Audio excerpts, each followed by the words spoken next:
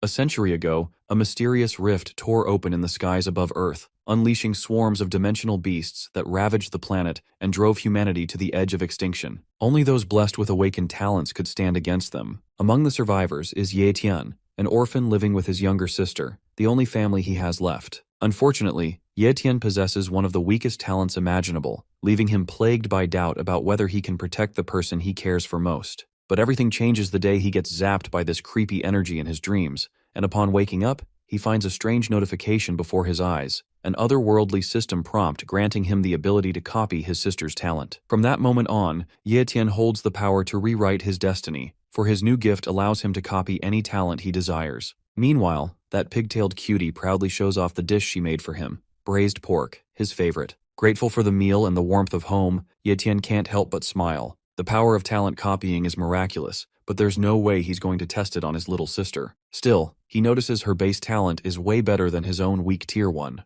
Ye Yu's frost talent is extremely rare, and once it awakens, he's sure she'll absolutely dominate her opponents. He silently hopes their parents can rest easy now. Later, Ye Tian throws on a hoodie and heads out for a walk, ready to test his new ability. Activating his talent sensor, he finds the range is only about 3 meters for now. In a crowd full of low-tier talents, that tiny radius feels frustrating. He's hoping to spot at least a mid-tier talent, but all he's picking up are unimpressive ones. Still, he's also considering checking out the academy soon. Even if he awakened with a low-tier talent, this copying ability might completely change the game for him. One thing's for sure, Ye Tian is set on joining an academy that doesn't judge students based on talent evaluations. That thought sparks an idea, and he decides to apply to Linhai Best 5th Academy. As he walks toward the campus, he sees plenty of students with mid-tier talents passing by, all belonging to this very academy. But Ye Tian doesn't feel discouraged. Deep down, he's confident that his copy talent will take him to heights they haven't even dreamed of achieving. He knows he's going to get stronger, way stronger, in the days to come. 10 days later, at Linhai Base 5th Academy, inside Martial Stadium No. 3, an instructor is giving a lecture on the path to becoming a martial warrior. He explains that the journey begins by first becoming a martial apprentice, laying the foundation for everything that comes next. But becoming a martial apprentice only begins by first learning the body training technique. From this point on, the instructor is ready to teach them that very technique. He tells the group that the key lies in forming an air vortex right in front of their chest, a sign that they've successfully grasped the basics of body training. Everyone gets into their poses, trying their best to follow his lead. Most of the students either faint, limp, or collapse in frustration, struggling to even activate their energy. But Ye Tian doesn't even flinch. One of the students suddenly shouts in panic that someone's passed out, but the instructor doesn't even blink. He sternly tells them to ignore the weak ones. There's no room for losers here. The only thing he demands from them is to create an air vortex, because without that, there's zero chance of becoming a martial warrior. Meanwhile, Ye Tian is quietly battling his own crisis. He's doing everything right, but nothing's happening. Not even a breeze. Frustration builds inside him as he curses his low-tier talent, blaming it for his failure to produce even a puff of air. Just as the instructor's patience wears thin, he snaps and calls this class the worst he's ever taught. Everyone's collapsed on the ground, everyone except Ye Tian, who's still standing, even if barely. The instructor scoffs and says he hopes these losers start following the example of Chen Dong and crank up their motivation instead of acting like a bunch of lazy idiots. Later, Ye Tian turns to Zhang Bao and asks who this Chen Dong guy is. Zhang grins and spills the details. Chen Dong is the real deal, not your average student. It took him only half a month to earn his spot as a martial apprentice, and he was so impressive that even the principal took him in for personal discipline. Ye Tian figures Chen Dong must have a way higher tier talent. Then Zhang proudly shows off Chen Dong's autograph, saying that when Chen Dong hits the top, that signature alone could pay his rent for a few months. Ye Tian is left speechless while Pigface stands there puffing out his chest with pride. Suddenly, a wave of excitement breaks out as every student around starts jumping with joy, thrilled to see Chen Dong walking this way. Now the whole crowd is dying for his autograph, and Zhang bolts ahead at full speed, ready to shove everyone out of the way just to score another one. Meanwhile, Ye Tian is checking out Chen Dong, who's kind of a big deal around here with a solid mid-tier ranking. Chen Dong tells everyone he is there to encourage them on behalf of their teacher, and has no intention of becoming a laughingstock in front of his friends. Ye Tian, playing it smart, insisted on shaking his hand, which made the crowd go wild. Zhang races to snag the first handshake, and the rest of the crowd rushes in behind him until it's finally Ye Tian's turn. The guy's got his own little game running. He reaches out, seals the handshake, and Dong casually wishes him good luck. That's when it clicks for Ye Tian. Later on, he stands in front of the status window that reads, "Mid-tier talent copied," and it's ready to fuse now. Even the talent reaper isn't sure how this fusion is going to turn out. The guy still isn't sure why he was zapped by thunder from the inside out before, but he pushes that thought aside to focus on what's in front of him. He goes ahead and selects the fusion option. The moment he does, a sharp pain shoots through his chest, like someone's shoving his heart straight into a meat grinder. Now, this skill thief's brain feels like it's melting, finally realizing that stealing isn't as easy as it sounds. The guy's down on the floor, barely holding on. After a while, the status window lights up, confirming that his cultivation talent has successfully upgraded to mid-tier. Painful as it was, the Reaper figures it's worth it, trading all that agony for a fresh start and a brand new version of himself. Also, the copy talent cooldown is just 30 days. He figures he can keep copying talents again once the time's up, which works out perfectly for him. Now he shifts gears to try out the body training technique. After getting into position, he gives it another go, and right in front of his eyes, a tiny tornado starts to form. Everything flows so smoothly now that he's rocking a mid-tier talent. With this, he starts to see the bigger picture, and becoming an elite martial warrior doesn't seem so far-fetched anymore. In fact, reaching the level of a great martial warrior actually feels possible. A month later, under the light of the moon, a vicious wolf is leaping from rooftop to rooftop. At the same time, a father and daughter are out making dinner plans. Meanwhile, Ye Tian is now a martial apprentice with a long road ahead before he can call himself a true martial warrior. With Chen Dong getting personal training from the principal, Ye Tian figures that guy must be leveling up way faster than he is. In the blink of an eye, the lantern the father is carrying crashes to the ground as the savage wolf pounces on him and kills him instantly. The little girl's cry cuts straight through the silence, and Ye Tian freezes, his face turning pale at the brutal sight. All of a sudden, panic erupts as everyone realizes there's a monster in their midst. Shouts fill the air, people screaming for everyone to run, their voices shaking with fear after witnessing it kill someone. It's Ye Tian's first time seeing a monster up close. Just as the creature closes in on the little girl, Ye Tian musters the courage to pull her out of the way, the wolf hot on their heels. Terror grips him as he realizes the beast is too fast, giving them barely any time to escape. Right then, a heroic figure bursts onto the scene, slamming into the wolf from behind and cracking the road beneath them. The Silver Moon Wolf spins around, snarling at the figure who dared to interrupt its hunt. Standing there is none other than the famous Captain Gale Wolf, apologizing for showing up late. He orders Ye Tian to keep the girl safe while he handles the beast. As Ye Tian catches his breath and holds the girl close, Gale Wolf stands tall, ready to put on a show. Just as the hero clashes with the fearsome wolf, Ye Tian quickly covers the little girl's eyes, shielding her from the brutal scene. Gale Wolf, locked in combat, instantly senses the raw power packed into the beast like it's no ordinary monster. Even after tossing it aside like trash, he can tell its speed is nothing to take lightly. But with a smirk, he reminds the overgrown puppy that he's not fighting alone. Right then, 3 of his teammates drop out of the sky like thunder, landing beside him, ready to finish what he started. As Gale Wolf makes his move, his teammates charge in to back him up, striking the beast deep with their blades. For a moment, they wonder if the pup's finally down for good. But then, the monster lets out a bone-chilling scream, a red aura oozing from its body like steam off boiling blood. One look and the guy knows what's coming. It's entering bloodburst mode. He warns the others to stay sharp because things are about to get a whole lot worse. One of his lackeys rushes over to check on the captain, who's holding up just fine for now. But then, they all spot Wolfie trying to make a break for it, slipping into the shadows. Gale Wolf narrows his eyes, already on the move. There's no way he's letting this pup walk out of here alive. Out of the blue, a surge of purple mana floods the air as a girl drops in right on time, her bow already drawn. Gale Wolf flashes a grin. He'd been waiting for this pretty archer to show up. Then, she loses her arrow, and it whistles through the air, landing clean in the Silver Moon Wolf's neck. Just like that, the beast collapses to the ground, dead on the spot. Gale Wolf laughs out loud, saying the beast is still way too weak to pick a fight with their squad. Another teammate throws a nod of praise to the girl, calling her sniping skills top tier. Meanwhile, Ye Tian quietly checks the monster's status. The status window reveals the Silver Moon Wolf's traits, low-tier blood talent, and novice-tier speed talent. Nothing too impressive on paper, but in the hands of a creature like this, still dangerous enough to throw unprepared fighters into chaos. Even the little girl is left wide-eyed, her jaw dropping at the brutal sight of the wolf's supposed death. But just as things start to settle, Ye Tian catches a subtle movement. One of the wolf's paws is twitching. Something's not right. While the lackeys are cooling off, celebrating in their little victory bubble, and grumbling about how speed-type monsters are always a pain to deal with, they're already making drink plans like it's all over. That's when Gale Wolf's instincts kick in. He senses it. Something's off. Without wasting a second, he calls out to everyone that the monster's still alive. In a burst of rage, the Silver Moon Wolf rises to its feet, howling with fury. Its eyes burn with pure hatred, refusing to go down easily. Monsters like this don't understand defeat. They're terrifying in their tenacity, fighting until the last breath.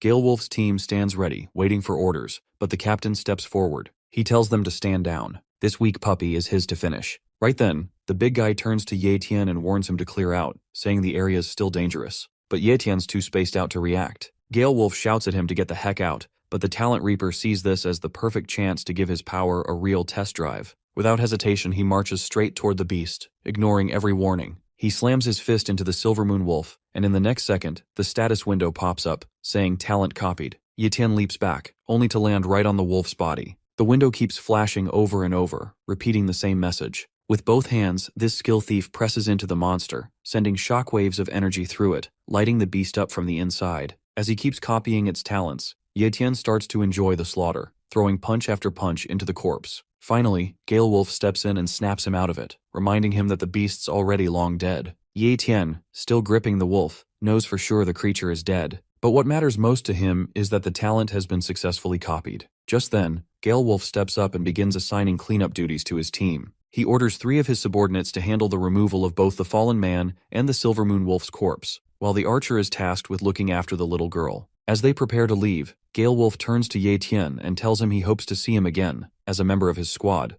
once Ye Tian reaches the rank of martial warrior. The thought fills Ye Tian with excitement, already looking forward to the day he's strong enough to earn that spot. Later, when he gets home, the first thing he does is wash the blood off his face, careful not to let his sister see any signs of what happened. If Ye Yu saw him like that, she'd probably worry herself sick. After cleaning up, he steps out of the bathroom and walks through the quiet house, only to find Ye Yu fast asleep on her bed, snoring softly like a baby. In her sleep, she mumbles, "Big bro," and it brings a quiet smile to his face. Then, stepping outside into the calm night, Ye Tian finally lets the weight of the day settle in. It hits him that this is the first day he has ever faced a real monster. Not to mention, the beast wasn't just a little stronger, it was 100 times more powerful and terrifying than the monsters from the stories he grew up hearing. As he gently tucks Ye Yu in, making sure she's warm and safe, a quiet resolve builds inside him. He knows he has to reach the status of martial warrior soon, because one day, he might be the only one standing between his sister and a nightmare like that.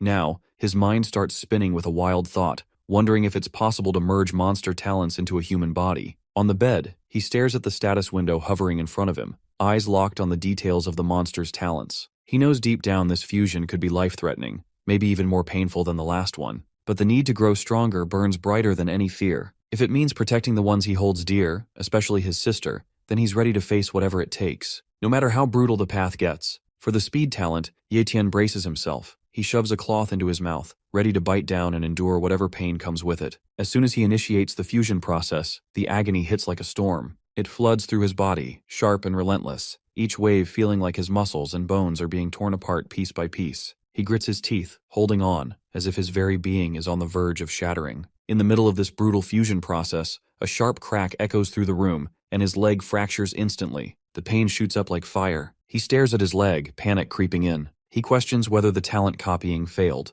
Doubt hits him hard, and for a second, he wonders if pushing his limits was a mistake after all. His head spins and his body feels like it's slipping away. This skill thief knows he's done for. The thought of calling out to Ye Yu crosses his mind, but before he can even speak, the darkness swallows him whole. The next morning he wakes with a jolt, heart pounding, still shaken to the core. The first thing he does is check his leg and sees no fractures or bruises. Everything looks perfectly fine. He has no idea what happened during the night, but whatever it was, it gave him a serious upgrade. His body feels lighter. He quickly pulls up the status window. It confirms everything. Ye Tian, holding a mid-tier cultivation talent, now also has a novice-tier speed talent. The talent copying was a success. Later, in a grove at the 5th Academy, Ye Tian is all smiles, bounding through the forest like Tarzan, jumping off trees and landing with ease. He's bursting with energy, feeling like a brand new version of himself. As he tests out his new talent, a single leaf drifts down through the air, and with perfect timing, Ye Tian catches it without even trying. No doubt the swiftness of a Silver Moon Wolf is just awesome. After that, Ye Tian gets into a position to practice the body training technique. He figures his speed now might be on par with that of a martial warrior,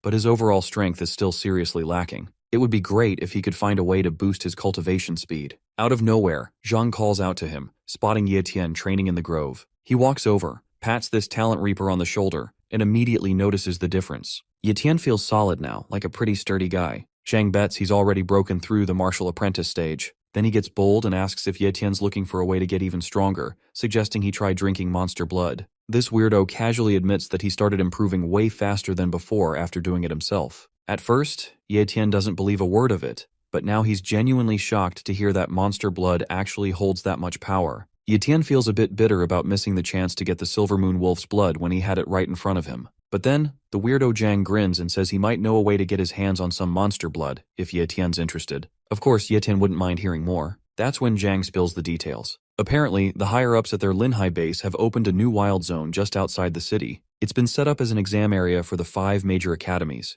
and the prize for passing the exam is none other than monster blood. Tian asks about the danger level of this wild zone, and Zhang casually says it's pretty low. Most of the monsters have already been cleared out, except for a few leftover descendants, the weaker ones. Tian figures it's worth a try. Zhang immediately tries to rope Tian into joining his squad for the exam. Tian's face goes blank, practically frozen, like he's been hit with a facial paralysis spell, clearly having a hard time accepting the offer. Zhang whines that he only shared this top-secret info because they're good friends.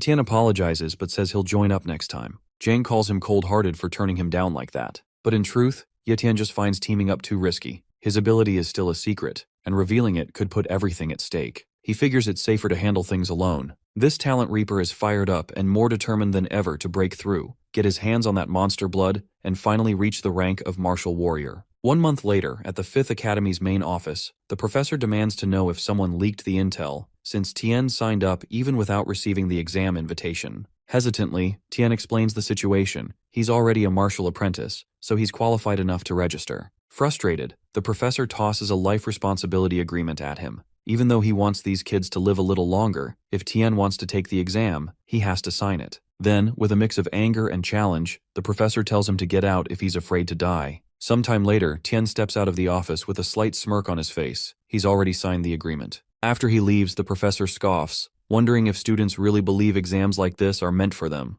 With a smirk of his own, he mutters that Tian will come to regret this. The next morning, Yahello wakes up and calls out for her brother, but the smell of delicious food pulls her toward the breakfast table, where everything's already prepared. She finds a note from Tian saying he'll be back in 3 days because his school has an event. Reading it, Yahello wonders what kind of event takes that long and silently hopes for her brother's safety. When Tian arrives at the location, the students from the 5th Academy are buzzing with excitement. There are so many students from all 5 major academies. Meanwhile, Mo Xiaobei, flanked by his bodyguard from the 1st Academy, throws a disdainful glance at the 5th Academy students, calling them scum from the Garbage Academy. His bodyguard playfully suggests he should hunt the monsters and the humans too, just to wipe out the weaklings. Zhang Bao points at Mo Xiaobei and tells Tian that he's one of the strongest from the younger generation of the Mo family. Knowing how arrogant political families can be, Tian quickly figures out that Xiaobei is just another ego-driven guy. Suddenly, a guy with his sword still sheathed walks straight into the 1st Academy's camp, eyes locked on Mo Xiaobei with fierce determination.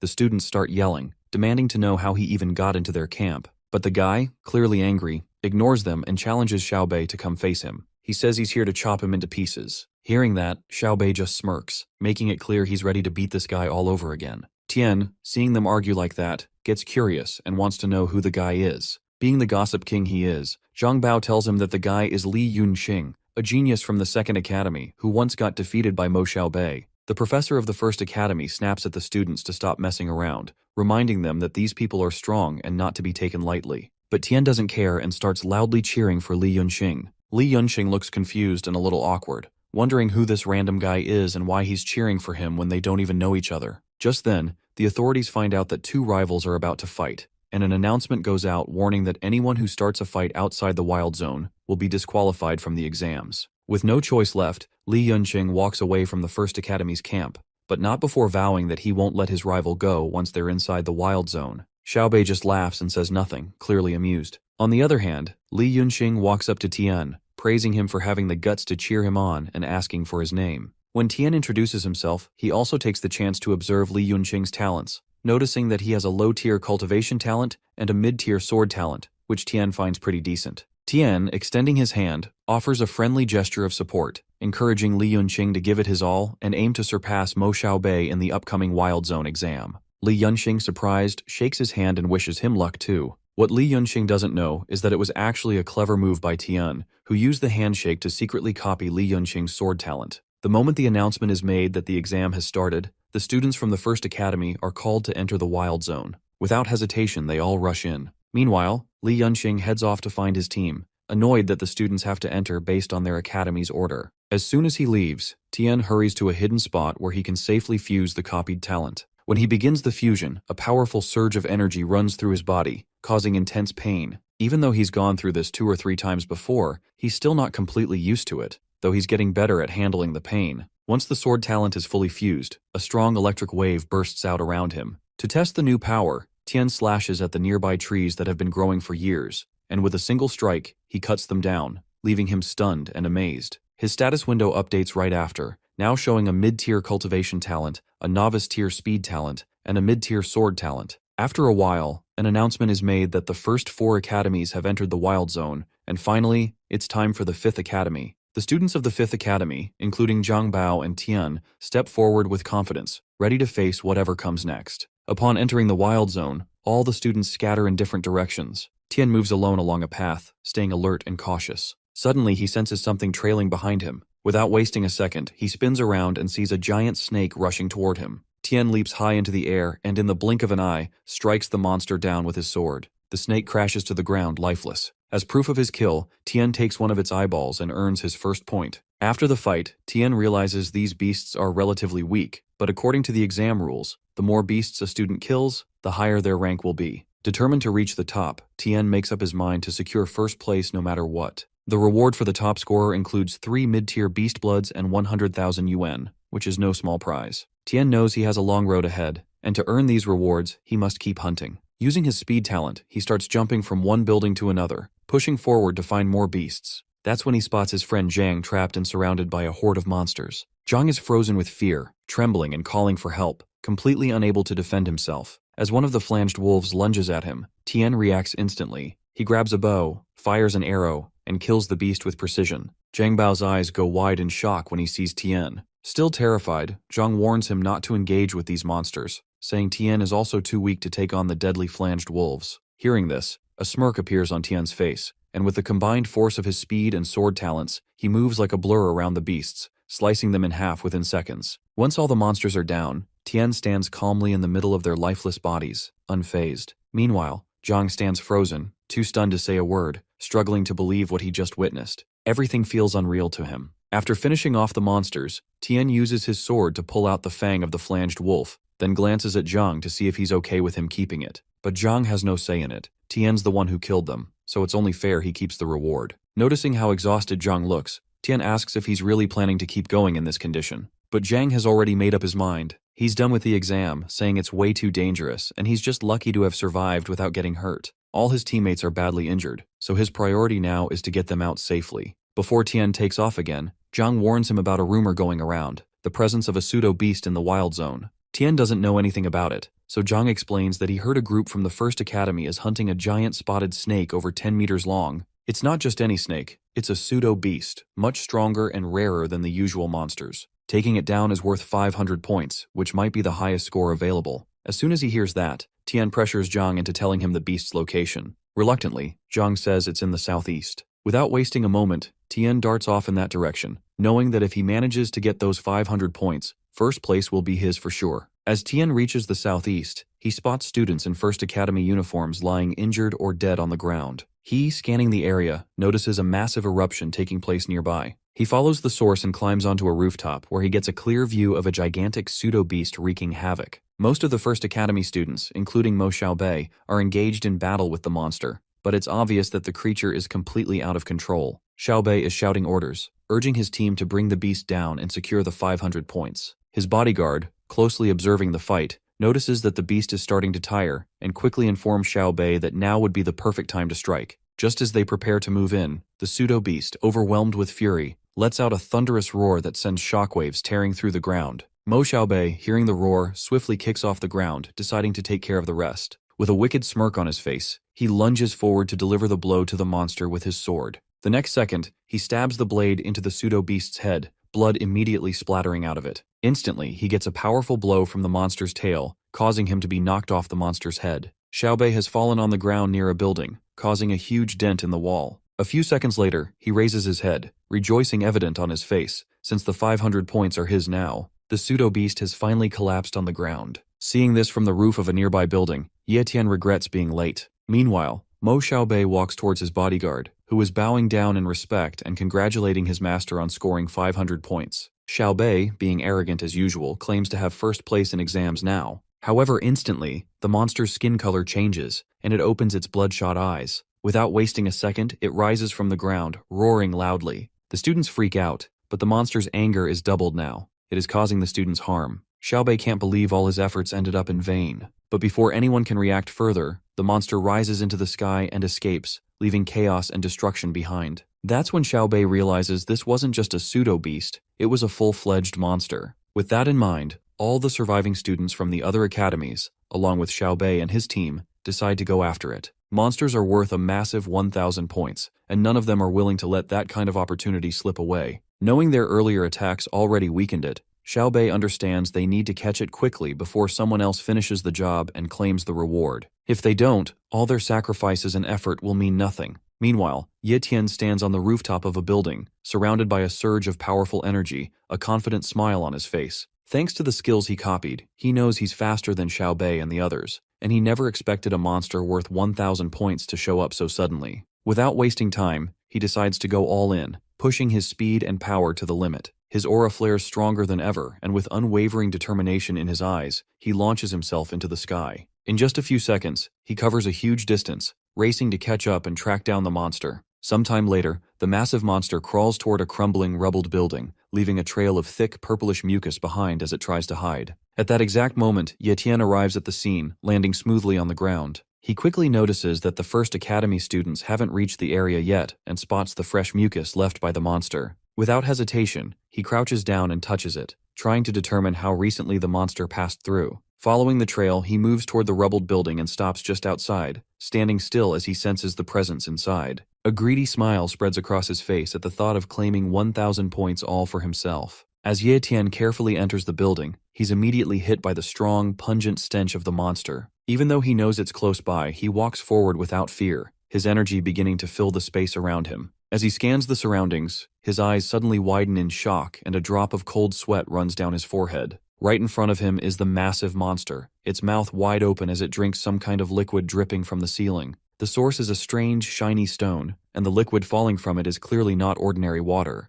Ye Tian wastes no time and pulls his sword from its sheath, smirking at the thought of earning those 1,000 points first and dealing with the strange liquid later. With burning determination in his eyes, he charges straight at the monster, but the beast senses him and instantly reacts. It leaps high into the air with unexpected speed, catching Ye Tian off guard. As Ye Tian tries to dodge, the monster slams its hand into the ground, sending out a powerful shockwave that throws him back hard. Still, he doesn't give up. He quickly grabs his bow and in the blink of an eye, draws 3 arrows and fires them at the monster. 2 of them hit the creature straight in the eyes, and blood immediately spurts out as the beast howls in pain and agony. He, grasping his sword tightly, rushes towards the monster again and strikes at the monster. The intensity of that stab is so powerful that Ye Tian's hands are shivering from its intensity. Running down the monster's body, he cuts the flesh of the monster with his sword alternately. The monster, writhing in pain, splashes his blood everywhere. Before the huge monster collapses on the ground, Ye Tian has already jumped off its body. As soon as the battle is over, Ye Tian smiles wickedly with a sigh of relief,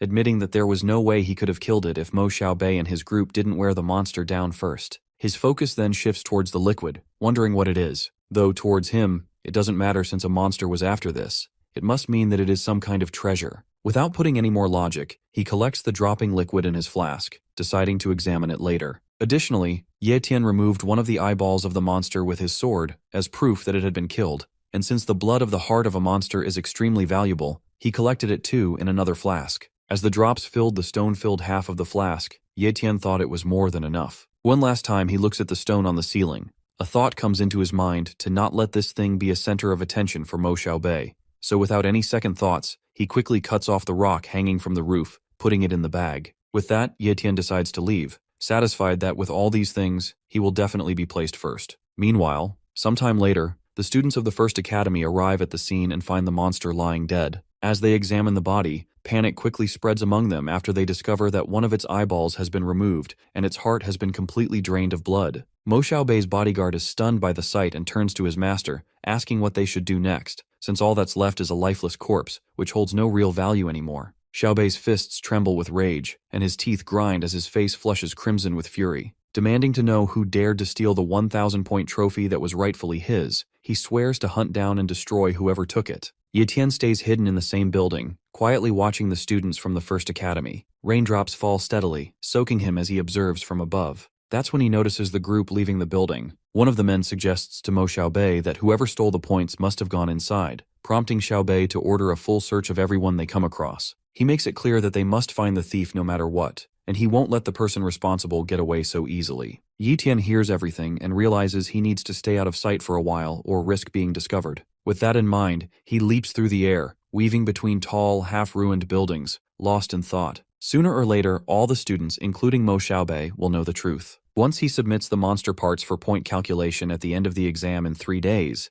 it will be clear that he was the one who defeated the monster worth 1,000 points. Until then, he decides to stay low and focus on getting even stronger. Just then, Ye Tian spots a place that looks safer for shelter and lands there. He opens his bag and studies the monster's blood, wondering how much stronger he might become by drinking it. Without a second thought, he gulps it down. The taste is absolutely disgusting, but for Ye Tian, gaining strength to protect his sister is worth any price. As he thinks about her, far away at her school, Ye Yu wonders how her brother is doing. Back with Ye Tian, a powerful surge of energy surrounds him, and his cultivation speed begins to rise almost 4 times faster than normal. That's when he realizes why Chendong and the others were growing stronger so quickly. With just 2.5 days left, he knows he must cultivate as hard as he can. 3 days later, the examiner from the academy starts recording everyone's points. Li Yunxing steps up confidently, a proud look on his face, and asks the examiner to announce his score. He has 195 points, which he considers a solid result. Many students are impressed, nodding in approval, until Mo Xiaobei and his bodyguard arrive.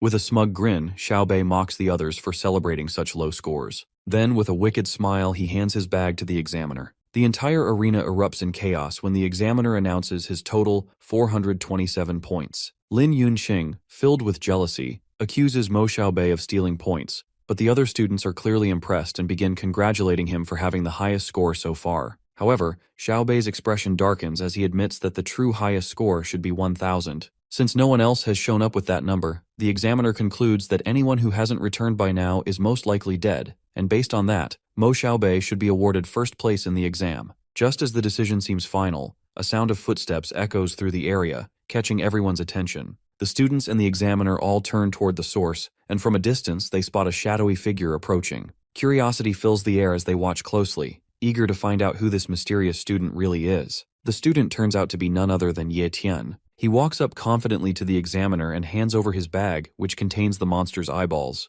The examiner, clearly stunned, loudly announces Ye Tian's score, 1,163, declaring him the top scorer in this year's practical exam. His rewards include 3 bottles of monster blood and 100,000 wen in cash. Ye Tian's friends cheer for him with excitement, while Li Yunxing stands there in disbelief, wondering how this kid managed to pull off such a victory. Meanwhile, Mo Xiaobei grits his teeth, realizing he has been publicly overshadowed. What stings even more is finding out the person who beat him is from the 5th Academy. With quiet fury in his eyes, he signals his bodyguard to dig up everything there is to know about Ye Tian. Despite the tension, Zhang Bao beams with pride, flexing in front of the 1st Academy students and bragging that his friend just did something legendary. On the other hand, the professor of the 5th Academy doesn't share the same joy. He looks concerned, knowing Ye Tian has now offended a family as powerful as the Mo clan, and fears that this victory might cost him his life. Later on, the top 3 participants, Ye Tian, Xiaobei, and Lin Yunxing, finish getting their photos taken, officially marking the end of the practical examination, followed by the prize distribution.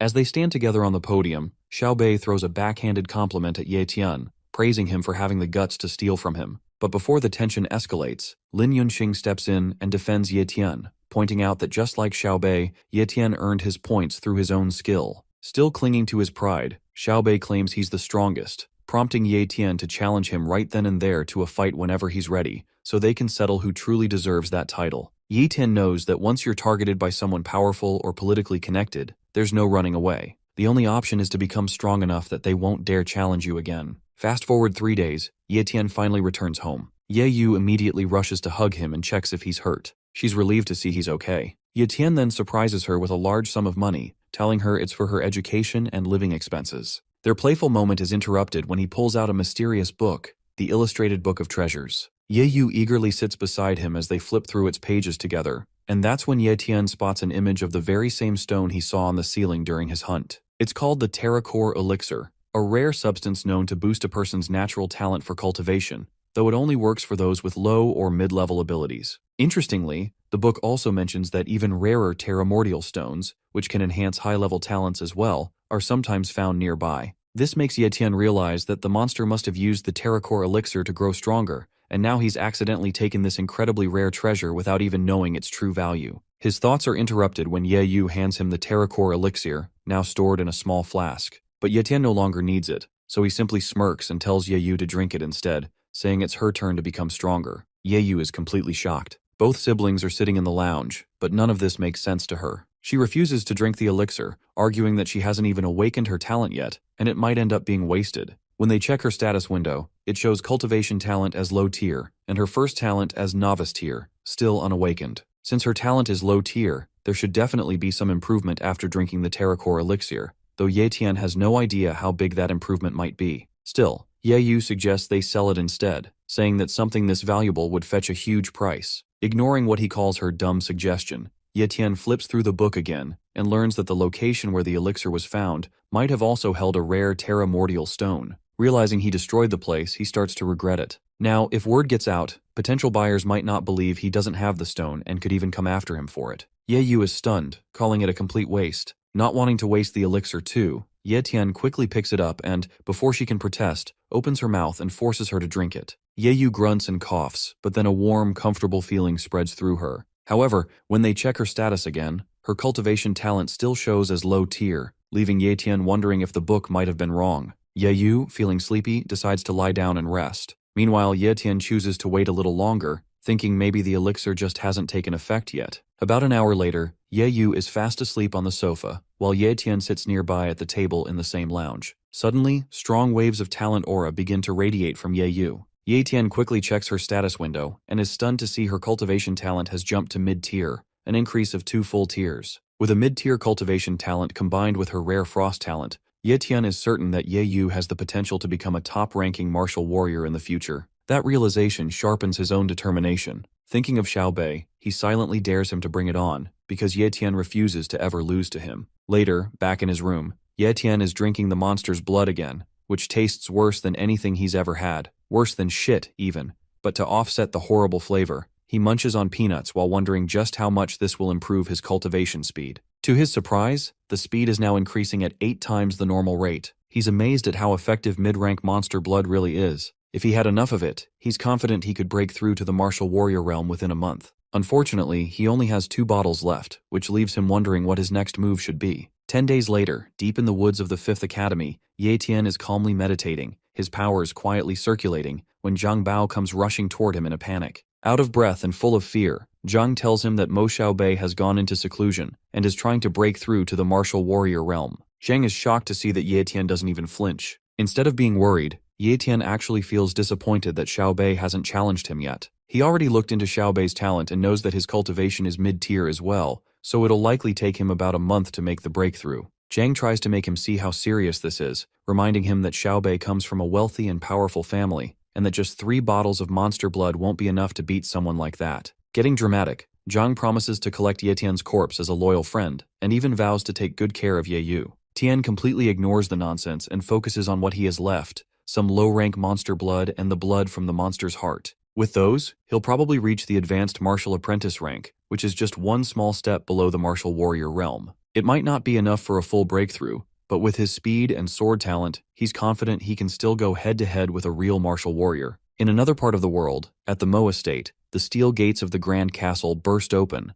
and from a distance, the shadow of a powerful figure emerges. It's none other than Mo Xiaobei. His bodyguard immediately bows in respect and congratulates him on successfully advancing to the martial warrior realm. Mo Xiaobei has undergone a complete transformation. A strong, commanding energy now surrounds him, and it's clear that things are about to get much tougher for Ye Tian than he ever anticipated. In the hall, Xiaobei is being attended to by the servants, looking calm and composed. Meanwhile, Mo En, an elite martial warrior of the Linhai base's wealthy and prestigious Mo family, and the father of Mo Xiaobei, enters the room. Mo En is overjoyed that his son has completed his secluded training and praises him for successfully breaking through and becoming a full-fledged martial warrior. Xiaobei, now clearly stronger and more confident, assures his father that he will never bring dishonor to the Mo family name. When Mo En tells him that the family's ancestor will personally reward him, Xiaobei immediately kneels, expressing heartfelt thanks to both his father and their ancestors for the guidance and support they've given him over the years. His father doesn't let him kneel long and gently urges him to eat and enjoy all his favorite food and drinks, specially prepared on his orders. As soon as Mo En leaves, Xiaobei's expression darkens. He turns to his bodyguard and demands to know if the task he assigned before going into seclusion has been completed.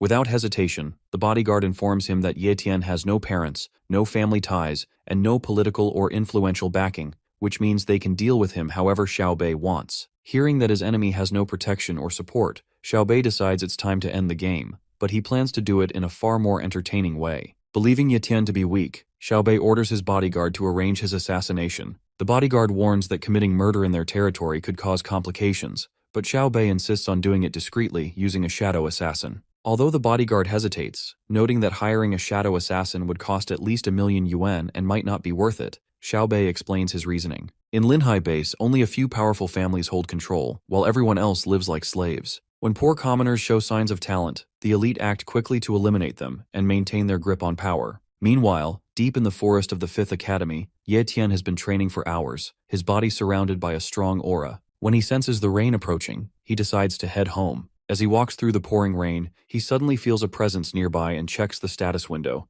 It's someone named Li Kun, possessing a shadow talent. Before Tian can fully process what's happening, Li Kun leaps from a nearby rooftop and attacks him with a sword. Tian narrowly dodges the strike and demands to know who he is. Li Kun grins with a sinister edge and makes it clear that he's there to kill him. Li Kun's eyes are bloodshot, and a red dagger is clenched between his teeth. His terrifying appearance sends Ye Tian's thoughts racing as he tries to make sense of the situation. At first, he suspects this could be an assassin sent by Mo Xiaobei, but that doesn't quite add up. Xiaobei is already strong enough to face him openly, so why would someone with that kind of power resort to a sneak attack? The confusion lingers in his mind, but he doesn't have time to dwell on it. Li Kun suddenly leaps high into the air, dagger pointed forward, ready to strike. Ye Tian quickly raises his sword to block the attack and then jumps back, only to realize that Li Kun has vanished. That's when he understands the nature of the shadow talent. It grants the ability to turn invisible. As Ye Tian turns around, Li Kun reappears right behind him, blade aimed at the back of his head, but thanks to his speed skill,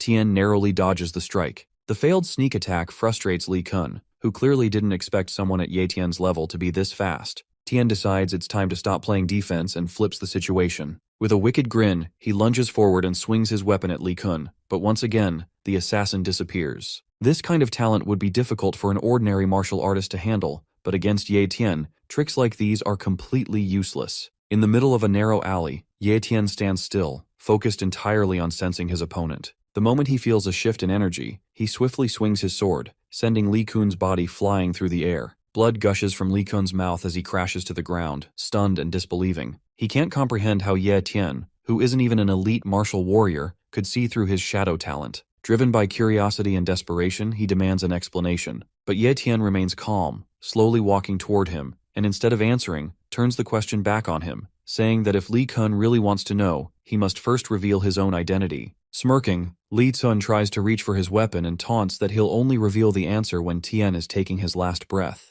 In a flash, he attacks again. Ye Tian leaps into the air to dodge the strike, and the moment his feet touch the ground, he launches forward with incredible speed, piercing his sword straight through Li Kun's body. Standing behind him, Ye Tian demands once more to know who hired him. With a dying laugh, Li Kun praises Tian as the strongest martial artist he's ever fought, and with his final breath, he confesses that it was Mo Xiaobei. Tian crouches beside the fallen body, reaching toward the streams of dark energy leaking out, and copies Li Kun's shadow talent. As the power transfers, a surge of energy rushes through Ye Tian's body, and his status window confirms the successful copy. Now, it shows a mid-tier cultivation talent and blade talent, with both his speed and shadow talents ranked at the novice tier. Rain continues to pour from the sky, with flashes of lightning cutting through the dark clouds as blood covers Li Kun's lifeless face. Instead of leaving him there, Ye Tian gathers nearby stones and buries the body beneath them. As he does, a thought crosses his mind, that a person shouldn't live like a leaf, helplessly tossed around by the wind and rain.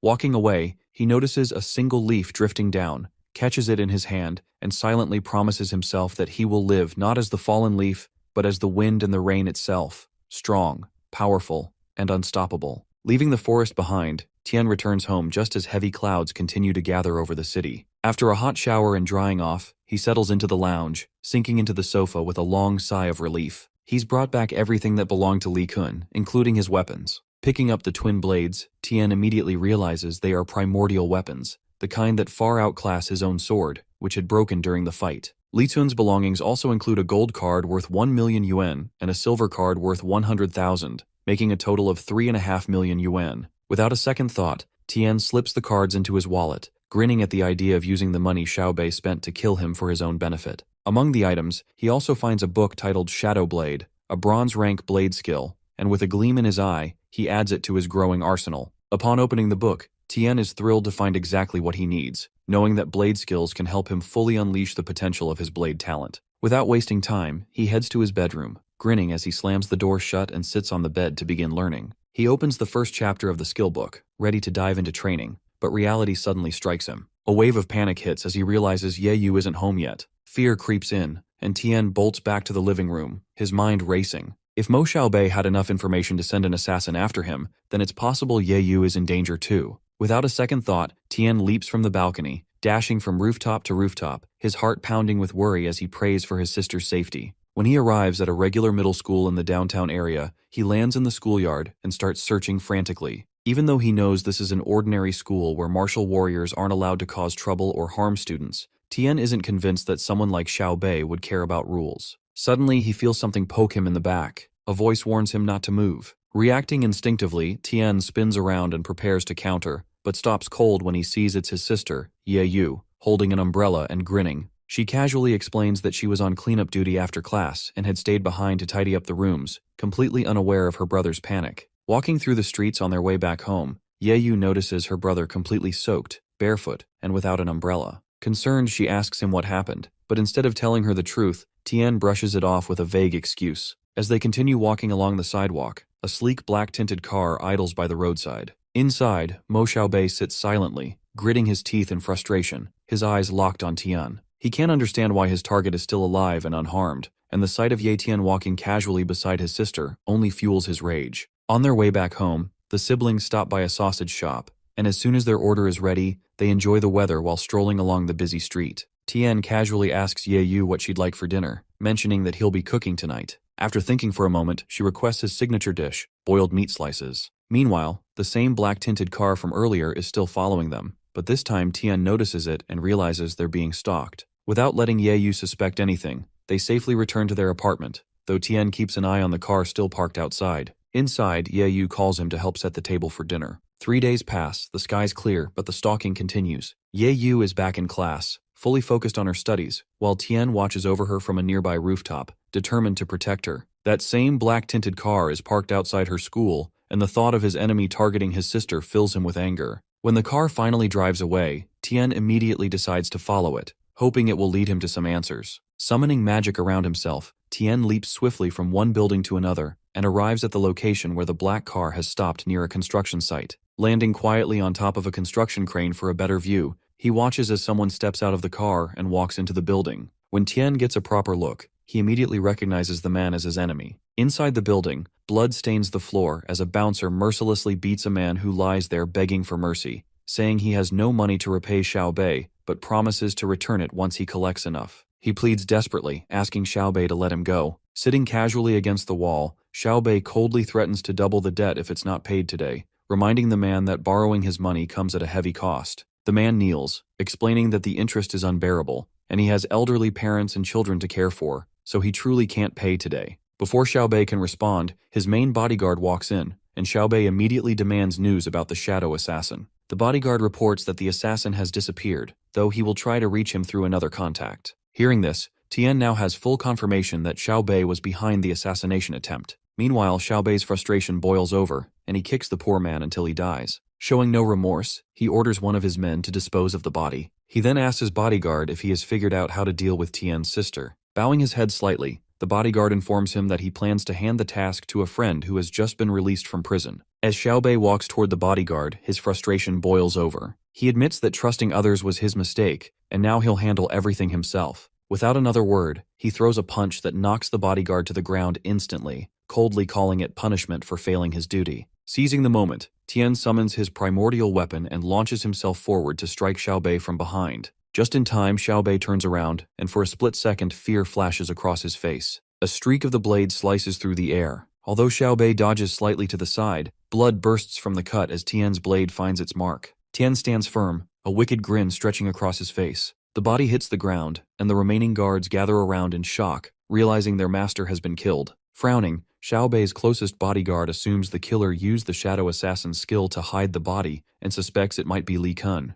But after a brief moment of eerie silence, Ye Tian steps out from the shadows, his blades spread wide. As soon as they see him, most of the bodyguards flee in fear, leaving only the main one behind. He stands his ground and confronts Tian, demanding to know how he got the shadow talent. Tian doesn't answer and keeps walking toward him. The man yells louder, insisting he's looked into Tian's background and knows he's just low-tier trash. He demands again to know how someone like him could take down the young master with a single strike, and where Li Kun is. Ignoring every word, Tian leaps into the air and slashes down with precision, slicing the man's throat with ease. Calmly, he wipes the blood from his blades using a handkerchief marked with the shadow assassin symbol and tosses it onto the bodies. Before walking away, he glances back and says coldly that he's not some clueless sheep they can slaughter, so they've only got themselves to blame for picking the wrong guy. 1 hour later, Mo En and his team arrive at the scene, his eyes burning with rage and fury, focused only on finding the person responsible for his son's death. During the investigation, one of his men discovers the handkerchief Ye Tian had left behind, marked with the symbol of a shadow assassin. This confirms their suspicion that a shadow assassin was behind the deaths of Xiaobei and his men. Just then, Elder Mo, the Grand Elder of the Linhai Base's prestigious Mo family and one of its few great martial warriors, enters the site. Upon seeing him,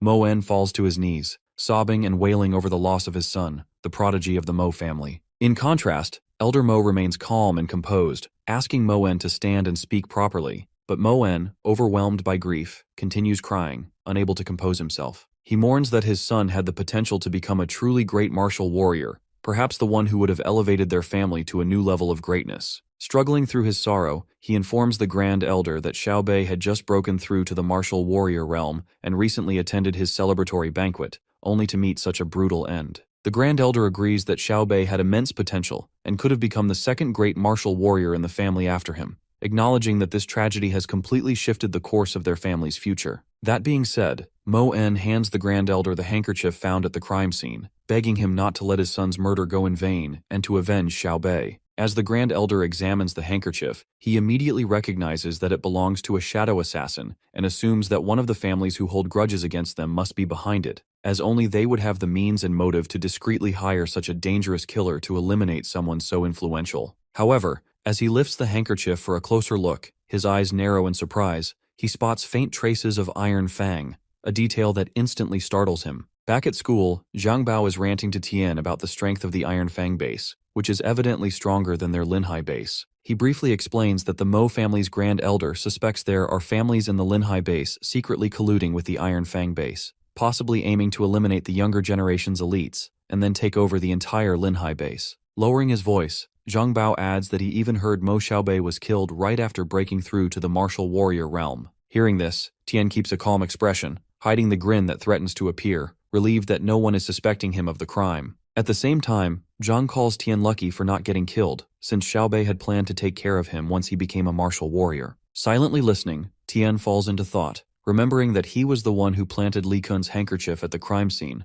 the one marked with the word shadow, to steer suspicion away from himself. But he never expected the Grand Elder to find the Iron Fang base's symbol on that same piece of cloth. Now Tian isn't sure if he accidentally exposed a hidden plot from Iron Fang or if the old man is twisting things for his own political gain. The next morning at 4, Tian wakes up and gets ready for training. Just as he's about to leave, his sister Ye stops him, worried and asking where he's going so early. Tian tells her he's heading to the Wild Zone to train. He needs to grow stronger as quickly as possible. Ye frowns, upset that he just returned a few days ago and is already leaving again. Before he can step out, she runs up and hugs him from behind, and Tian gently promises that he'll be back soon. Upon arriving at the Wild Zone, Tian scans the area carefully. Rumors say that high-level monsters roam here, but with his current strength, he knows better than to venture too deep. For now, he sticks to the outer edge, where the lower-level monsters lurk, playing it safe while still pushing himself to grow stronger. With a determined grin, Tian tells himself that this time, he'll become a martial warrior no matter what. Just as he begins his hunt, the ground suddenly starts to shake,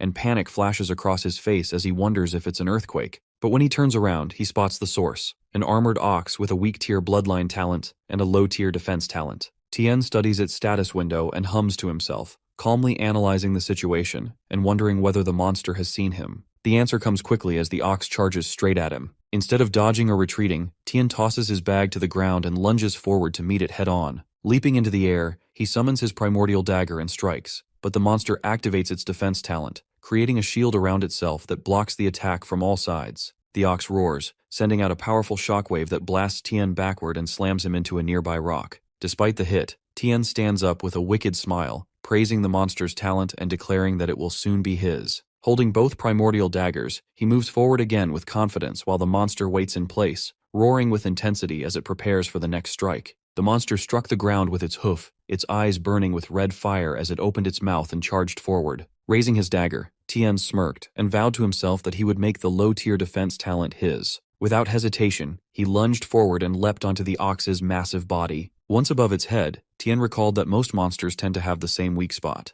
Gripping his weapons tightly, he drove the daggers into the protective field around the ox. He poured all his strength into breaking through, but the barrier held firm. Then, his dagger struck the same point again, and a crack appeared in the shield, but the dagger shattered in the process. Tien hadn't expected a monster with a low-tier defense talent to be this tough. Just as he refocused on the ox, it swung its fist and sent him flying. Gritting his teeth, Tien tried to regain control, but he was hurled into a cluster of rocks, raising a cloud of dust around him. Still, he refused to give up. Clutching his other dagger, he stood up with even more determination to claim the talent. The more pain he felt, the more he desired the ability. Suddenly, a notification popped up in front of him, revealing that the talent copying cooldown was 16 days. Ignoring the detail for now, Tien picked up one of the broken daggers and reflected. Judging by its abilities, the armored ox should fall somewhere between the Silver Moon Wolf and the Viper. Since the ox had a large body, if he could pinpoint its weak spot and launch precise surprise attacks, he knew he still had a real shot at victory. Using the shadow talent, Tien darts forward, circling the monster several times. The tip of his dagger strikes the protective barrier repeatedly, but it still can't pierce through.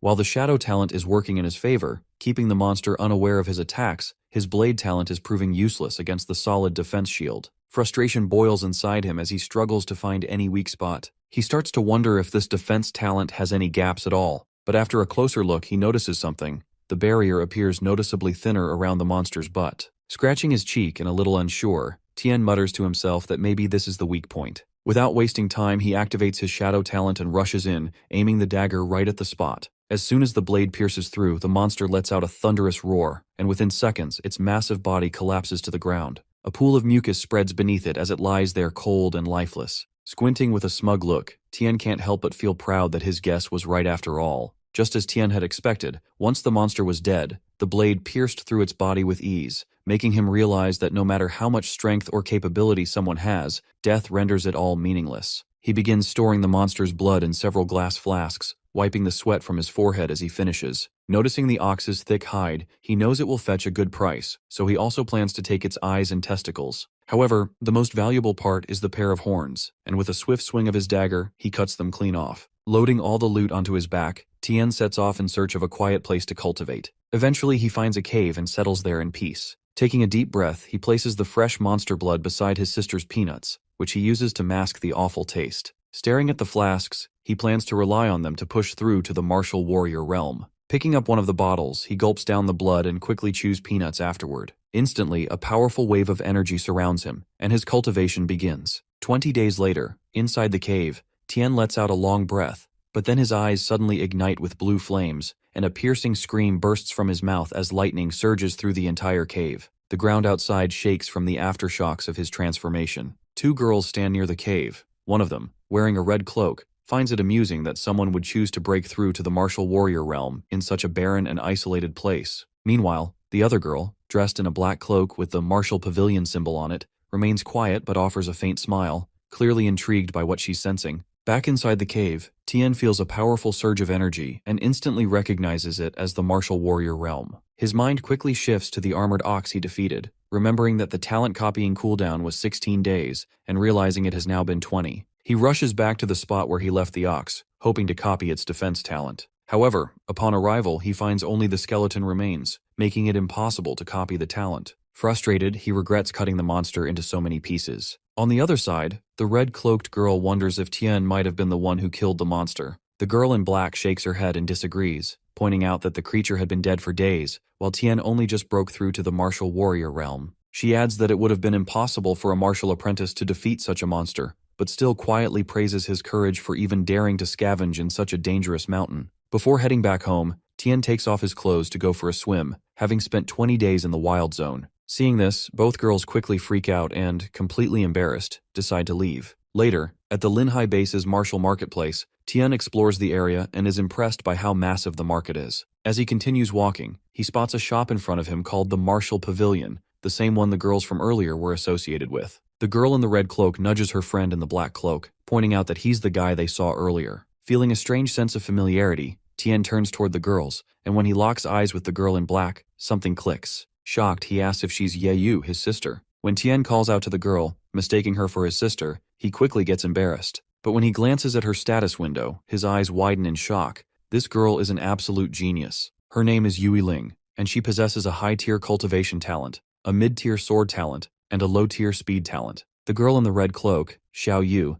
gets furious at Tien for calling her friend his sister and for praising her despite being, in her words, a scrounger. This leaves Tien confused, wondering if he still smells bad even after taking a bath. Wei Ling calmly warns Xiao Yu not to speak recklessly. Lowering her voice, she whispers something to Xiao Yu and tells her to act accordingly before walking away. Instantly, Xiao Yu's entire demeanor changes. She bows respectfully and apologizes for her earlier rudeness, explaining that her lady, Yui Ling, has corrected her. She further adds that Yui Ling had to leave first due to important matters. Grabbing Tien's arm, she assumes he is here to sell supplies and insists that, because of their earlier behavior, they will double the price for anything he wants to sell. Two volunteers take his bag full of loot and lead him to a private room. Inside, the place is filled with rare and high-quality items, proving that this is the martial marketplace's biggest shop. One of the girls offers him tea and, before stepping out, informs him that the value of the armored ox's horns and leather comes to 20,000 yuan. As promised, they will double it, making it 40,000.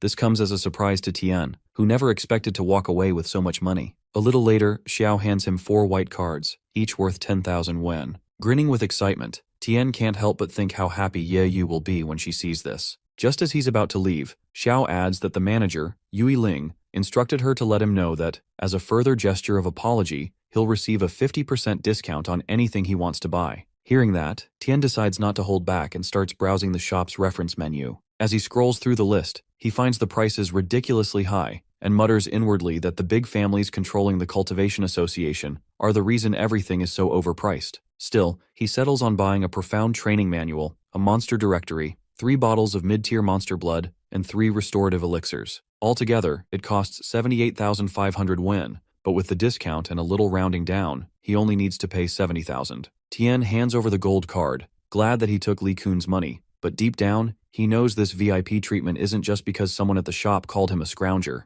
He's got no clue what they saw in him, but they're clearly treating him differently for a reason. When the staff says nothing more, he heads for the door, only to be stopped by Xiao. A small grin forms on his face. He knew it wasn't going to end that easily. Xiao then tells him that her manager would like to meet him, if he's willing. Pressing forward, Tien arrives at a hall on the 2nd floor, and the moment the door opens, he sees Yue Ling sitting there, calmly sipping tea. He's stunned by how much she resembles his sister, but he pushes the thought aside as they greet each other. Yue Ling welcomes him politely and mentions that she's from the Mohai base. As soon as they shake hands, Tien manages to copy her high-tier cultivation talent, and with a slight grin, he introduces himself. Yue Ling gestures for Tien to sit, and as she pours him tea, she explains that anyone who steps onto the 2nd floor of the Martial Pavilion is considered a valued guest. Confused, Tien admits that he is of common birth, with no ties to political or influential families, so he doesn't understand why he would be called valuable. Yue Ling agrees but calmly points out that his value lies exactly in that, his independence and lack of affiliation.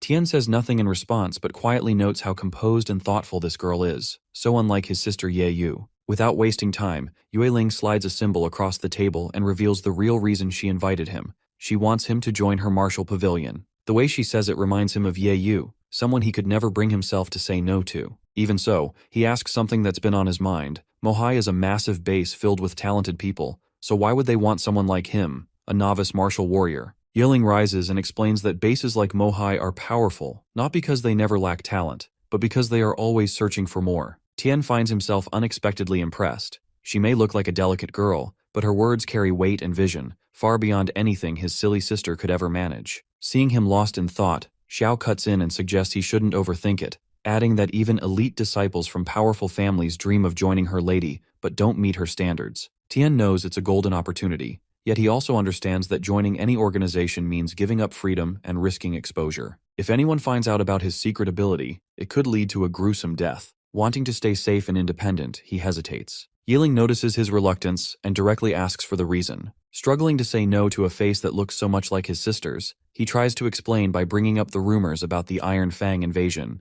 He says the incident created chaos among many political families, but ironically, it gave him peace. That's why he doesn't want to live like them or serve people like them. Yiling is slightly offended by the comparison but keeps her composure and offers him time to observe them first, saying she has more than enough patience. As Tien walks out of the martial pavilion, his thoughts spiral. He questions what it truly means to be a martial warrior and what talent really is. He's furious that those meant to protect the people are instead abusing their power, making life even harder for ordinary folks who already live in constant fear of beasts. On top of that, he feels weak, and in that moment, he swears to grow stronger and rise even higher. Just then, a status window pops up, notifying him that he has successfully copied a high-tier cultivation talent. Seeing the notification, Tien doesn't hesitate. He immediately fuses it. After so many days, Ye Tian is finally back home. The moment Ye Yu sees him, she runs straight into his arms, hugging him tightly. She playfully teases him about how much tougher he looks after being gone for 20 days. Tien doesn't hold back and proudly tells her that her brother is now a martial warrior. Hearing that, Ye Yu jumps with joy,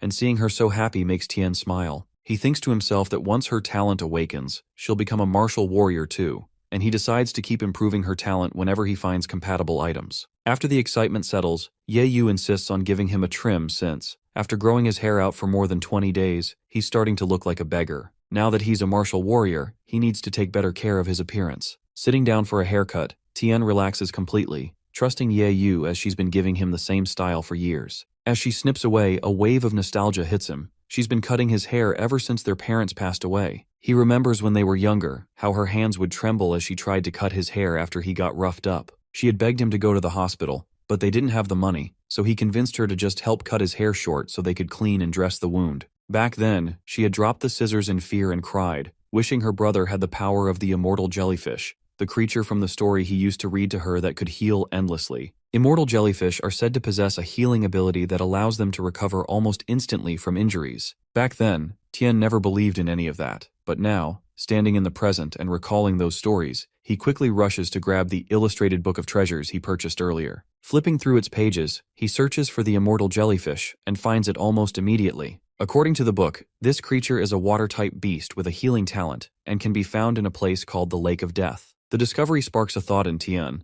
If he can copy this healing talent, he would no longer need to worry about getting injured, and Ye Yu would finally be able to stop worrying about him. Curious, Ye Yu peeks into the book and is stunned to see the same creature from the stories of their childhood, shocked that those tales weren't just made up. Still, she pulls Tien back in front of the mirror to finish his haircut. Later that evening, Tien is in his room reading, testing a new body training technique designed specifically for martial warriors. The method progresses in stages. At the novice level, it strengthens the skin, mid-level targets the muscles, and late stage reinforces the bones. Trying it out, Tien quickly realizes that this new technique absorbs energy much faster than his old methods. Eager to amplify his progress, he decides to drink a bottle of mid-tier beast blood. The moment he does, the absorption rate triples. Seeing this improvement, he decides to continue cultivating at home and plans to head to the Lake of Death as soon as the cooldown period ends. Since his talent copying cooldown time is 30 days, Tien smirks maliciously, already planning his next move, to find the immortal jellyfish and copy its healing talent.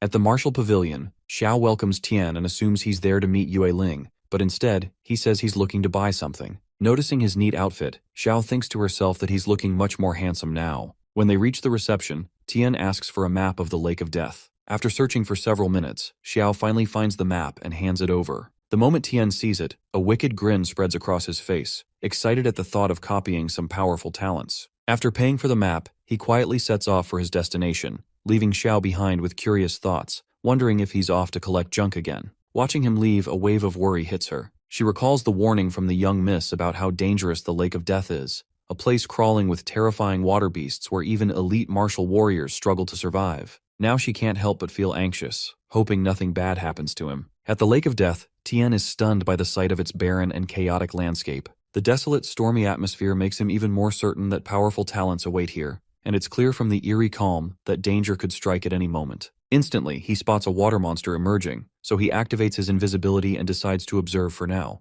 Sprinting toward a mountain peak for a better vantage point, he notices a girl and an elderly man diving into the water using an umbrella, right where the monster is appearing. Upon closer look, he realizes it's Yue Ling with her elderly companion. They are both leaping through the air, narrowly avoiding the lightning bolts triggered by the monster's presence. Yue Ling is clutching a chest in her hand, and from their expressions, it's clear they thought they wouldn't make it out alive. As the top-tier monster opens its mouth to devour them, they manage to escape the water just in time. Completely exhausted, Ling collapses onto a nearby rock, unaware that a swarm of small monsters is creeping up behind her. Seeing her fall behind, Tien knows he has no other choice. Using his speed talent, he darts forward in a blur, ready to strike and protect her. Ling keeps running, determined not to let the monsters catch her. One of them is just inches away when her elderly teammate yells out, urging his young lady to stay safe. Just then, Ling turns to face the monster, shuts her eyes, and activates her secret technique. A glowing flower forms on her forehead, a saber appears in her hand, her hair turns pink, and waves of pink energy swirl around her. In a blink, she vanishes, leaving the monster confused for a moment, until she reappears mid-air, locked onto her enemy with unwavering focus. Without hesitation, she slices the monster clean in half. Watching from a distance, Tien steps back, shaking his head and calling himself a fool. This wasn't a battle a novice martial warrior like him could ever win. Whatever technique Ling just used, it blew him away. Standing quietly on a nearby cliff, he watches her tear through every monster in her path, cutting them down effortlessly with her saber. At that moment, any doubts he had about her strength vanish. She is clearly an elite martial warrior at the peak of her realm. With her secret technique activated, she is nearly on par with a legendary warrior. Dozens of monsters lie dead around her, and even 10 people like Tien wouldn't stand a chance against her. Suddenly, the lake monster rises again, and the elderly man is caught, his leg trapped in its massive jaws. As the creature prepares to devour him, he calls out to Ling, urging her to escape. He warns that her secret technique is about to wear off, and if she doesn't make it out alive, then the deaths of their 10 fallen comrades will have been in vain, especially since the treasure they recovered is so important. Hearing all of this, Tien is stunned by the revelation that 10 people died underwater, and wonders what kind of treasure is worth taking such a massive risk. With no better option, Ling leaps from the dangerous cliff to the one where Tien is standing, safely away from the monster. She notices the flower on her forehead fading, signaling that her technique is wearing off. Exhausted, she collapses to the ground with the treasure beside her. When Tien reaches out to examine it, Ling, despite her weakened state, warns him in a faint voice not to touch it. Seeing how protective she is even in that condition, Tien reassures her that he has no intention of stealing it and decides to take her somewhere safer, far from the chaos. Gently lifting her in his arms, he asks for her permission to head to a nearby cave. When she remains silent, he takes that as agreement and quietly carries her away. Inside the cave, Ling sleeps deeply from exhaustion and injuries, wrapped in Tien's cloak to keep warm. As he watches her, Tien can't help but notice how much she resembles his sister, except for the small beauty mark near her eye. Out of instinct, he tries to wipe it away, but when his fingers touch it and it doesn't budge, a nervous feeling creeps over him. It's been several hours, and Ling still hasn't woken up. Tien wonders how much longer she'll be out. Squatting beside her, he examines her face, but when she lets out a faint groan, he quickly stands up, surprised. Ling finally stirs, still in pain, and slowly opens her eyes. Shocked, she asks if Tien saved her. Brushing it off, Tien lies and says it was just a coincidence, that he happened to be passing by. After cleaning off his cloak and thanking him, she hands it back. As he puts it on,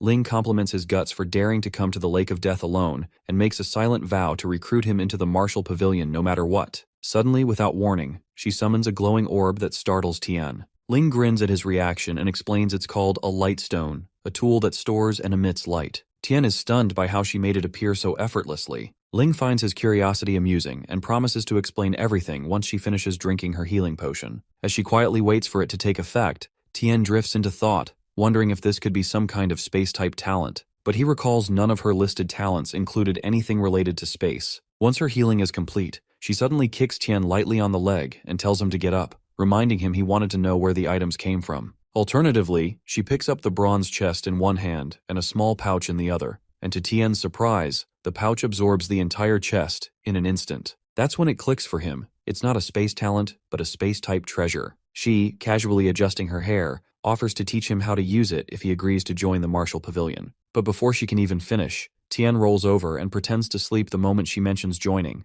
which leaves her fuming in frustration. She, clenching her teeth, glares at him from across the cave, muttering to herself that one day she'll make him join no matter what. Meanwhile, lying there with his eyes closed, Tien thinks to himself that those space items won't be anything special once he copies their ability, so there's no need to fuss over them now. The next morning, Tian wakes up and immediately looks around for Ling, but she's already gone. Instead, he finds a mid-tier profound training manual, 10 bottles of high-tier monster blood, and 10 gold cards, each worth 1,000,000 yuan. A grin spreads across his face as he realizes Ling must have left them for him before leaving. Tian knows these items alone are enough to push him into the ranks of elite martial warriors. With that in mind, he puts his plan to search for the jellyfish on hold, deciding instead to strengthen himself first. Without hesitation, he grabs one of the blood bottles and starts drinking. 4 months later, an animal carcass sizzles over a fire, with empty cans and cloaks scattered nearby. In the center of the cave, waves of bright energy swirl around Tian as he meditates. Suddenly his eyes snap open, glowing with power, and a bolt of lightning shoots into the sky. Smoke billows through the cave as Tian rises from the shadows, staring at his hands now sparkling with energy. Clenching his fists, he grins with satisfaction, knowing without a doubt that he has reached the elite martial warrior realm. Pulling on his cloak, a confident smirk spreads across his face as he declares it is time to hunt.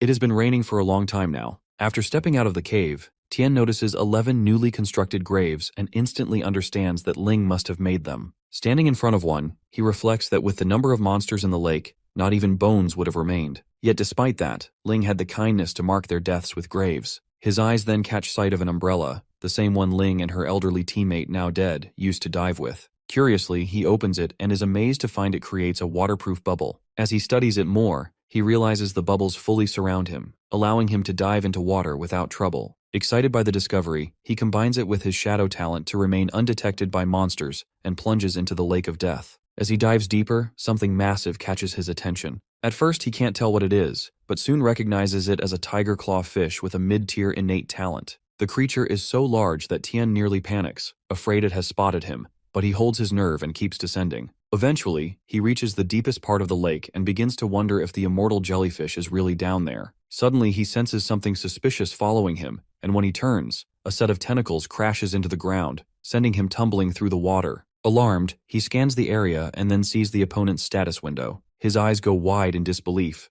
It's the immortal jellyfish he has been searching for all this time, possessing a novice-tier innate talent and an apex-tier healing talent. Just as the jellyfish's tentacle is about to strike the bubble, Tian summons his dagger and swings it with force, managing to slice the tentacle clean off. The monster howls in pain, but it quickly regenerates, thanks to its apex healing talent. As the restored tentacle lashes toward him again, Tian pulls an unexpected move. He reaches out, touches it, and instantly copies the apex healing talent. Before he can react further, the tentacle hurls him deeper into the lake with such force that it shatters the bulletproof umbrella, making it difficult for him to breathe. Gasping for air, he spots swarms of jellyfish closing in on him. Knowing he now has the healing talent but still outnumbered, Tian decides it's smarter to retreat than face a deadly swarm in such dangerous conditions. Tian races through the forest, pushing his speed and strength talents to the limit. Danger still lingers behind him, but he finally breaks free from whatever was chasing him. Breathing heavily, he slows down and glances back to make sure he's truly safe. With the threat behind him, it's time to focus on why he came here. Clearing his mind, he prepares to copy a new talent. A familiar screen appears, confirming that the apex tier healing talent has been successfully copied. Without hesitation, Tian agrees to fuse it, and his body jolts as the new power merges with his own. Pain flickers through him, but it's nothing he hasn't faced before. After copying so many talents, his body has adapted to the strain, and the process now feels almost routine. With another powerful skill added to his collection, he's steadily growing stronger, and his journey is far from over. The fusion completes successfully, and his status window updates. His cultivation talent remains high tier. His sword and shadow talents are unchanged, and now his healing talent is upgraded to apex tier. This time, the fusion is smooth, and unlike before, there are no painful side effects. His body has clearly grown used to it. To test his new healing ability, Tian takes out a drop of venom from the immortal jellyfish. The poison is so deadly that even a tiny amount could kill a normal person, but he lets a drop touch his skin anyway. The venom begins working immediately, but Tian quickly activates his healing talent, and the wound vanishes as if it never existed. He's impressed by how powerful the healing is, yet it also makes him realize something important. Most of the talents he currently has are support-based, like healing and defense. While they help him survive, they aren't enough to win against powerful enemies. If he wants to grow stronger and take on tougher opponents, he needs to copy an attack-type talent next. Later, back at home,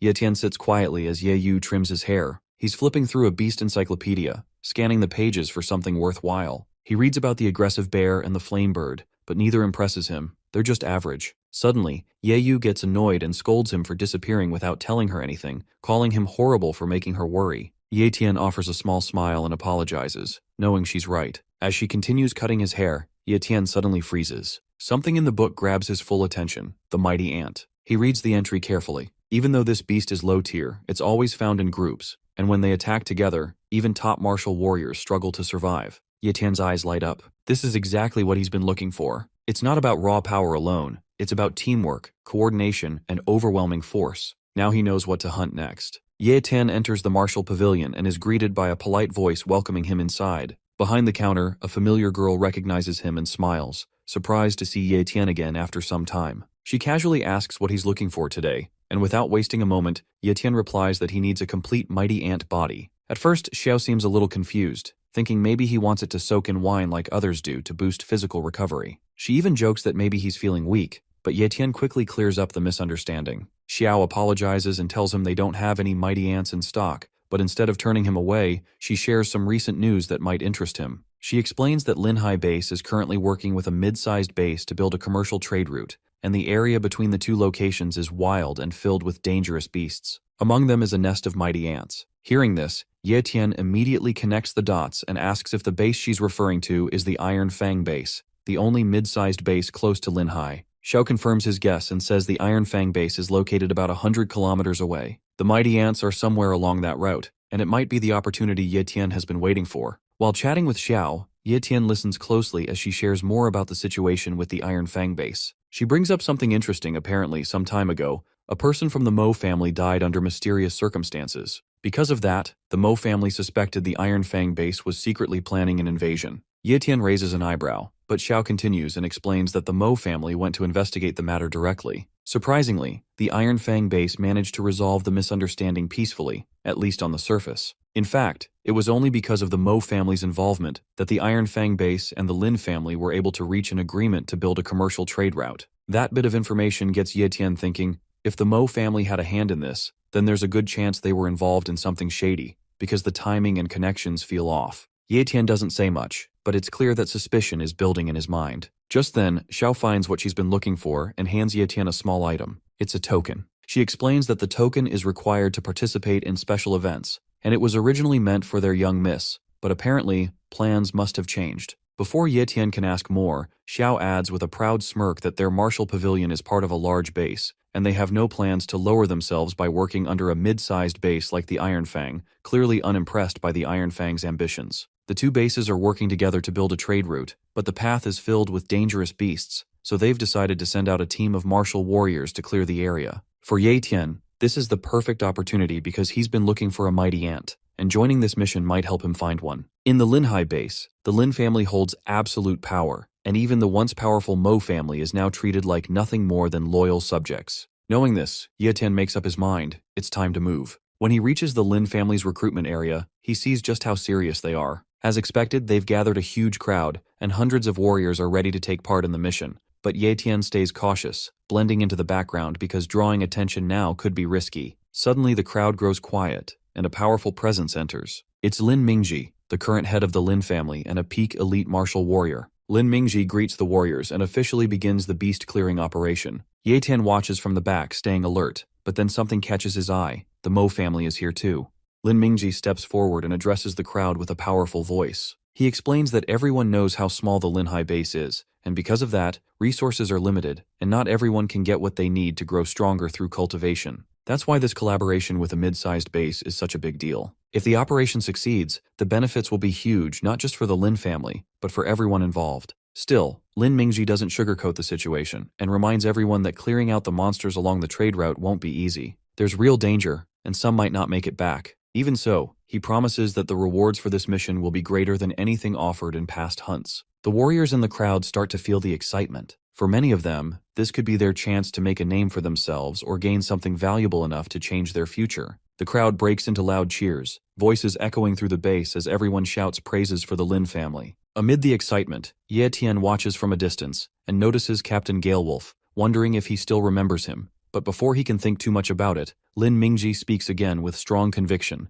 clearing up any doubts among the gathered warriors. Lin Mingji assures everyone that whatever they earn during this operation, whether it's rare beast parts, materials, or treasures, will fully belong to them. The Lin family won't take a share. Then comes another surprise as Lin Mingji reveals additional rewards. every martial warrior will receive 20 bottles of mid-tier monster blood and 2 million coins. On the other hand, elite warriors will be rewarded with 3 bottles of high-tier monster blood and a generous 10 million coins. The crowd erupts again, now fully motivated. The announcement isn't just an offer, it's a golden opportunity. A long line of eager warriors forms beside the assessment station, where an official directs everyone to place their hands on a glowing stone. The stone measures each individual's strength and reveals their current level of cultivation. One result shows a mid-tier martial apprentice, and the warrior moves aside while the next in line approaches. Yetian waits and watches, remembering Yue Ling's advice that relying on powerful clans, especially the Mo family, only brings trouble. Staying unnoticed is safer for now. The stone measures force based on the pressure delivered, so if Yetian applies only part of his real power, the reading will drop to a lower rank and avoid unwanted attention. When his turn comes, Yetian steps forward and calmly rests his hand on the stone, ready to mask his true strength, making sure to limit his power.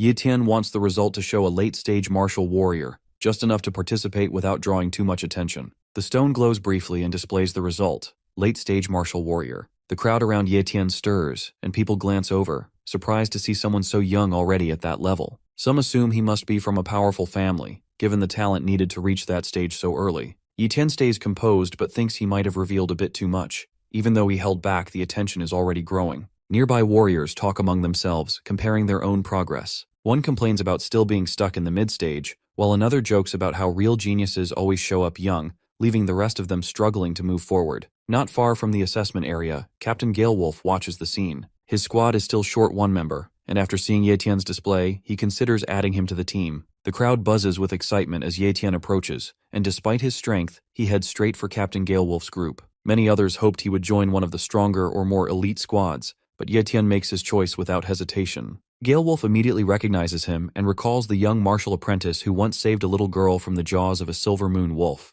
The memory sticks with him, but what surprises him even more is that the same boy has now reached the level of a late-stage martial warrior in less than a year. Yetian downplays his progress, calling it pure luck, and keeps his tone humble as he asks to join Galewolf's team for the upcoming operation. The captain doesn't hesitate for a second and welcomes Yetian into the group with open arms, clearly proud and excited to have him back. Yetian stands among his new teammates in Galewolf's squad, fully prepared for the mission. He politely asks them to look out for him during the operation, and the group welcomes him warmly, especially glad to have another late-stage martial warrior on their side. His presence lifts their morale, making them feel more confident that the hunt might go more smoothly than expected. Up ahead, Galewolf gathers the team and points toward the mission zone, explaining that only weak-tier monsters are expected in the area. Still, he firmly reminds everyone to stay alert and avoid rushing in recklessly, as safety always comes first. Just as they begin to move out, Yetian suddenly senses something rushing toward them at high speed. The team stiffens, ready for battle, but Galewolf quickly reassures them, suggesting it's probably the first wave of monsters and nothing they can't handle. He quickly assigns positions, he'll lead at the front, Yetian will cover the rear, and the rest will hold the middle and flanks. With everything set, Yetian sharpens his focus, and calmly tells the group that whatever's coming, they can leave it to him. Yetian and his group stand close to the building, facing the 2 red animals that growl and prepare to attack. Indeed, tension builds as both sides get ready for the fight. One of Yetian's teammates shouts for the battle to begin, and Yetian agrees, his eyes fixed on the enemies ahead. In an instant, the red animals rush forward. Also, their movements are wild and fast, but Yetian quickly pulls out his sword and meets their attack head-on. Yetian blocks the first strike and kills one red animal. Without wasting time, Yetian rushes toward the other red beast, and then, with strong force, Yetian lifts his leg high and kicks one of the other animals, sending it flying backward. Yetian holds his sword tight, jumps forward, and drives the blade deep into the creature's body. The sword goes all the way in, and the red animal lets out a loud cry before falling to the ground, lifeless. After the battle, Yetian and Captain Galewolf stand among the fallen beasts. The fight ends quickly, but clearly shows everyone's skill. Galewolf proudly mentions that he managed to take down 3 enemies, while Yetian just smiles, keeping to himself that he purposely held back so his full strength wouldn't attract attention. Another team member laughs and jokes that Yetian is already impressive for his age, teasing Galewolf by saying, maybe it's time for the captain to stop showing off. Galewolf plays along, pretending to be offended before laughing with the group. Then, someone brings up a more serious observation that the wolves didn't wait to ambush them inside the valley, which would have trapped the team and given the wolves a much better chance at winning. The group goes quiet, sensing something's not right, because if the wolves didn't follow their usual strategy, maybe they were rushed or forced into the fight. After that, one of the members takes a careful look around and suddenly realizes something important, that the wolves may have intended to attack in the valley, but something else might have stopped them. Moreover, he suggests that this might not actually be wolf territory, and that stronger beasts in the area could have driven them out. Hearing this, the team starts to grasp the real danger, and a younger member nervously points out that there are only 5 of them deep in this city, but one of the team members quickly steps in to reassure everyone and reminds them that they have a solid team made up of 3 mid-stage and 2 late-stage martial warriors, which is more than enough to stay confident and hold their ground. To ease the tension, Gale Wolf reveals a small device about the Lin family's walkie-talkie and explains that each captain has been given one in case of emergencies. If something goes wrong, Gale Wolf can quickly call for backup. With that assurance, the team regains their confidence. As they carefully move forward through the city, Captain Gale Wolf suddenly raises his hand, signaling everyone to stop because he senses movement. Something is right above them, to which Ye Tian quickly checks its identity using his talent window and sees it's a fire-breathing lizard, a low-tier beast with a novice-level innate talent, and low-tier fire talent starts bursting flames towards the group.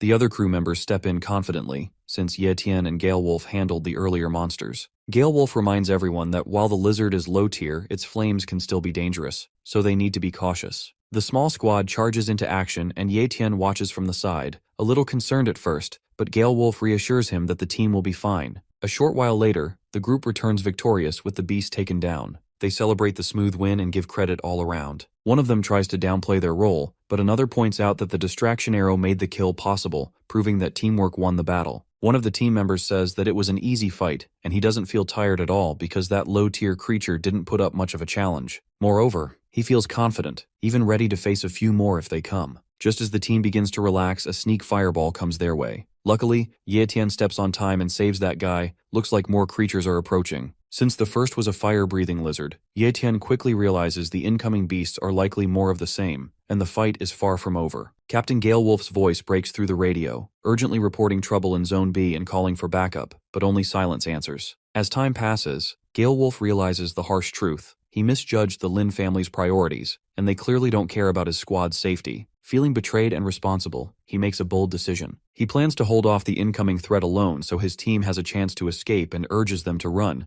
but his comrades refuse. They call themselves brothers and stand their ground, unwilling to leave him behind. Despite their loyalty, Gale Wolf insists and orders them to go for their own safety. He yells at them to escape, calling them foolish for standing still when danger is closing in, fully aware that staying could get them all killed. One man panics and bolts off on his own. Another crew member notices and clenches his fists, silently vowing that if he survives this, he'll make that coward pay. Gale Wolf then turns to Ye Tian, recognizing his potential and strength. He tells Ye Tian to take the 2 younger teammates and get out while they still have a chance, saying that losing someone as gifted as Ye Tian would be a waste. The rest of the team agrees and urges him not to throw away his future by staying behind in a fight that can't be won. Ye Tian quietly pretends he's going to follow their advice, but instead of running away, he suddenly charges forward, and a burst of powerful aura explodes from him, freezing everyone in shock. That strength, the unmistakable aura of an elite martial warrior, leaves the team stunned. No one expected that Ye Tian had been hiding his true power all along. Deep down, Ye Tian knows he never intended to show his full strength, but if he kept it hidden now, the entire Gale Wolf team could die. Gale Wolf could easily escape alone if he wanted to, but he's choosing to stay and protect everyone else. Witnessing that courage, Ye Tian realizes he can't turn his back. He steps forward, not to escape but to fight. As he looks ahead, Ye Tian questions whether hiding his strength and staying silent makes him any better than the selfish people in the Mo family. But there's no time to dwell on that. Even if exposing his true power causes trouble later, it's a risk he's willing to take. He believes in Captain Gale Wolf's sense of fairness and trusts the captain won't treat him poorly for stepping up when it truly matters. As Ye Tian fully unleashes his strength, a wave of raw power rushes through the air. Gale Wolf watches in disbelief. What Ye Tian shows is the kind of speed and power only an elite martial warrior can possess. It's not just impressive, it shakes everyone who sees it.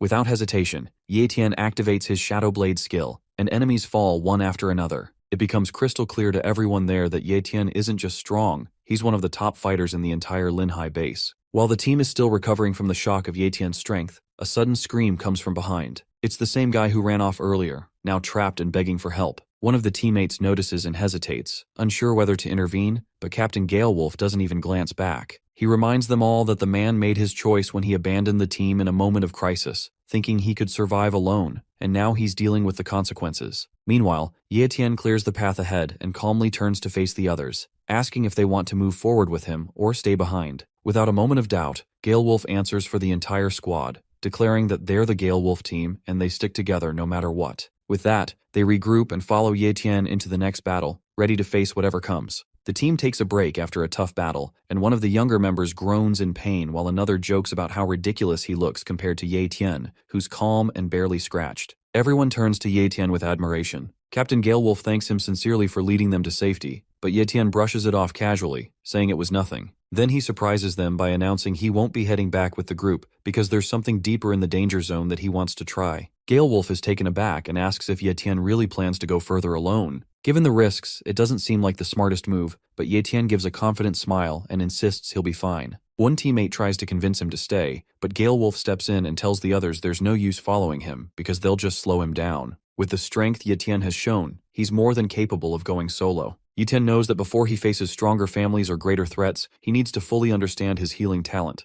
Deep down, he feels the urge to test its true limits, not in theory, but in real battle. As he moves deeper into the wild zone, the air grows thick with a sharp, unpleasant. He frowns, realizing he's probably reached a beast's nest. Stepping forward, Ye Tian feels like something is off. That's where the ground starts to shiver, and suddenly a hand pops out of a monster that punches Ye Tian, but he immediately gets a hold of himself. It appears Ye Tian has spotted the King of Lizards, exactly what he was hoping for. A perfect challenge to push his healing powers to the edge and see how they hold up in a real fight. The lizard immediately breathes fire, and it burns Ye Tian or his shirt, at least as he seems rather excited for this opportunity. Meanwhile, not far behind, the Galewolf team catches sight of the battle. Captain Galewolf spots the familiar figure going head-to-head with a massive creature. It's Ye Tian. Facing the fire-breathing King of Lizards without hesitation, Ye Tian charges forward with calm determination. He knows this isn't just a fight, it's a chance to truly test the limits of his body and healing talent. Instead of ending it quickly, Ye Tian deliberately stretches the battle, choosing to withstand constant damage to see if the beast's flames can break him or if his healing will outlast the assault. Explosions of fire rage across the battlefield, lighting up the area in relentless bursts for nearly an hour. From a distance, the Galewolf team watches anxiously. One of the members quietly wonders if Ye Tian is even alive. Captain Galewolf, though clearly worried, admits there's nothing they can do. The intensity of the fight is far beyond their level. Finally, as the flames begin to fade, Ye Tian walks out from the scorched ground, calm and steady, standing over the fallen beast. He looks down at the creature and quietly mutters to himself that he's won this gamble, and more importantly, his healing talent has passed the test.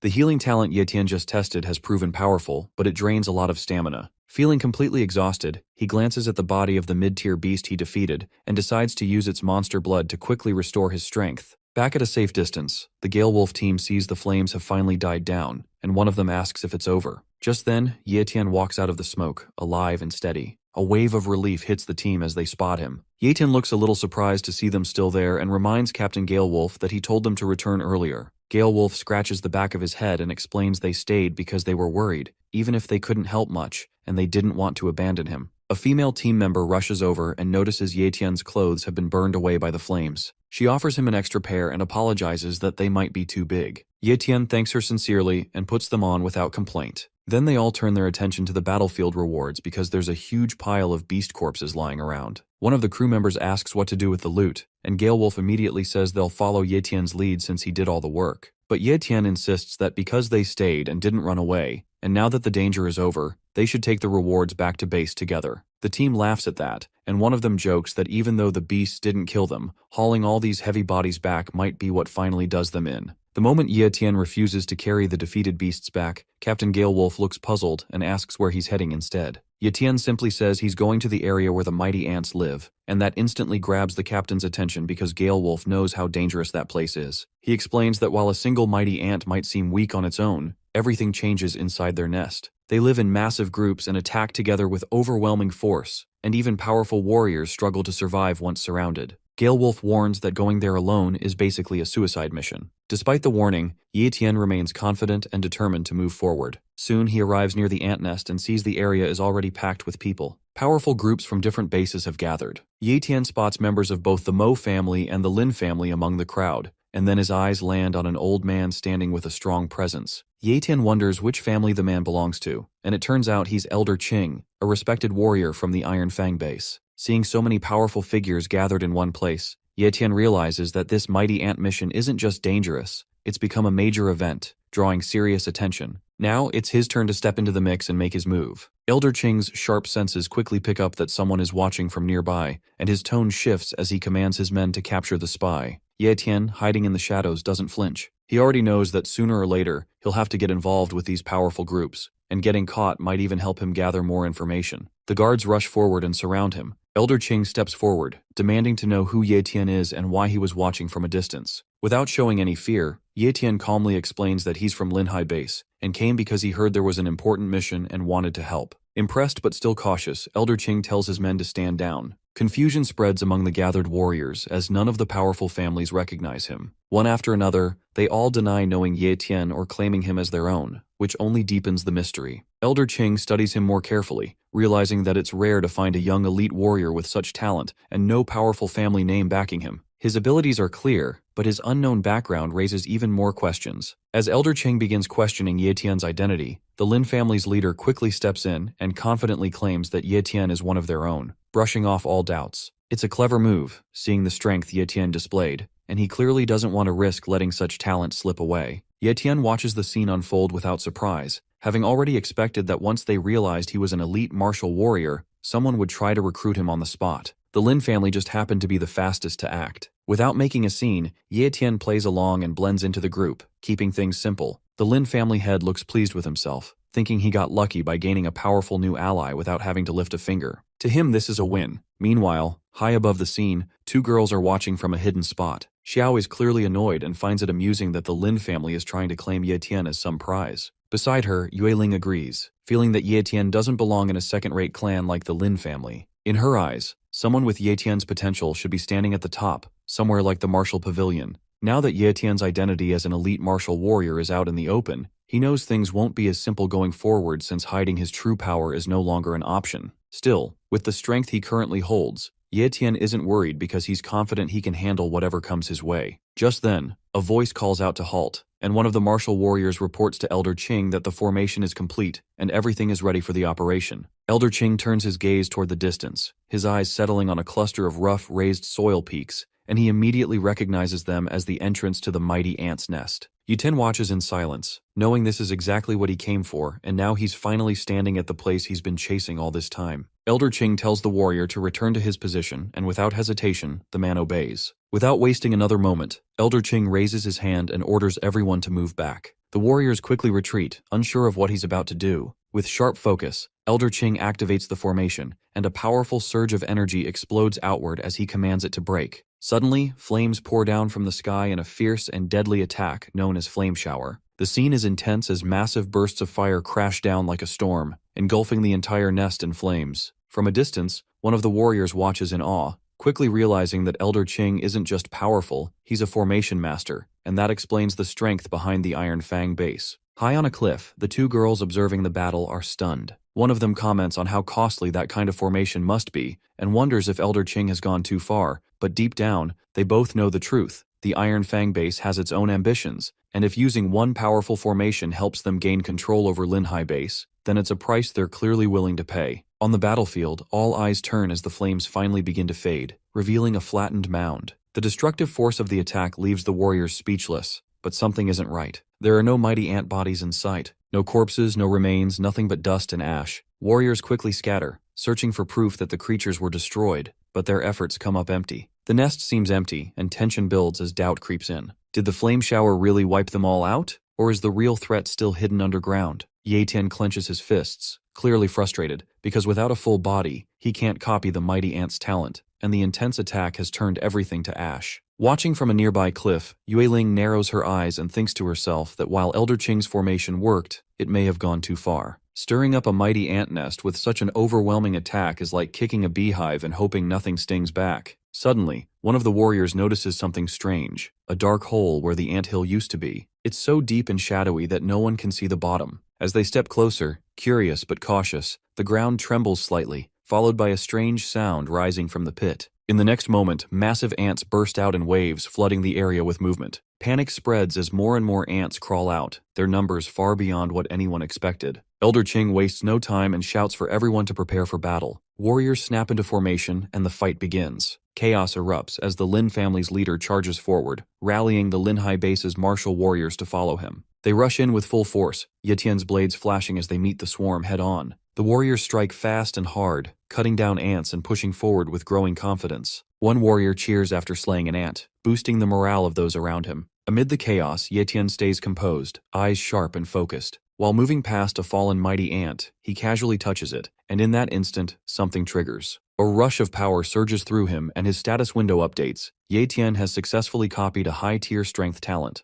Feeling the difference in his body, stronger and sharper, amid the chaos of battle, Ye Tian copies the high-tier strength talent. A message appears in his mind, asking if he wants to fuse it, but with enemies all around and danger closing in, Ye Tian knows this isn't the right moment. Fusing a talent requires full concentration, and the battlefield is anything but safe. Without hesitation, he activates his speed talent, and his body becomes a blur. His sword darkens with energy as he channels Shadow Blade, then unleashes his next move, Shadow Assassin. He vanishes into near invisibility, cutting through enemies with silent precision. One by one, the mighty ants drop before they can even react. Suddenly, the air shifts as a heavy pressure settles over the battlefield. It's thick and suffocating, shaking the ground beneath everyone's feet. All eyes turn to the center, where a massive high-tier mighty ant appears. Its terrifying aura spreads in every direction, freezing even the bravest warriors in place. Fear begins to ripple through the crowd, and commands to retreat echo across the battlefield. Some warriors don't hesitate. They turn and run, shouting for others to follow. The scene quickly descends into chaos as footsteps thunder and weapons are abandoned, while others in the distance struggle to catch up, yelling desperately not to be left behind. Above them,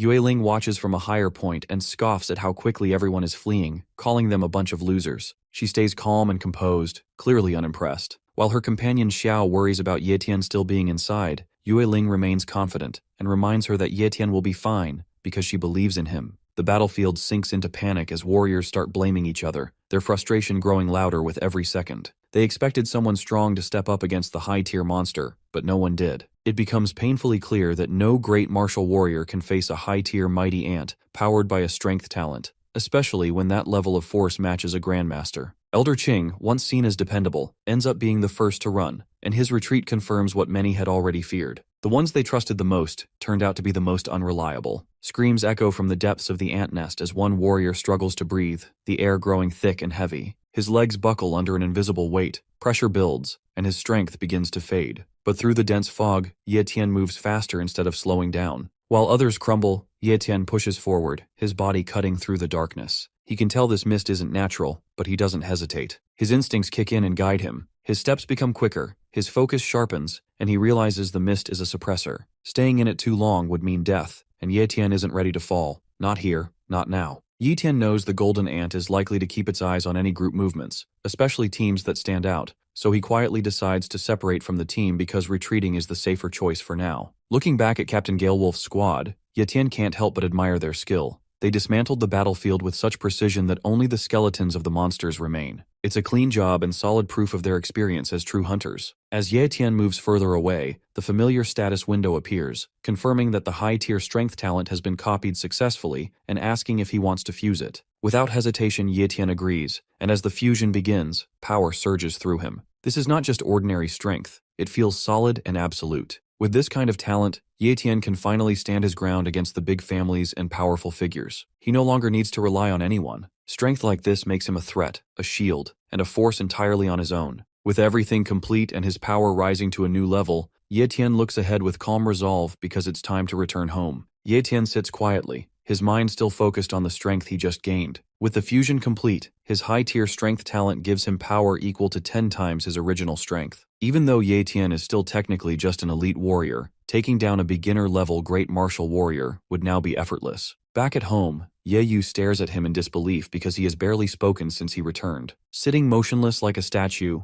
Ye Tian looks more like some wise ancient master than her own brother. Ye Yu starts talking to him, trying to get a reaction. First, she accuses him of acting distant, then teases him for pretending to be deaf and mute. When none of that works, she decides to get even. With a mischievous smirk, Ye Yu adds an unreasonable amount of salt to the food she prepares for Ye Tian, declaring that he asked for it. Moments later, she calls out that dinner is ready, and Ye Tian finally snaps out of his thoughts and walks over. He sees the table covered with a surprising variety of dishes, and Ye Yu proudly tells him she made it all just for her brother because he's been working hard and deserves a feast. Ye Tian smiles and promises to eat everything she made. He's just about to enjoy his meal when there's a knock at the door. Before he can react, Ye Yu grumbles from behind, telling him to at least try the food before rushing off. But Ye Tian heads to the door and opens it, surprised to see Captain Galewolf standing outside. Galewolf greets him casually and steps inside, explaining that he's come to deliver Ye Tian's share of the mission rewards. He pulls out a thick bundle, showing just how much Ye Tian earned, but when Ye Tian tries to politely refuse, saying it wasn't necessary, Gale Wolf shakes his head and insists, because everyone's getting their share, and Ye Tian deserves just as much. Accepting it, Ye Tian steps aside and invites the captain to stay for a meal. Gale Wolf's eyes light up at the sight of the dishes, and without hesitation, he agrees. He sits down, and his expression turns to pure joy as he admits between bites that it's been ages since he had such tasty homemade food. Meanwhile,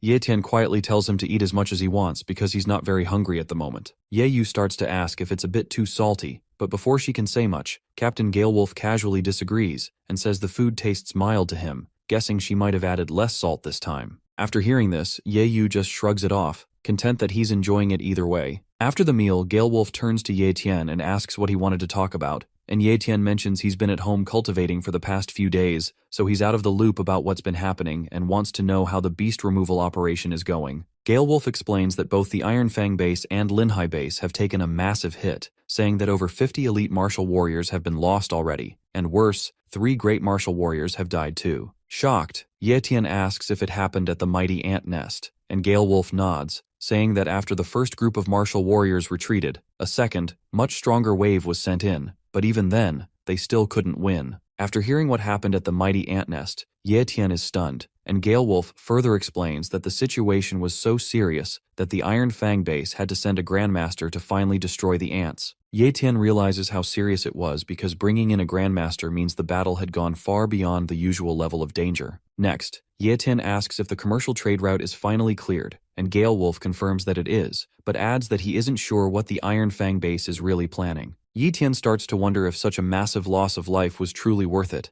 and the name Iron Fang base lingers in his thoughts. After a few final words and thanks, Gale Wolf prepares to leave. Ye Tian tells him goodbye, and Gale Wolf reassures him they'll see each other again soon. Just as Gale Wolf steps out, another visitor arrives at Ye Tian's door. A man introduces himself politely as Mo Yuan, the butler of the Mo family, and hands over an invitation, saying the family head wishes to treat Ye Tian to a meal. Ye Tian is surprised at the sudden invitation and hesitates. Without much thought, he tells Mo Yuan that he's not really in the mood to go out lately. Mo Yuan reacts harshly to Ye Tian's refusal, his voice rising with arrogance because no one has ever dared to turn down an invitation from the Mo family. Gale Wolf steps in to calm things down and suggests they talk peacefully, but Mo Yuan dismisses him and warns Ye Tian to obey if he knows what's good for him. Gale Wolf tries once more to stop Ye Tian from making things worse, but the situation escalates anyway. As Mo Yuan places his hand on Ye Tian's shoulder, the hero immediately pulls Mo closer and slashes his face to the ground, which ends up breaking his arm. The difference in power is clear, and Ye Tian stays calm, almost surprised by how strong his new talent truly is. He tells Gale Wolf not to worry and brushes the situation off, while Mo Yuan runs back to his base, overwhelmed with anger and humiliation, vows revenge. His pride is shattered as he storms off, muttering threats under his breath. At the Mo family estate, Mo Yuan kneels before the family head, pleading for justice. His face is filled with pain and humiliation as he calls out to the patriarch, begging to be avenged. Mo Changsheng,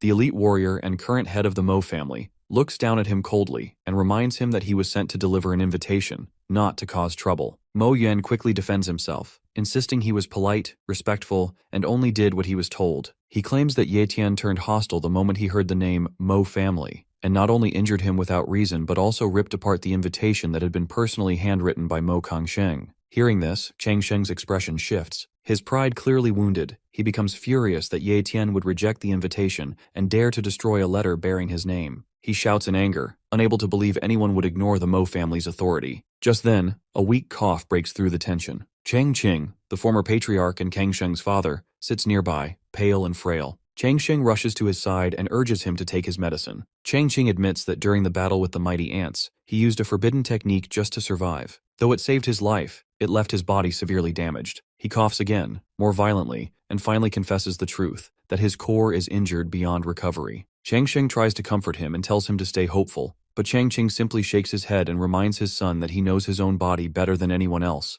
and there's no denying the damage is permanent. Changqing speaks with a heavy heart, knowing that his death would leave the Mo family without a great warrior to protect it. The future of the family without someone strong enough to lead seems dark and uncertain. Mo Changsheng, still burning with frustration, wonders if Ye Tian is simply waiting for the Lin family to reach out first, and if that's the case, then the Mo family must act faster because they can't afford to lose such a rare talent to their rivals. Changqing's expression turns cold. Since a kind invitation has failed, they'll now take Ye Tian by force. Still, Kang Sheng raises a concern that Ye Tian isn't one of them. His surname is Ye and he's an outsider. Even if they capture him, how could they ever trust that he'll truly serve the Mo family? Changqing already has a plan for that too. He holds up a small bottle and reveals a chilling truth. The elixir inside can erase a person's will, making them fully obedient. It was meant to be used secretly at the feast they had planned for Ye Tian, but now they'll have to use it sooner. Changqing hands the bottle to Kang Sheng with a stern warning to store it safely. Changqing stares at it, understanding the full weight of what they're about to do, because this isn't just a power move, it's a violation of someone's soul. Changqing says the plan is clear now. First, they'll erase Ye Tian's will, and then they'll give him a fake identity that makes him part of the Mo family. Publicly, they'll declare him an illegitimate child of Changqing, which justifies changing his surname to Mo. That way, no one would question his position or loyalty. Changqing stares at his father, an illegitimate child, but before the thought grows into doubt, Changqing quickly reassures him and tells his son not to overthink it, because it doesn't matter if Ye Tian is his child or Kang Sheng's. The important part is that his name carries the Mo legacy. Changqing tries to hide his discomfort, worried more about his father's honor than his own, but Changqing brushes it off, insisting that time is short, and the more they delay, the greater the risk of Ye Tian's siding with someone else. Without further hesitation, Kang Sheng accepts the order and says he'll take 10 great elders with him and carry out the mission personally. With their combined strength, he's confident that capturing Ye Tian, who he still sees as just a young warrior, will be easy. The Mo family's plan goes into action. One of their operatives sneaks into Ye Tian's house, moving quietly and sending back a message that he's in. Their goal is simple but ruthless: to capture Ye Tian's younger sister to force him into submission. Outside, a team is stationed and ready to strike at a moment's notice. Everything seems to be going according to plan, and the target is located. The signal is given to move now, but the moment they close in, a voice echoes through the room, and Ye Tian appears. Ye Tian's been expecting them all along. The ambushers don't realize it yet, but they've walked right into a trap. In a tense moment, Mo En urgently speaks through a communication device, asking if anyone has caught Ye Yu. His voice sounds worried as he keeps calling for the second elder, hoping for a quick reply. Finally, a response comes, but it's from Ye Tian, who calmly says that he has captured Ye Yu and is bringing him back right away. For a second, it sounds like everything is under control, but then Mo En grows suspicious and asks who the person is, because something feels off. Other members quickly check Ye Yu's body and freeze in shock when they realize he's not breathing. The truth spreads fast. Something is terribly wrong. Mo En yells for everyone to stay alert, realizing now that the person who claimed to have caught Ye Yu must have called for backup. Inside the massive Linhai base, Mo En starts to question who could possibly challenge the powerful Mo family here, aside from himself. Suspicion builds as he scans the area, trying to locate whoever is hiding in the shadows. Before anyone can react, a second person is silently taken down. The panic deepens when they realize this isn't just some ambush, it's someone using Shadow Assassin. The group is hit with fear, and orders are shouted for everyone to spread out and stay alert. At that moment, Ye Tian activates his speed talent, and his movement becomes almost impossible to track, vanishing and reappearing in an instant. Mo En is stunned by the unbelievable speed in front of him. Someone tries to catch Ye Tian's position and sees what looks like an opening, but the moment he acts, Ye Tian is already gone again. His speed leaves everyone confused as their attacks are always one step too late. Darkness spreads across the area as Ye Tian uses Shadow Blade and starts to wipe every single enemy out there. Mo En tries to contact the team above for a status update, and the fearful reply confirms that Ye Tian has shown up. Hearing this, Mo En becomes furious and orders everyone to capture him. As the guards rush in, Ye Tian doesn't step back. Instead, he activates his strength talent. Two enemies attack at once, but Ye Tian blocks both without effort. Everyone around him freezes in shock, and Mo En can't believe Ye Tian took both attacks so easily. To him, Ye Tian was supposed to be just an elite-level martial warrior, but what he's seeing now proves otherwise. Ye Tian is clearly hiding his true power, and this isn't someone Mo En can handle easily. Ye Tian then stands calmly in front of Mo En and confirms his identity, fully aware that he's facing Mo Xiaobei's father. Mo En tries to stay composed, forcing a smile and offering peace, saying they can settle things without bloodshed if Ye Tian lets him live. But Ye Tian isn't interested in negotiations. Instead, he coldly reveals that he's the one who killed Mo Xiaobei. Mo En doesn't explode with anger. Instead, he bows his head and agrees, calling his own son unfilial and saying Xiaobei must have offended Ye Tian, so his death was deserved. Desperation creeps into Mo En's voice as he begins begging, promising money, power, anything Ye Tian wants, just to be spared. But Ye Tian isn't moved. He calmly steps forward, eyes locked on his target, and says he prefers to end problems before they grow, then finishes him right there. Ye Tian never waits to take revenge. If someone hurts his sister, he doesn't forgive and always makes sure they pay. This time, Ye Tian promises to wipe out the entire family. Far away, inside a grand castle-like house, An elder wonders why the 10 great elders haven't returned yet. His son tries to comfort him, saying there's no need to worry because with the 10 elders guarding the Linhai base, nothing bad should happen. But just then, the sky flashes and a glowing sword flies toward their home. Ye Tian has arrived, and he's not here to talk. Guards panic and shout, demanding to know who dares to attack their base. Ye Tian appears through the smoke and reminds them with cold clarity that they're the ones who sent people to take his life, and now they have the nerve to ask who he is. He finds it laughable because he's not here for questions. He's here to destroy them all. Fear spreads as Kang Sheng stares at Ye Tian and his voice trembles as he realizes who it is. Chang Sheng demands to know why Ye Tian is here and what happened to the 10 great elders. Ye Tian answers without hesitation that he will meet the elders soon, just not in this world, but in hell. Before Kang Sheng can react, Ye Tian launches an immediate attack which slices through his chest. Seeing his son dead in an instant, Kang Sheng's father screams, calling Ye Tian a monster as his son lies lifeless before him, and his pain quickly turns into fury. He charges up a powerful move, one of their secret arts that Ye Tian recognizes. He's used it before, to escape the deadly mighty ants, but Ye Tian doesn't flinch. He's seen this trick already. The elder's voice cracks with anger as he screams at Ye Tian, furious that his son is dead and blaming Ye Tian entirely. In his rage, his clothes start to rip and the old man immediately rushes towards Ye Tian. Successfully, he lands a combo of punches that damages and pushes Ye Tian back. The old man in his Hulk form shouts that not even Ye Tian's ashes would be enough to calm his hatred, and swears to see him dead no matter what. Suddenly, alarms ring across Linhai base and a loud warning spreads that an assassin has broken in. Guards rush through the halls, shouting to protect the patriarch, but Ye Tian remains calm, finding it amusing that they're only reacting now, after he's already killed the family head. He mocks the Mo family, calling them clueless and slow, then watches as the command is given to kill him immediately. A wave of guards charges in, but before they can attack, a dark figure cuts through the crowd, a shadow assassin appears, and panic spreads fast as the guards get knocked within seconds. The elder stares in disbelief, shocked that Ye Tian is fighting like a top-level warrior and struggling to understand how someone so young could hold this much power. Meanwhile, Ye Tian keeps his focus locked on the elder, studying the hidden technique he's using and wondering how long it can keep him alive. The elder's fury grows with each passing second, and a battle continues with swords. But far from the battlefield, another young leader watches the fight quietly. Seeing Ye Tian's strength, he wonders if the Mo family brought in outside help. His guard Elder Z offers to step in, but the young master shakes his head. He prefers to wait and watch how this plays out on its own. Chang Qing shouts in frustration, shocked by Ye Tian's incredible speed, because every strike he throws is blocked with ease. Ye Tian dodges again, and Chang Qing starts to realize this fight isn't going his way. The old man begins to panic as maintaining the secret art is draining his energy fast, while Ye Tian doesn't even look tired. As the pressure builds, Chang Qing considers calling for help from the Lin family while his technique still holds. Ye Tian stays calm, mocking him and urging him to keep going. In desperation, Chang Qing throws a smoke bomb and disappears into the haze, hoping to buy time or escape,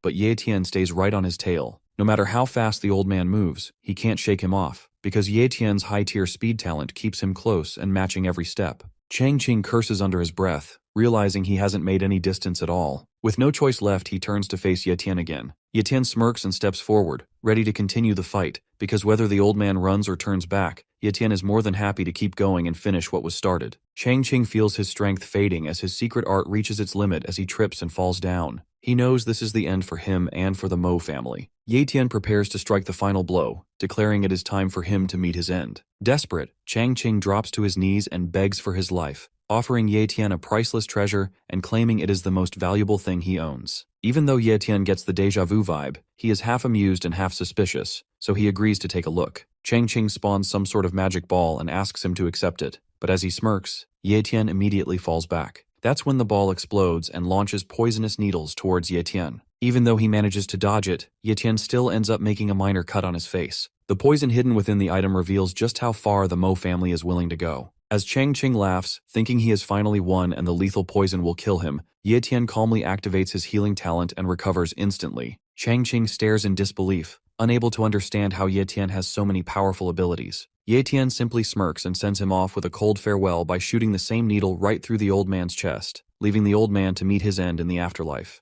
Ye Yu wonders why her brother hasn't returned yet, while Captain Gale Wolf grumbles about feeling like her babysitter. Just then, Ye Tian shows up, catching the captain mid-complaint. The moment Gale Wolf sees him, his face lights up with relief. Ye Tian thanks him for looking after his sister, and the captain curiously asks if everything has been handled. With a calm nod, Ye Tian confirms that it's done, and that from this moment on, the Mo family no longer exists in the Linhai base. Galewolf reacts with surprise at how ruthless that sounds, though he's clearly impressed. Ye Tian checks to make sure Ye Yu is safe and that no assassins have gotten to her, and he's relieved to hear she's resting peacefully after being given a tranquilizer. With that settled, they decide to leave the cold rooftop and head back inside. As they walk, Ye Tian shares that he wants Ye Yu to begin cultivating. The idea catches Galewolf off guard, but Ye Tian asks if there's any way for regular people to improve their strength quickly. Galewolf laughs a little and explains that there's no shortcut like that. Real improvement only comes through heavy financial investment, which is exactly what powerful families rely on. Ye Tian is surprised by how simple the truth is.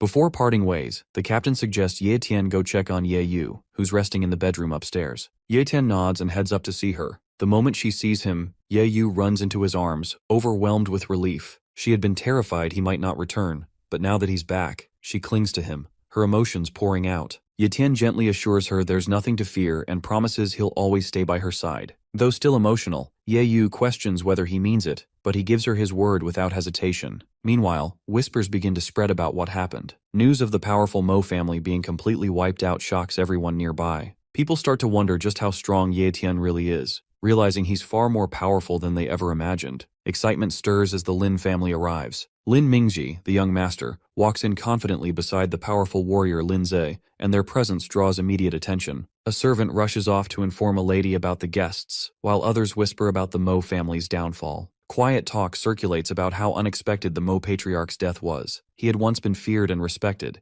yet his end came so suddenly. The conversation then shifts to the Mo family's most dangerous weapon, the Iron Pearl. This hidden treasure was known for its sinister power, capable of changing the outcome of any battle. Its range was wide, its damage deadly, and it was only ever used as a last resort for survival. Yet despite unleashing it, the Mo family failed. Not only did their opponent Ye Tian survive, but he also turned the Iron Pearl's own gold needle against them, using it to strike down Mo Changqing. What was meant to be their secret trump card became the very weapon that led to their downfall. Rumors begin to spread after the fall of the Mo family. From the mouths of shaken survivors, one thing becomes clear. The destruction was caused by a single person. Judging by the level of devastation, his strength likely matches that of a peak great warrior, and there's little doubt about it. What unsettles everyone even more is that this powerful individual doesn't seem to belong to the Linhai base. Some begin to suspect the Iron Fang base. It's possible they orchestrated this attack on the Mo family as a show of force. The theory gains traction as a deeper concern surfaces. Earlier, the Iron Fang base proposed building a commercial trade route, but information from a spy reveals something more troubling. Near their base, a massive monster is reportedly close to evolving into a king-level threat, a creature so dangerous even the strongest warriors would fear it. If that happens, the Iron Fang base may not survive. That means this so-called trade route could just be a disguised migration path,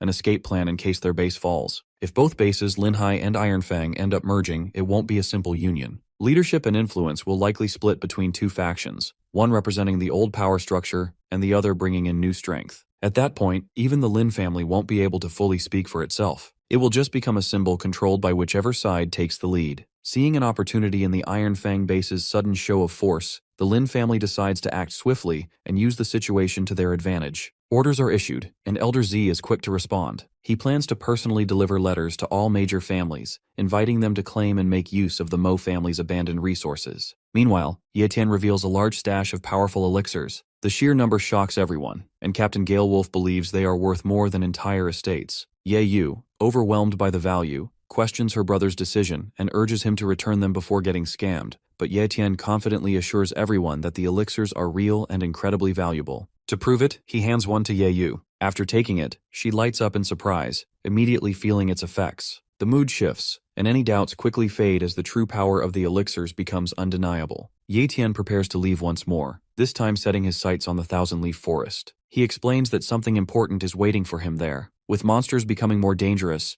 the Iron Fang base has started moving more people into Linhai base for safety, and the situation is growing more serious. Even the two grandmasters are struggling to keep the monsters at bay. Ye Tian knows that if their defenses collapse, it could spell disaster. So for him, getting stronger isn't a choice, it's a necessity. Ye Yu, still emotional from his recent return, finds it hard to accept that Ye Tian is leaving again so soon, but he stands firm, knowing what must be done, and there's no time to waste. Ye Tian gently reassures her, telling her to stay focused on her training. He reminds her to take the elixirs on time and continue practicing the body training technique under the captain's guidance. Ye Yu no DS promises to do her best and tells Ye Tian to be careful, saying she'll be waiting for him at home. Ye Tian smiles, promises to return safely, and turns to Captain Galewolf, entrusting Ye Yu to him. The captain confidently agrees, saying that a brother's sister is like his own sister. Just then, he announces that people from the Iron Fang base are arriving, and in surprisingly large numbers. Soon after, the convoy from Iron Fang base makes a loud entrance into Linhai base, and among them is Sun Feng, known as one of the 4 great geniuses of their younger generation. He's a mid-tier elite warrior, confidently leading the way on a motorbike, and his presence draws attention immediately. People start whispering about his talent. Sun Feng's status window shows high-tier cultivation talent and mid-tier sword skills,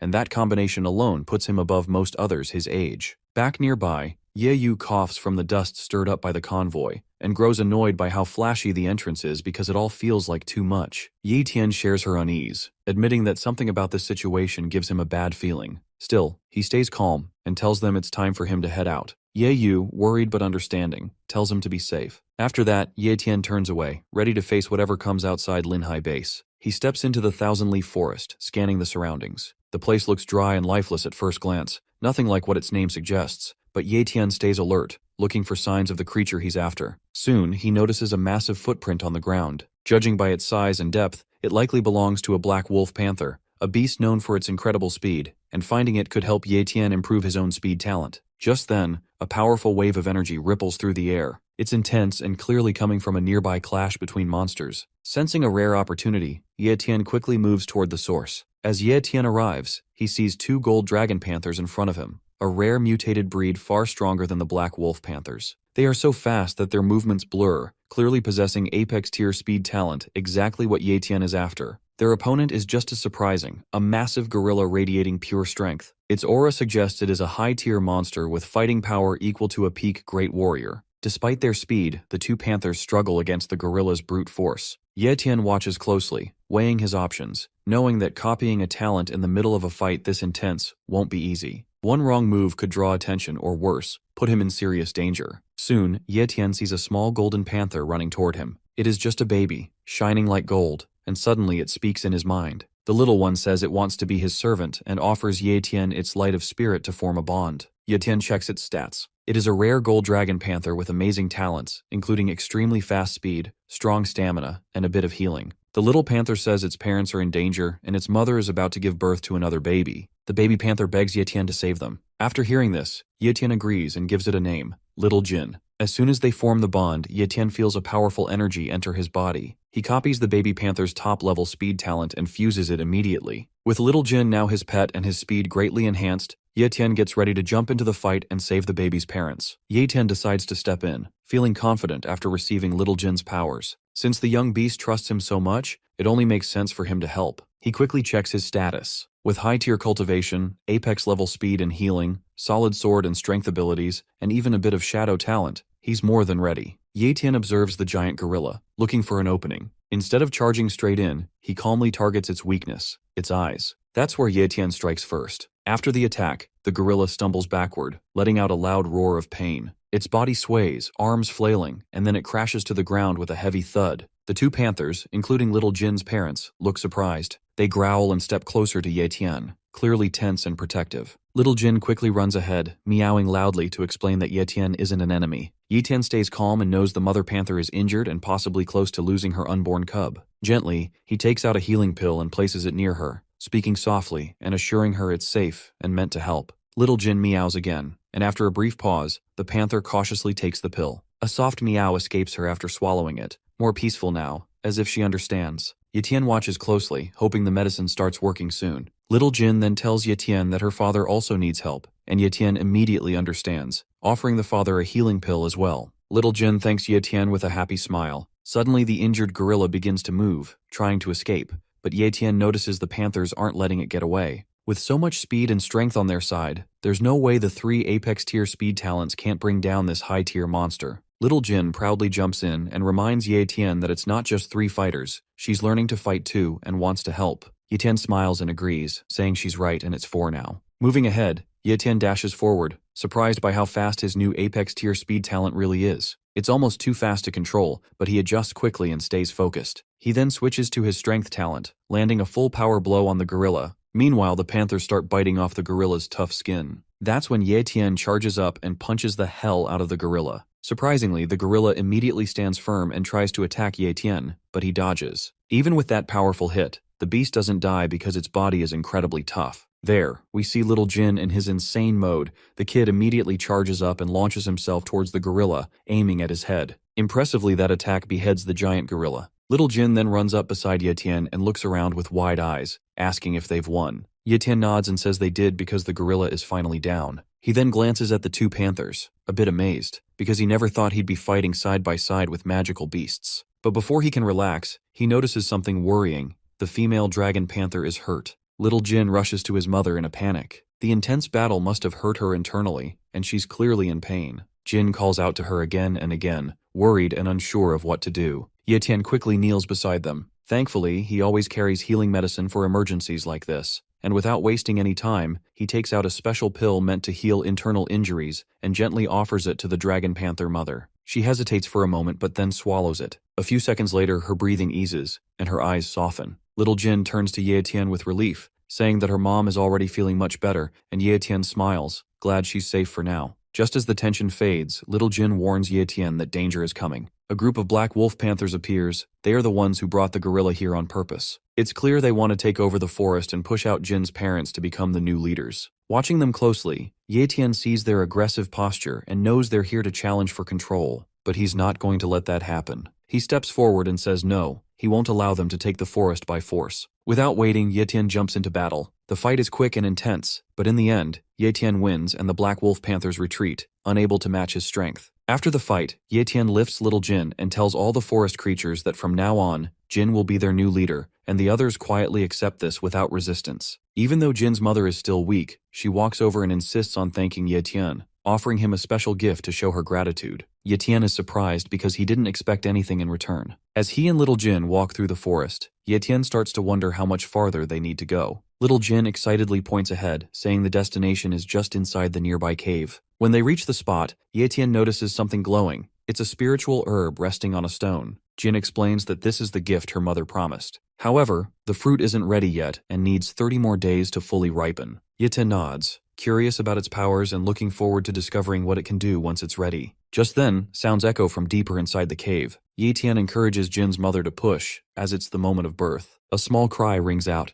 and the baby panther is born, healthy and strong. Seeing this, Ye Tian beams with pride and declares that a new ruler has just been born into their forest. A month passes, and the moment Ye Tian has been waiting for finally arrives. As he approaches the spiritual herb, a sweet, rich scent fills the air. He can tell right away that it's ripe. Excited, Little Jin urges him to eat it quickly, jumping around with anticipation. Ye Tian laughs, amused by Jin's energy, and takes a bite of the glowing fruit. Suddenly, something strange happens. Ye Tian starts to feel weird and he immediately passes out. Later as he wakes up, Ye Tian's head hurts, and a surge of power rushes in. He grabs his head, feeling a strange new awareness growing inside him. It's not just any power. Ye Tian realizes he's gained a mental ability, a skill usually only accessible to powerful martial warriors. Yet here he is, still at elite warrior level, and already able to control it with ease. Ye Tian closes his eyes for a moment, focusing as his talent detection range expands instantly, allowing him to sense talents from up to 50 meters away. Even more shocking, he discovers that he can now copy talents without even touching anyone. Just sensing them through the air is enough. Later, Ye Tian sees a message asking if he wants to fuse the mid-tier endurance talent. He thinks about it for a moment but decides against it because endurance isn't that helpful right now, and his main focus is improving his cultivation talent. With everything settled, Ye Tian gets ready to head home. This trip gave him a lot of power, growth, and even something unexpected. He smiles, feeling satisfied. As he prepares to leave, Ye Tian turns to the panther family and thanks them for the spiritual fruit because it helped him greatly. Just as he's about to say goodbye, Little Jin suddenly meows and jumps forward because she doesn't want to stay behind and wants to go with Ye Tian. He chuckles and agrees, telling her there's someone he wants her to meet, someone who will definitely like Little Jin a lot. She beams with joy, meowing happily and thanking her master. Their journey together is just beginning. Little Jin looks around with wide eyes, amazed by everything she sees because the outside world feels completely new to her and has so many things she's never seen before. Ye Tian reminds her to be careful, saying the outside world isn't just exciting, it's also full of danger. Soon they arrive at the 5th Academy, but something feels off. Ye Tian suddenly spots Zhang Bao collapsed and badly injured. Shocked, Ye Tian rushes over to him asking what happened. Zhang Bao weakly recognizes him, and Ye Tian feels relief because Zhang Bao is still alive. Without wasting time, Ye Tian pulls out high-tier monster blood and gives it to him to help restore his energy. Whatever happened here is serious, and Ye Tian knows he has to be ready for anything next. He's shocked to hear that the people who robbed Zhang Bao were actually warriors from the Iron Fang base. Zhang Bao explains that the base was completely destroyed by monsters, and around 100,000 survivors escaped to Linhai base. Ye Tian quickly asks who's in control now, and Zhang Bao tells him the Lin family is technically still in charge, but in reality, they've lost all real power and are just figureheads now. Ye Tian realizes this is exactly what he expected because the Iron Fang survivors have quietly taken over. Zhang Bao adds that the situation in the base is getting worse by the day. Robbers are everywhere, and chaos is spreading fast. Ye Yu and Captain Galewolf are training together. Ye Yu sighs in frustration after losing another round, but Galewolf encourages her, saying she's improving fast and has real talent. Ye Yu humbly replies that it's only because of his good teaching. Suddenly, she spots someone approaching, and it's her brother, Ye Tian. She runs to him, shouting with excitement, and Ye Tian laughs, telling her she's way too excited. Just then, Little Jin pops out, and Ye Yu's eyes light up when she sees the small golden panther. She immediately rushes over to greet it, calling it cute. Ye Tian introduces the pet as Little Jin, and she happily repeats the name, playing with the creature, surprising Ye Tian when she gives more attention to the pet than to him. Galewolf laughs and teases Ye Tian that he's been replaced by a kitten. After seeing the captain, Ye Tian thanks him for looking after his sister, and Galewolf proudly says that Ye Yu has already become a martial apprentice thanks to her hard work. As their talk shifts, Galewolf brings up something serious and asks if Ye Tian has heard about the Iron Fang base starting to invade Linhai base. Ye Tian already knows about the invasion but asks anyway if anything happened while he was gone. Galewolf reassures him that everything at home has remained safe. After Ye Tian left, a girl named Xiao Yu visited and left behind a martial pavilion token. She said that anyone from the Iron Fang base would think twice before causing trouble once they saw it. Hearing this, Ye Tian is quietly impressed by her gesture. Galewolf then brings up something more serious. A man named Sun Feng has been coming around repeatedly, challenging Ye Tian to a death match. That name instantly sparks Ye Tian's memory. He had checked Sun Feng's talents before, and remembers that he is one of the top 4 geniuses of the Iron Fang base. Since entering the city, Sun Feng has been defeating elite martial warriors one after another without a single loss. Galewolf warns Ye Tian not to take him lightly because Sun Feng isn't someone ordinary, but Ye Tian, rather than being alarmed, stays calm, and the situation only sharpens his focus. In fact, he finds the challenge intriguing. Sun Feng arrives on his motorcycle, parking it with a loud screech that turns heads, and without wasting time he confirms Ye Tian's identity, saying he's been waiting for this moment. Ye Tian simply nods. After that, Sun Feng announces the reason for his visit. He challenges Ye Tian to a duel, set for 10 o'clock the next morning at Minghui Plaza. The terms are clear, a battle with a bronze rank blade skill on the line. Sun Feng leans forward slightly and dares Ye Tian to show up. As Sun Feng speaks, Ye Tian activates his hidden ability. A wave of energy brushes past him, and he successfully copies Sun Feng's high-tier cultivation talent without anyone noticing. With a small smile, Ye Tian responds confidently and accepts the challenge without hesitation, making it clear that he's not afraid. After hearing this, Sun Feng gives a turn to leave, his bike engine roaring as he speeds away. Ye Tian watches him disappear into the distance, ready for what's coming. Someone behind Ye Tian calls out in frustration, warning him that his decision was way too impulsive, and he is convinced that with Sun Feng's power, Ye Tian doesn't stand a chance. But Ye Tian stays calm and quietly replies that the outcome isn't so certain. Moving ahead, his status window appears again, and his abilities are already impressive. High-tier cultivation talent, apex-tier speed, mid-tier sword skill, novice-level shadow skill, apex-tier healing, and high-tier strength. But Ye Tian isn't done yet, and since he already has one high-tier cultivation talent, he decides to stack another one, aiming for something even stronger. With full confidence, Ye Tian chooses to copy the talent again.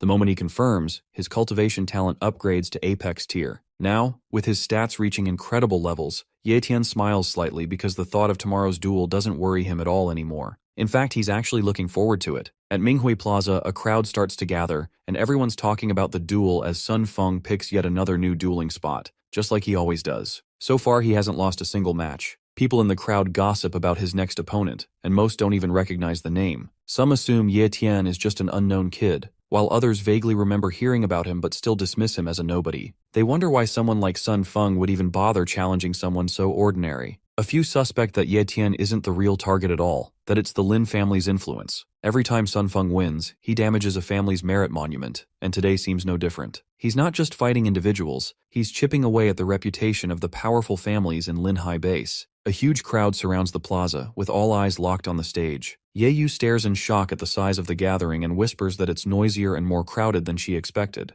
Captain Galewolf, standing beside her, explains that Sun Feng always turns his duels into public spectacles to boost his reputation by making sure everyone sees him win. Ye Yu grows anxious because with this many people, reaching her brother feels impossible. She hesitates and suggests they leave, admitting the duel feels dangerous and she's scared for Ye Tian. But Ye Tian stays calm, looks her in the eye with confidence, and promises that everything will be fine and he'll be right back. All eyes turn to the center as Ye Tian steps forward, and whispers ripple through the crowd as people realize this is the one Sun Feng challenged. Many seem surprised, clearly expecting someone more intimidating. Sun Feng looks unimpressed and admits he didn't think Ye Tian would actually show up. The terms are set. Sun Feng offers a bronze-rank sword skill called Current Blade as the wager, saying Ye Tian can take it if he wins. In response, Ye Tian pulls out his own bronze-rank skill, Shadow Blade, since it matches the same level. Sun Feng glares at the offer, finding Ye Tian's confidence almost insulting. To him it feels like arrogance. Just as the match is about to begin, Ye Yu shouts in panic, warning her brother to be careful. The duel is seconds from starting, and everyone is watching. The duel begins with Sun Feng charging forward, striking first with his sword, but Ye Tian's speed catches everyone off guard as he moves so fast it's hard to follow. Ye Tian keeps his distance, calmly dodging each slash with perfect timing. Sun Feng grows irritated and mocks him, comparing him to a rat just running around to avoid the fight. Before he can say more, Ye Tian counters with a powerful punch that lands clean, sending Sun Feng flying across the stage. The crowd gasps, stunned as the one they expected to lose turns the tables with a single blow. Ye Tian stands tall and focused, asking if he still seems like a rat now. Sun Feng slowly gets back on his feet, wiping blood from his lip.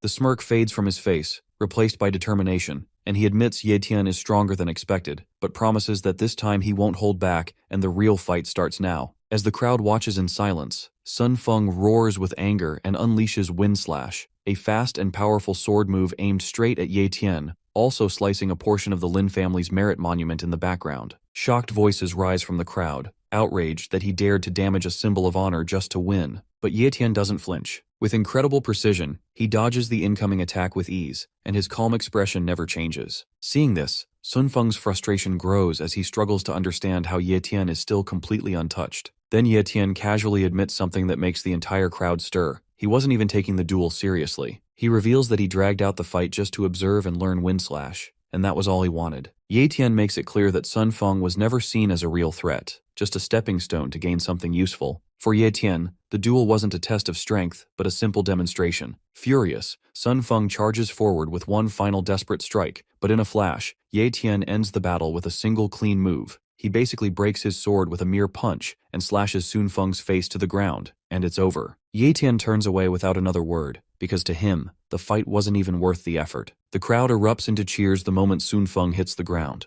Everyone stares at Ye Tian in awe, praising his unbelievable strength. Some shout that he's destined for greatness, while others admire how easily he defeated one of the top talents from Iron Fang base. Right after, Ye Yu rushes over, barely able to believe how strong her brother has become. Her admiration is heartfelt, and she eagerly begs him to teach her once they get home. Ye Tian laughs it off at first, but her excitement brings a genuine warmth to his heart. Meanwhile, the Lin family stands in silent shock as their merit monument lies in ruins, a symbol of their honor shattered during the duel. Even though Ye Tian claimed victory, the Lin family knows they've lost something important. Their young master gives a quiet command, telling the guards there's no need to protect him anymore. Instead, he instructs them to watch over Ye Tian's sister, fully aware of what's likely to happen next. The Sun family won't accept this humiliation without retaliation. They'll come back, and this time, Ye Tian's sister might be the one they target. Back at Captain Galewolf's home, Ye Tian sits on the couch, deep in thought about the Wind Cutter ability, which can make any attack 6 times stronger. He lets out a long yawn and sets aside the book he's been reading all night.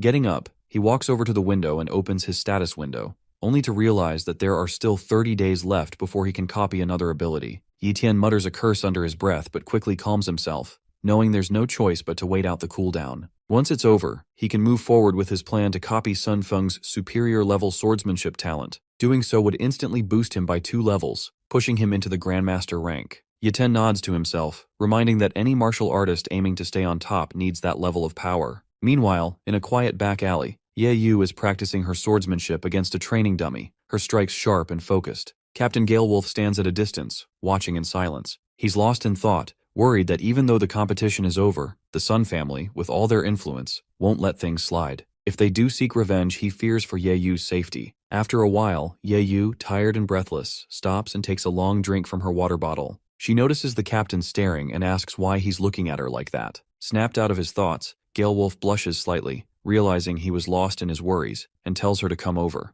As Yayu walks up to him, curious, he hands her a cross-shaped amulet and quietly asks her never to take it off. Yuye looks at the cross-shaped amulet and finds it beautiful as she asks her captain what it is. He tells her it's an amulet and insists that she must never take it off. Yuye nods seriously and promises to protect it no matter what. Meanwhile, a woman with a confident stride jogs down the sidewalk, turning the corner of the house. As she spots Yuye and the captain, she calls out to him and says she has some news. The captain asks if it's something new about the Sun family. She reports that members of the Sun family were seen in the market today, busy buying up properties. The captain's expression shifts to surprise, and he mutters that if they're buying property, it means their momentum has slowed, and they likely won't act until they've fully settled in. At the same time, an old man in a wide-brimmed hat is seen throwing trash into a bin. His aura is grim, and the shadow from his hat covers his face. A month passes, and that same old man is seen again, tossing garbage into another bin just as Ye Tian exits a nearby building. Ye Tian walks down the street casually, munching on some snacks, when he passes by the man. Suddenly, Ye Tian's spiritual pressure flares slightly, causing the old man to sweat nervously. He struggles to understand how someone like Ye Tian can already control spiritual energy,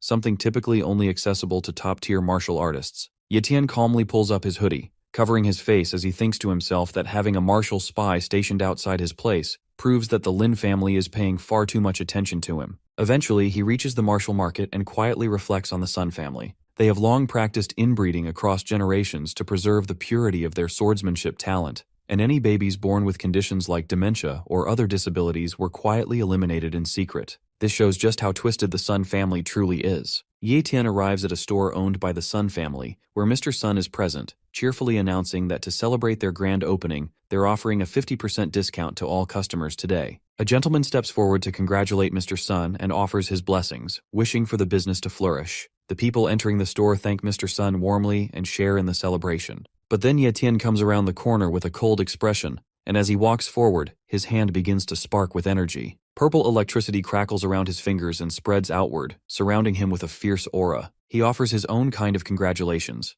not for the store's opening, but for what he calls Mr. Sun's last day to live. Without hesitation, Ye Tian copies Mr. Sun's ability, and in that moment, his swordsmanship talent upgrades to the superior level. After absorbing Mr. Sun's ability, Ye Tian heads to the graveyard where his parents are buried. He brings a bouquet of flowers and sits quietly at their graves, speaking to them with a gentle tone. He tells them that he and his sister Ye Yu will soon be leaving the seaward base, and before departing, he wanted to visit them one last time to say goodbye. With a small smile, he adds that they would be proud of him if they could see how far he's come. Suddenly, he senses something rapidly approaching. In a flash, a figure appears, standing silently on a nearby tombstone. It's an assassin, clearly sent to kill him, and his killing intent fills the air. Ye Tian instantly reacts, summoning his blade and turning to meet the threat. The assassin lunges with his own weapon, and their blades clash in a shower of sparks. The assassin remarks that Ye Tian must really be something if he managed to defeat Sun Feng. Ye Tian, irritated, realizes who he's facing. It's one of the Sun family's lapdogs. He tells the man that he's been expecting him for some time.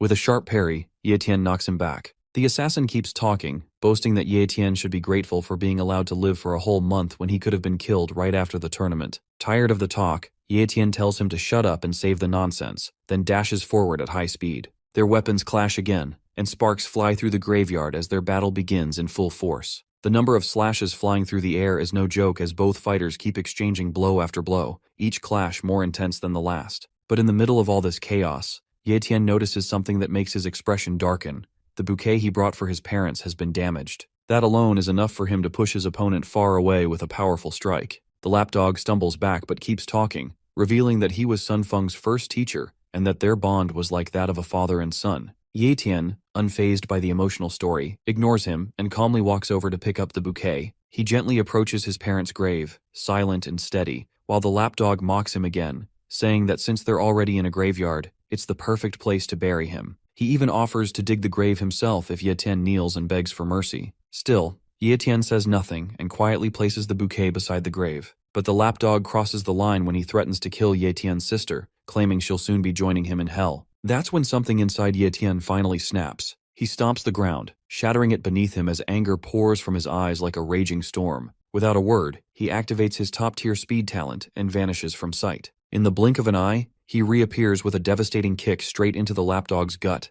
sending him flying. Ye Tian doesn't stop there. He dashes forward, grabs the man midair by his hoodie, and hurls him toward a nearby mountain. The lapdog crashes violently, the impact kicking up dust and rocks as his body lies motionless, barely able to grip his weapon. He hears footsteps drawing closer, his blurred vision catching Ye Tian's figure approaching. In that moment, he finally understands that Ye Tian is already at the level of a grandmaster, though his pride still struggles to accept it. But none of it matters now, as his eyes close for the last time and his story ends right there. Ye Tian sits beside the lifeless body, his expression calm as he picks up the weapon known as Sword Veil, a rare swordsmanship manual hidden within the lapdog's blade. As he examines the weapon, he quickly notices that its stats far surpass those of the sword he had been using. Without hesitation, he switches them out, securing the stronger weapon for himself. Looking around, Ye Tian realizes that night has fallen, and the sky is already cloaked in darkness. Knowing he's stayed out too long, he quickly makes his way down the mountain, fully aware that if he's late again, he'll be facing a battle he can't win, his sister, waiting at home with questions and complaints that no sword can parry. Ye Tian returns to the city and encounters the old man again, who is sweeping the street. After passing by, Ye Tian stops, turns back, and asks if, since it's been over a month, he would like to come in for some tea. The old man removes his hat, smiles warmly, and agrees to join him. Later, at Captain Galewolf's home, Ye Tian and the old man enter the room. Ye Tian tells his sister Ye Yu that they have a guest and asks her to put on the kettle and prepare some tea. The captain stands and asks Ye Tian to properly introduce the guest, but before Ye Tian can speak, the old man introduces himself as Lin Zhe of the Lin family. The captain's jaw drops, and he asks for confirmation that this is truly the legendary Senior Lin. Lin Zhe smiles, saying it's flattering to hear. Ye Yu brings the tea but is met by the captain rushing over to take the cups from her hands so he can serve Lin Zhe himself. Ye Yu chuckles, amused by the captain's sudden politeness. The captain offers a cup of tea to Lin Zhe, who accepts, and then begins talking with Ye Tian, noting that for Ye Tian to invite him here, it must be about something very important. Ye Tian confirms this as he walks over to his sister and tells Lin Zhe to take Ye Yu to the penthouse and ask Ms. Ye Ling to look after her. Lin Zhe sips his tea, thinking to himself that he hadn't expected Ye Tian to have any connection to the penthouse. He notices the amulet Ye Yu is wearing, given to her by the captain, and recognizes it as a token of the penthouse. Lin Zhe sets his cup down and responds, promising to take Ye Yu to Ms. Yu. Ye Tian glances at the captain, considering how to repay him before leaving the seaward base. The captain jokes that it seems Lin Zhe didn't like the tea, so he'll make him a fresh cup. Meanwhile, Ye Tian introduces the captain to Lin Zhe, explaining that his name is Zhang Feng, a close and loyal friend of his who is brave and has great potential if he works for the Lin family. The captain is shocked to hear Zhang Feng will be working for the Lin family, finding it hard to believe. However, Lin Zhe agrees and tells Ye Tian that the Lin family is open to any outstanding person, and starting today, Zhang Feng will become his disciple. Ye Tian gently nudges Zhang Feng and tells him to meet his new master. Zhang Feng falls to his knees and bows deeply to Lin Zhe, thanking him for accepting him as a disciple. Lin Zhe tells him to get up, thinking to himself that doing these two small favors will help him build a good relationship with Ye Tian, which will be great for his family. Meanwhile, Ye Yu grows suspicious of Ye Tian and asks about his true goal, since he keeps asking others to look after her. Ye Tian replies that he has some things to handle, nothing serious. But Ye Yu, sharp as a knife, calls him out for lying and says it's more than just some stuff, and he can't hide it from her. Ye Tian nervously insists it really is just some things he needs to deal with, and promises he'll join her as soon as it's done. In the meantime, Xiao Jin will protect her, the same cat who is living the best time of his life. Ye Yu finally gives up and says she understands that he won't listen, so she won't waste her time. She tells Ye Tian to stay safe and not take on things beyond his level. Ye Tian smiles and accepts her advice. Meanwhile, two guards stand outside a building, talking quietly to each other. They talk about how pointless it is to have guards outside the Sun Group at night, since no one has the guts to attack them. But this turns out to be a bad night for those two guards when Ye Tian appears from a distance and heads straight toward them. One guard tells Ye Tian to leave because he's not welcome here, but Ye Tian keeps coming, lightning crackling around him. In an instant, he thrusts both guards along with the door into the building. One guard, barely conscious, asks Ye Tian what he's doing there, and Ye Tian coolly replies that he's there to get rid of some garbage. Meanwhile, a scared henchman runs back to his boss, telling him someone has broken into the group and beaten up their men. The boss grins and says he thought only cowards filled the seaward base, but it seems someone with a death wish has finally shown up. A group of henchmen rush toward Ye Tian, ready to take him down, but Ye Tian quickly demonstrates his power by kicking one of them so hard that he crashes into the others, knocking them over like bowling pins. With lightning-fast speed, Ye Tian dashes forward and eliminates the remaining henchmen with such ease that they seem like nothing. Meanwhile, the boss begins to walk slowly toward him. As everyone else lies defeated, the room falls silent, with only the sound of the boss's footsteps echoing across the floor. The boss breaks the silence and asks Ye Tian for his name, impressed that someone dared to take out so many of his men. Ye Tian replies while holding one of the henchmen by the collar, pointing straight at the boss, making it clear he's next. The boss lets out a cold sigh and says Ye Tian has some nerve walking into his place, then gives a command for the elders to kill him.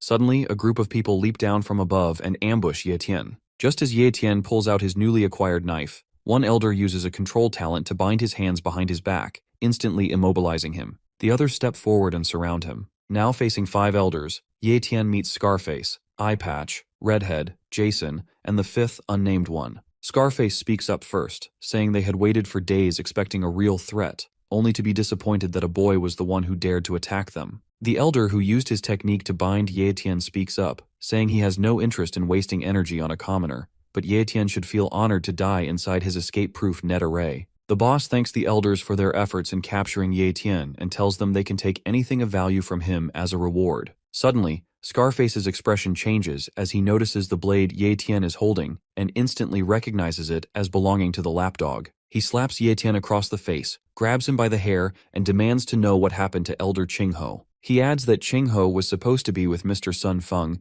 and demands to know what Ye Tian did to both of them. Annoyed by Ye Tian's silence, Scarface grabs him by the shirt and shouts at him to spill the truth, but Ye Tian simply chuckles and tells him to take a guess. Meanwhile, the boss orders one of his henchmen to head back to the store and find out where their young master has gone. Scarface then asks the boss how they should deal with Ye Tian, and the boss coldly replies that they should cut off his feet and throw him into the dungeon. Scarface grabs Ye Tian by the neck and orders him to move faster, but in an instant, Ye Tian breaks free from the elder's ability and with lightning-fast speed slashes Scarface's neck, killing him on the spot. As the remaining elders and the boss witness Ye Tian's overwhelming strength, the boss quickly orders everyone to stay back, realizing Ye Tian is far stronger than they had imagined. The elders leap backward, putting distance between themselves and Ye Tian. Eyepatch stares at him and sees the deadly aura surrounding Ye Tian forming into the shape of a demonic being. Without wasting a second, Ye Tian locks eyes on the boss, who now stands alone with no protection. Ye Tian charges at him, and though the boss powers up and lets out a beastly roar, it proves useless. Ye Tian lands a brutal punch straight into the boss's gut, forcing blood to burst from his mouth. He follows it up with a fierce kick to the face that sends the boss crashing into a wall. The wall shakes from the impact as the boss struggles to his feet, coughing blood, and realizing he can't face Ye Tian alone, he yells for the elders to attack together. Jason is the first to respond, confident that his massive muscular frame can overpower Ye Tian. He locks hands with him, and the two begin pushing against each other, the pressure creating a crater beneath them as lightning crackles in every direction. Thinking Ye Tian is immobilized again, the elder with the chain ability moves in for a sneak attack from behind, but Ye Tian senses his presence, and without wasting even a split second, kicks both Jason and the elder in the face, sending them flying and shattering the elder's teeth. Standing tall at the center, Ye Tian calmly tells the elder that using the same trick twice won't work. However, the elder proves to be cunning, having planted a trap under Ye Tian's feet, which suddenly locks him in place. This gives Eyepatch the perfect opening as she begins gathering the souls of the fallen henchmen and summons 2 vicious dark dragons. Despite his power, Ye Tian immediately senses that the spell is a serious threat. He breaks free from the trap and bolts, but the dragons are far faster than he expected and appear right in front of him. Caught off guard by their speed, Ye Tian stares in disbelief as one of the dragons opens its massive mouth and swallows him whole. The attack escalates into a devastating blast known as the Death Aura Explosion. Miss Yue watches the huge explosion in the distance, wondering who could be causing such chaos. Just then, her maid interrupts and tells her that Lin Zi from the Lin family has arrived to see her. Yueling asks what he wants this time and tells the maid to send him away, but the maid explains that he's here with Ye Tian's sister for some reason. This piques Yueling's curiosity. Meanwhile, Ye Yu and Lin Zi wait somewhere as a lady offers them tea, and Lin Zi thanks her politely. Back at the fight, as the smoke clears from the explosion, Ye Tian's body falls from the sky, crashing into the ground and creating a crater, looking lifeless. The elder praises Eyepatch's ability, claiming that not even a grandmaster could survive her death aura explosion. The boss appears, coughing, and thanks Eyepatch, which makes her grin arrogantly as she stands by the crater. The elder asks the boss what to do next since Ye Tian is barely alive and badly wounded, and the boss orders them to kill him immediately. Suddenly, a blade flies through the air, stabbing the elder near his heart and pinning him against the wall. Ye Tian regains consciousness, smiles, and uses healing magic to mend all his wounds while Eyepatch, Jason, and the boss watch in shock as the elder's lifeless body swings against the wall. Everyone is shocked, unable to grasp what just happened.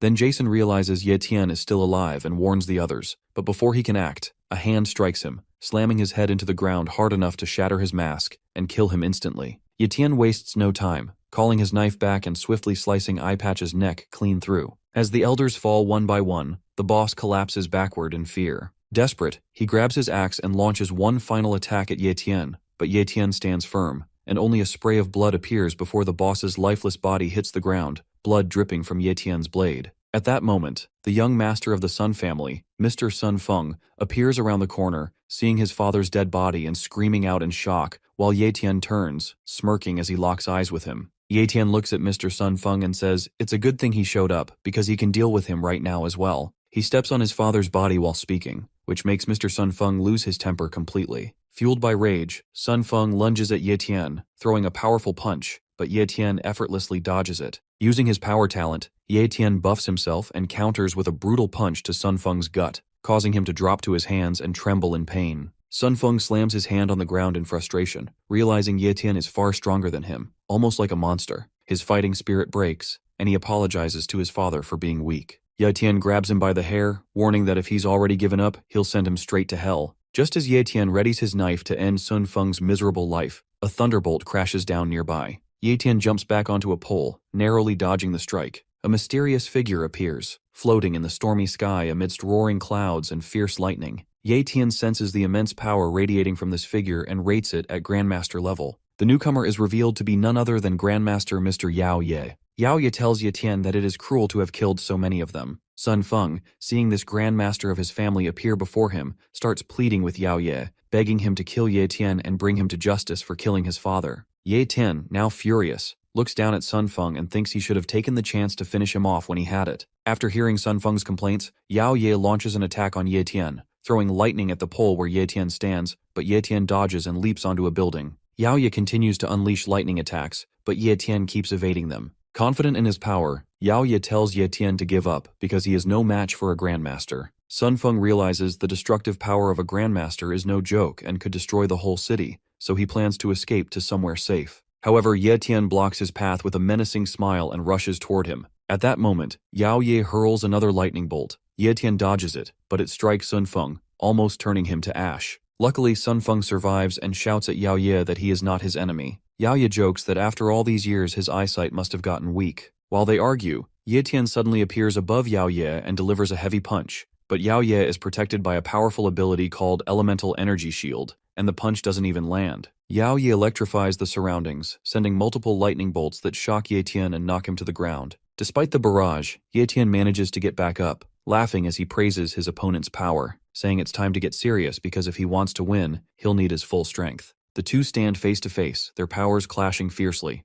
Ye Tian opens his status window to check Yao Ye's skill set and notices he has only one skill. He chuckles and calls him an ordinary Grandmaster, warning that if he gets hurt in this battle, he won't be held responsible. Sun Feng, hearing this, complains again to Yao Ye about Ye Tian's arrogance and how he's humiliating their base, urging Yao Ye to kill him. Ye Tian thinks to himself that he should have killed Sun Feng already to stop the nuisance. Yao Ye agrees with Sun Feng and suddenly attacks Ye Tian, who barely dodges with a backflip. Yao Ye compliments Ye Tian's agility, saying it's rare to see someone dodge his sudden strike. Ye Tian appears behind him, teasing that Yao Ye is flattering him, then delivers a kick to Yao's cheek from the side. At first it seems to have no effect and Yao Ye calls him weak. But when Ye Tian activates his power talent, that kick becomes so strong it sends Yao Ye flying into a building. Surprised, Yao Ye asks how Ye Tian got so powerful in such a short time. As he gets up, he admits Ye Tian isn't just any martial artist. Just as Yao Ye is about to leave the hole in the building, Ye Tian throws a car in his path. Yao Ye dodges it and uses his spiritual power to stagger Ye Tian, landing a hard blow to his face. He then grabs Ye Tian by the foot and slams him into the ground.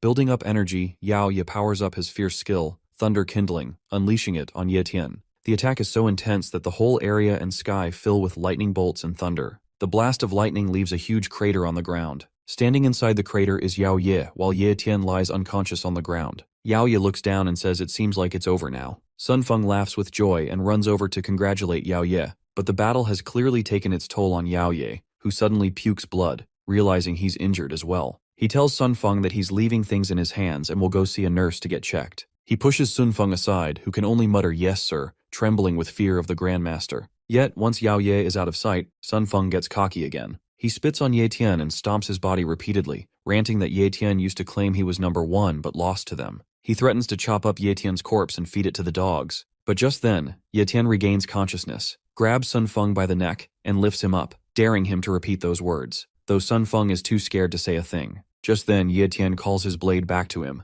Sun Feng, realizing his end is near, screams for help one last time, but it's too late. Ye Tian cuts open his neck, putting an end to his miserable life. The scream catches the attention of Grandmaster Yao Ye, who looks back to see Ye Tian using his healing talent. One by one, Ye Tian's wounds start to close, and soon his body is as good as new. Yao Ye is left in disbelief, wondering how Ye Tian's wounds healed so quickly, like the penthouse jellyfish, and demands to know what he really is. Ye Tian shrugs it off, calling himself nothing more than an ordinary guy with a low-level talent. He then activates his wind slashes and unleashes a barrage of slashing orbs toward Yao Ye. Yao Ye recognizes the skill as belonging to the Sun family, but the sheer number of orbs overwhelms him. Every attack hits hard, damaging his body and tearing off his shirt. Clearly furious, Yao Ye calls Ye Tian a bastard and swears to kill him even if it costs his life. But before he can act, Ye Tian delivers a powerful punch to the back of his head, slamming him into the ground. Ye Tian says he's just paying Yao Ye back for what he did earlier. Now trembling from Ye Tian's strength, Yao Ye struggles to get up from the ground. However, Yao Ye's effort is useless as Ye Tian stomps straight into his face. Desperate and powerless, Yao Ye shouts for help. From atop a building, a figure appears, Geezer Li. He tells Yao Ye that he warned him not to act recklessly since they are guests and must respect their hosts. But sadly, Yao Ye didn't listen. Ye Tian looks up, surprised that he hadn't sensed Geezer Li's presence or arrival. Geezer Li then descends from the building and introduces himself as Li Mao, also known as Geezer Li, a grandmaster from Teeth Base. He compliments Ye Tian on his potential. Ye Tian looks him over and asks if he's here to fight too. Geezer Li laughs and says he doesn't want to fight since he only helps those who are right, not just those close to him, so he won't be helping Yao Ye. Even though he's also from Iron Teeth Base, they are very different people. He tells Ye Tian that he's free to do whatever he wants with Yao Ye. Hearing this, Yao Ye gets furious and powers up quickly, calling Geezer Li a bastard and threatening to take him to hell by exploding his own body to drag Ye Tian down with him. But Ye Tian won't let that happen. He jumps up, using his shadow sword to deliver random slashes that cut Yao Ye's body in multiple places, ending his rage and his life. Geezer Li applauds and praises Ye Tian, saying he didn't expect a martial elite to take down a grandmaster. Ye Tian then asks Geezer Li to stop beating around the bush and get to the point. Geezer Li laughs and says it seems Ye Tian isn't very patient. He explains that Yao Ye and his followers were radicals in their base, pushing for a violent invasion of Seaward Base, which goes against what Geezer Li stands for. He wants everyone to coexist as equals. Geezer shows off his super speed as he zooms past Ye Tian, who barely catches a glimpse of him. Geezer keeps talking, saying that since Ye Tian has already taken out everyone in the Sun family, he hopes Ye Tian will stop the killing and forgive them. He suggests that both bases should team up from now on for a better future. Ye Tian chuckles softly and tells Geezer Li that if he wants to cooperate, he should talk to the Lin family because they run things here and make the decisions. Geezer asks if Ye Tian has ever thought about ruling the base himself, but Ye Tian says he does not like trouble, and besides, he is busy. Geezer tries to stop him, but Ye Tian ignores him, taking a huge leap and launching into the sky like a rocket, leaving a trail of electricity behind.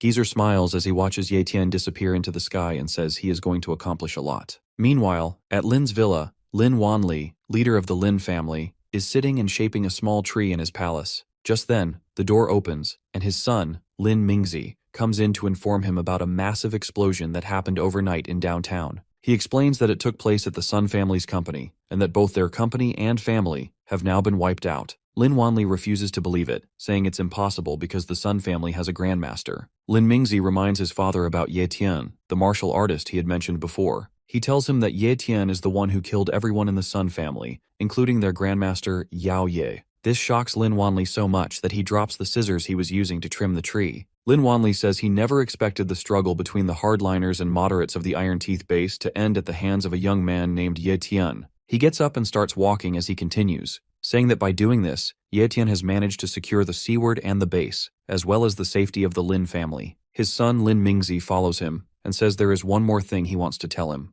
The master of the Iron Teeth base, Li Mao, also known as Geezer Li, has arranged a meeting with them this morning, and is currently waiting for him in the tea room. Lin Wanli replies that they really did not give him any time to think and agrees to meet with Li Mao. He then directs his son to carry out his orders to all factions, telling him that every faction in the Seaward base must ensure Ye Tian and his family's safety. If Ye Tian intends to build his own power, all factions must support him wholeheartedly. In simple terms, no one should do anything to upset Ye Tian under any circumstances. Meanwhile, at the penthouse, Yu Ye sits on a chair, thinking about what his brother Ye Tian must be doing. Just then, The waitress comes over to offer the captain another cup of tea. The captain replies that they have been drinking tea all night and asks about the whereabouts of the boss. The waitress says she is sorry but has no idea where the boss might be right now. The captain mentions that he has been here a few times before for trades, but he has never met the lady of the penthouse. Rumors say she is a stunning beauty. He asks his master if they should wait or leave. Linza, his master, tells him to be patient and stay calm as he sips his tea. He also says the captain has met the lady of the house before, and that even Yu Ye has met her as well. Just then, the boss arrives and the waitress apologizes for the wait, letting everyone know she is here. It is Yue Ling. As she approaches the group and looks at Yu Ye, she is shocked. The captain is even more shocked as he looks from Yu Ye to Yue Ling and realizes they look exactly the same. The waitress also looks confused, wondering if they really are twins. Linza says it has been a long time since he last saw Miss Yue and then introduces Yu Ye to her. He tells her that Yu Ye is Ye Tian's sister and that Ye Tian asked him to bring her to the penthouse for refuge. Yue Ling interrupts and says she already knows what happened last night at the seaward base. She looks at Yu Ye and thinks to herself that Ye Tian's sister looks exactly like her. She remembers how Ye Tian used to save her all the time and hopes he doesn't see her as his sister. An embarrassing moment flashes through her mind when Ye Tian hugged her, and she feels awkward realizing she looks just like his sister. She then walks over to Yu Ye and says she can be her big sister. Later at the market, Ye Tian returns and spots Yue Ling standing there waiting for him. He asks what she is doing there, and she replies that she is waiting for his grand arrival since he is now the big shot at the seaward base, and she wouldn't dare to ignore him. Ye Tian uses his ability to assess Yue Ling's powers, and discovers she has been promoted from high level to top level. He guesses it must have something to do with the treasure in the Death Lake. He keeps looking at her with a smile on his face. Feeling embarrassed by Ye Tian's constant staring, Yue Ling calls him out. She grabs his shirt and tells him it is rude to stare at girls for too long. Ye Tian snaps back to reality, apologizes, and says he was just lost in thought with no intention of staring. She lets go of his shirt and says she's too kind to argue with him. Then she suggests they take a walk before night falls. Ye Tian agrees, and they stroll through the market, talking. Yue Ling mentions that Linze was talking about his family training people for Ye Tian, and asks what he thinks about that. Ye Tian says he's not interested. She asks why and then what his plan is, if he plans to keep cultivating on his own. Ye Tian replies that he wants to leave the seaward base soon and head toward Demon Sea Base. Yue Ling looks confused and seems sad to hear that. When Ye Tian asks what's wrong, she just looks down and says nothing. She stands still watching him walk ahead, wondering why he wants to leave. Ye Tian looks back and asks why she is just standing there since she was the one who suggested the walk. Yue Ling huffs and starts walking with him again. Night falls, and Ye Tian finally returns to the Lin family mansion, where his sister greets him with a big hug. However, Ye Tian scolds Yu Ye, telling her to behave more like a lady since she's no longer a child. She feels embarrassed and says she just missed her brother so much. Ye Tian thanks everyone for taking care of his sister while he was away. Linzi tells him it was no big deal and that he is welcome. Yue Ling, standing a little distance away by the door, tells her maid to go fetch Elder Yue because she needs to talk to him about something. She speaks with Elder Yue in a separate room. Elder Yue asks if she has really made up her mind, and she confirms that she has, and that now she will leave everything in his hands. The next morning, Ye Tian is ready to leave with his sister. They stand by a car as Lindsay asks if he is really going to give up the chance to build his own team if he stays here. Ye Tian chuckles and says yes, he is going, and thanks Lindsay for the car. Linzo says young men should always aim high, and that if he were a bit younger, he would definitely tag along with Ye Tian. The captain looks around and asks about Miss Yue since she is a good friend of Ye Tian's, but is nowhere to be found. Ye Tian looks around but doesn't see her anywhere, then says he doesn't have time to wait for her to say goodbye. He prepares to leave and says his goodbyes, while the captain tells Ye Yu to keep cultivating and not to slack off. Just then, Yue Ling arrives and tells them to stop. She and her maid head toward the car. She sits in the front seat and tells Ye Tian to get in already. Ye Tian asks if they are both coming, and Yue Ling replies, "Isn't it obvious? Why else would they be sitting inside the car?" Ye Tian asks Ye Yu to sit in the back seat and then turns to Yue Ling, asking why she suddenly decided to come along. She replies that she just wanted to. Ye Tian smiles and says she can simply admit that she wanted to go out with him to train. There's no need for an excuse. Yue Ling blushes and says she just happens to be going to the same place and only needs a ride, so that's why she's coming with him. Then, they start driving away, bidding farewell to the seaward base. They continue riding in the car while the maid calls the cat naughty for not coming to her. Ye Yu explains that the cat just met her and doesn't know her yet. Yue Ling then tells Ye Tian there will be a test in the secret land of the Demon Sea Base and asks if he is interested. Ye Tian says he doesn't know about the secret land and asks her to explain. The maid chimes in, surprised that he became a martial master without knowing about it. She explains that the secret land is a subspace on Earth that came into existence during the catastrophe 100 years ago. Martial artists often enter the secret land through space cracks to hunt for treasures. and it's considered the most effective way to level up. Ye-Tian asks if anyone can enter the secret land, and Yue-Ling says it has different levels, allowing only people who meet the required level to enter. For example, one portal opens every 3 months, and only martial masters are allowed in. If someone below or above the required level tries to break in, they will be turned to ashes. Ye-Tian says it's the first time he's heard of it as he shifts gears and speeds up the car. Yue-Ling tells him that not many people earn the chance to go to the secret land, and if she allows him to go, one of her family members will lose the opportunity to participate. She explains it's a rare chance and asks him again if he's interested. Ye-Tian says it sounds troublesome and that he'll pass because he hates causing trouble for others. This makes Yue-Ling annoyed but amused as she grabs the steering wheel and yells at him to act like a man and stop hesitating. After a while, they arrive at an abandoned campsite and decide to spend the night there. Ye-Tian washes his face, breathing in the cool air, then goes back to check if everyone has dinner ready. But Yue-Ling stops him and asks once more if he really isn't going to the secret land. She stresses that it's a very rare opportunity, and he needs to be sure of his decision since no one knows when the secret land will open again.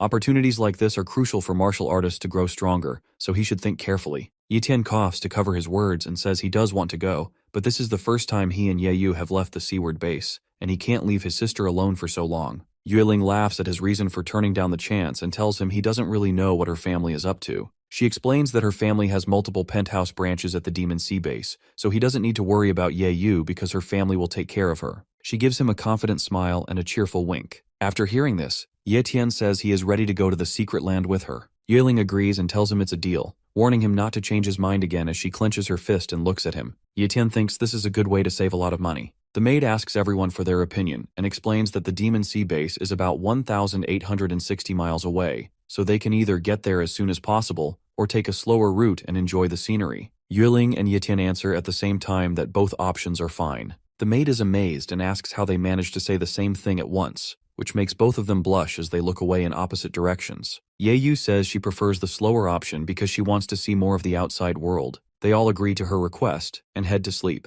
The next morning they continue their journey and encounter giant monsters along the way, like a giant and a giant octopus. After 3 months of travel, they finally arrive at the Demon Sea base. The captain of the ship announces that they have finally arrived at the Demon Sea base and asks the passengers to disembark in an orderly manner. The group gets off the ship and heads into the bustling market. Ye-Tian remarks that this base is several times larger than the seaward base. Yue-Ling agrees, saying it is indeed much bigger and even divided into different areas because of its size. Suddenly, a car screeches to a halt right in front of Ye-Tian and Yue-Ling. The driver steps out, opens the back door, introduces himself, and says he is from the penthouse branch at the Demon Sea base, welcoming Miss Yue-Ling. Ye-Tian looks amazed that this base even has drivers, which tells him they must be filthy rich. Ye-Ling asks the maid to take Ye-Yu to the penthouse so she can rest, and both of them get into the car. Ye-Tian bids his sister goodbye and tells her to take care, promising to meet her at the penthouse. The driver then drives off with the maid and Ye-Yu, leaving Ye-Tian and Yue-Ling behind. Yue-Ling ties her hair back and says it's time to carry out their plan.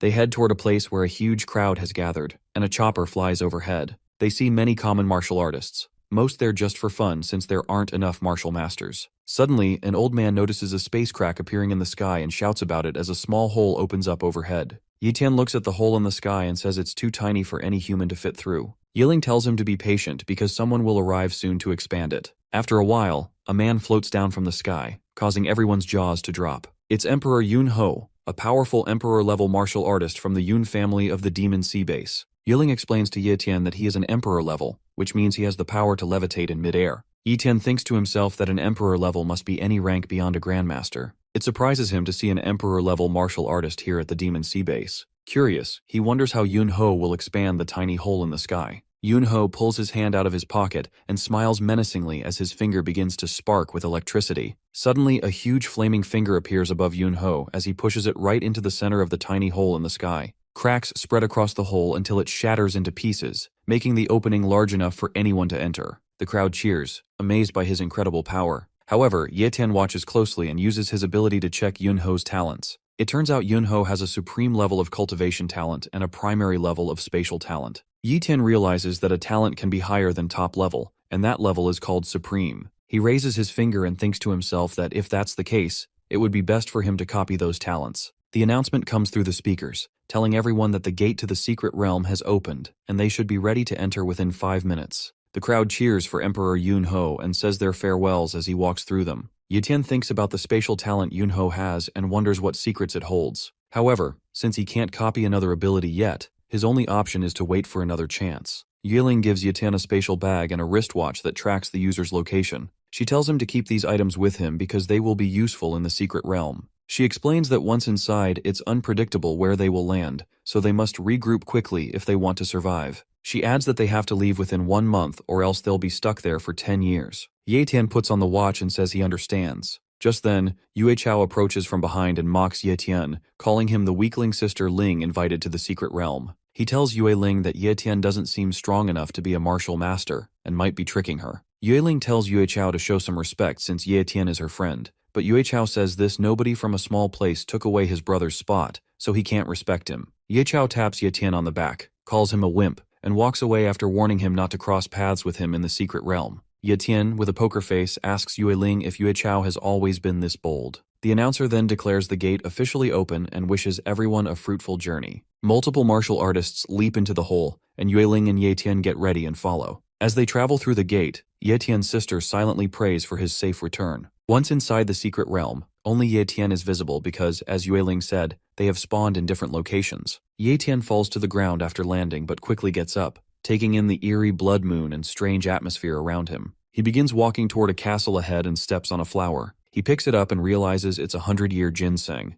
Looking around, he sees many more of them, which shocks him. Yahello smiles happily as he declares that he is rich now. He pulls out his spatial bag and begins gathering all the ginseng around him. With one smooth sweep, every ginseng plant on the ground is sucked into his bag. He thinks to himself that if Yahello, that money grubber, were here, she would definitely faint seeing how much ginseng he's collected. After finishing, he continues walking toward the castle. Along the way, he finds the corpse of a martial hunter and figures the person was attacked just as they entered the secret realm. He reminds himself to stay cautious here, or he might end up the same way. Suddenly his watch starts beeping and shows Yue Ling's location. She's under attack by a horde of enemies. Understanding she's in danger, Yahello rushes toward the spot on the watch as fast as he can. Meanwhile, Yue Ling is on her knees, looking up at the goblin monsters swarming her while thinking about Yahello. The big-headed dwarf-like goblins ready their weapons and charge to attack. Yahello arrives outside another castle, which looks like the same one Yue Ling is in. She gets to her feet, readies her sword, and breaks the club of one goblin,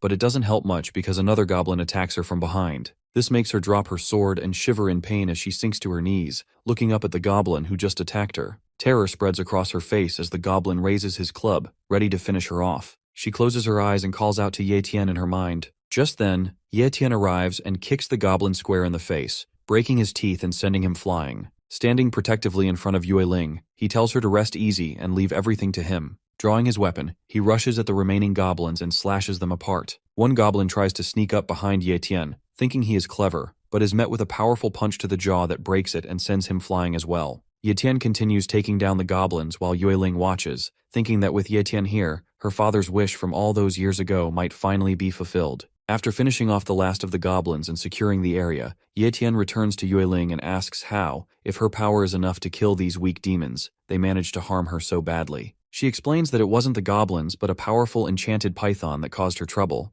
This python was a high-level magic beast gifted with deadly eye techniques. She gets up and explains that she managed to escape the python by using a secret technique, but right after that, she was ambushed by the goblins. She tells Yahello that the secret realm is full of precious treasures, but it also comes with great risks. She warns him that this is just the beginning and that even bigger challenges lie ahead. Yue Ling takes out a health potion and drinks it, then sits down to meditate and heal herself. Yahello notices how much she knows about the secret realm and asks if she also knows where the most precious treasure is hidden. He inquires about the location of some heaven and earth treasures as well. While continuing to meditate, Yue Ling tells Yahello that the most valuable treasure in the secret realm is the primordial chi stone vein, but that treasure has already been targeted by the Yun family. Yahello asks if that is the same Yun family Yunho belongs to, and if she is after the same treasure as them. She denies it, saying she is after the treasure her father left behind, which surprises Yahello and makes him ask about that treasure. She explains that 20 years ago, her father entered a secret realm and discovered an incredibly rare heaven and earth treasure,